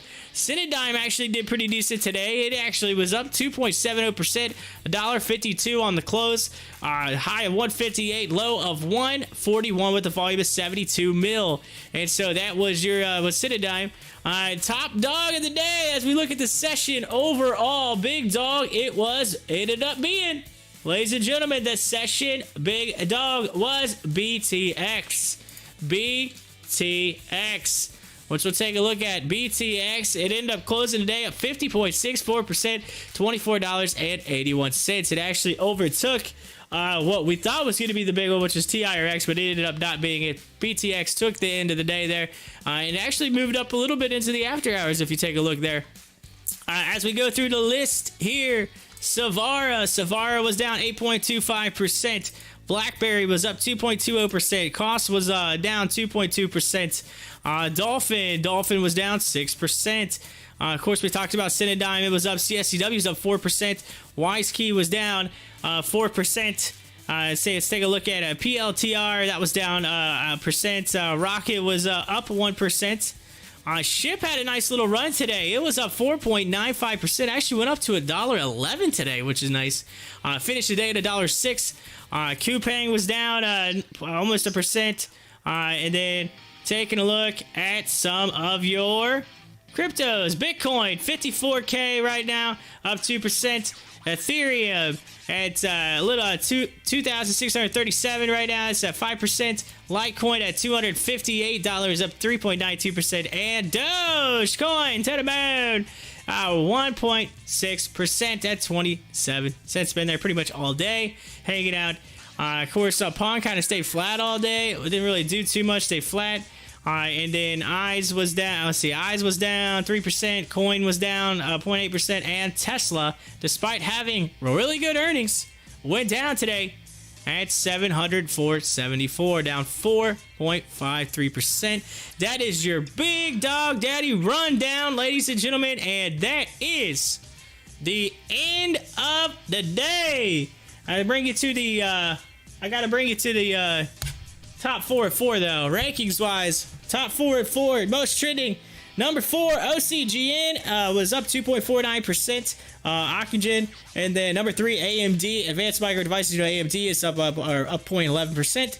NVAX was number 2, which is Novavax. It was up 16.29%. And number 1, VXRT, Vaxar, 37.86%. That is your top 4 trending stocks, and 4 according to Stocktwits.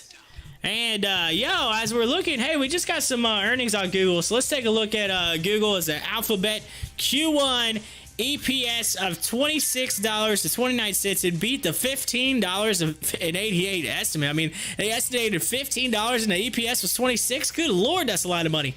Sales was at $55.31 billion, beat the $51.68 billion estimate. So Google, boom, boom, boom, boom, boom. Moving up, it's up 3% already today. That's huge. All right, so look at that. Microsoft. Hey, we got some Microsoft earnings too. Microsoft Q3 EPS $1.95 beat the 178 estimate. So Microsoft's even getting some good news, despite being down 2.8% right now. It did just get some good news on its earnings. All right, so we're seeing some beats on earnings. Things are coming through. Alphabet announces on April 23rd, the board approved a $50 billion Class C capital stock buyback. So that's huge. So there you go. All right, so boom. Earnings are coming in across the board for some of these major companies. All right, so make sure you keep watching the news feed right here to the right to be updated on all of that information. All right, I'm going to keep up these right here for you. You can just keep an eye on Tesla, HOFV, GameStop, AMC. They're all going to be right here. I'll pull up the show stocks over to the side. We're going to keep everything rolling all the way through 8 p.m. All right, so hang in there. You can check it out. Make sure you hit the like button, hit the subscribe button. All right, hang in there. I am done for today. I got to go out. I got to get ready for tomorrow. I'm leaving to go out of town for a funeral, so I will not be back until Monday. I will see you all then. Feel free to hit up my Twitter, whatever. I may post some stuff over the weekend or whatever, over the week while I'm down. I'm going to take my laptop with me, so we'll have that. It looks like my microphone is about to fall off the stand. I guess it came loose. I don't know what happened there, but I'm like catching my mic as it falls down. I'm like, ah. Anyway, Juan says HOFV to the moon. Savannah said, have a good week. Thank you so much. HOFV to the moon. Yes, Juan says that just because I'm going out of town, right? Like, it's yes, I got you, Juan. So keep an eye on that. We'll keep an eye on HOFV. Hit up my Twitter, Juan. Hit it up. Hit up my Twitter. It's links in the description. And keep me updated in case for some reason my Wi-Fi isn't great, but I'll try my best to keep an eye on everything while I'm down there. So, all right. Appreciate it. Thank you so much. I will see you all on Monday. I might be a little tired, but I will be there Monday ready to go for you unless something crazy happens. But, yo, Corey, your host of Pop the Chart, out. Bye. You thought I was leaving. I'm back. Aha! You thought I was leaving. I'm just kidding. I'm not leaving yet because I got to say thank you to Juan, Savannah. I got to say thank you to Carlos. I got to say thank you to each and every one of you. I'm not going to forget you. Ben was in here today. Yeah, y'all thought I was leaving there for a second. One, Turkey Nose. Let's see who was in here. Turkey Nose. Let's see. Eric was in here. High five. Thank you to each and every one of you for coming in and checking out. I appreciate each and every one of you for being there for me and being there for the show. If you haven't hit the like button, hit it. If you haven't subbed yet, make sure you hit the sub button. Thank you to each and every one of you. I am really leaving for sure now. So I will see you all Monday. Thank you. Have a great evening. Have a great week. And have a great weekend.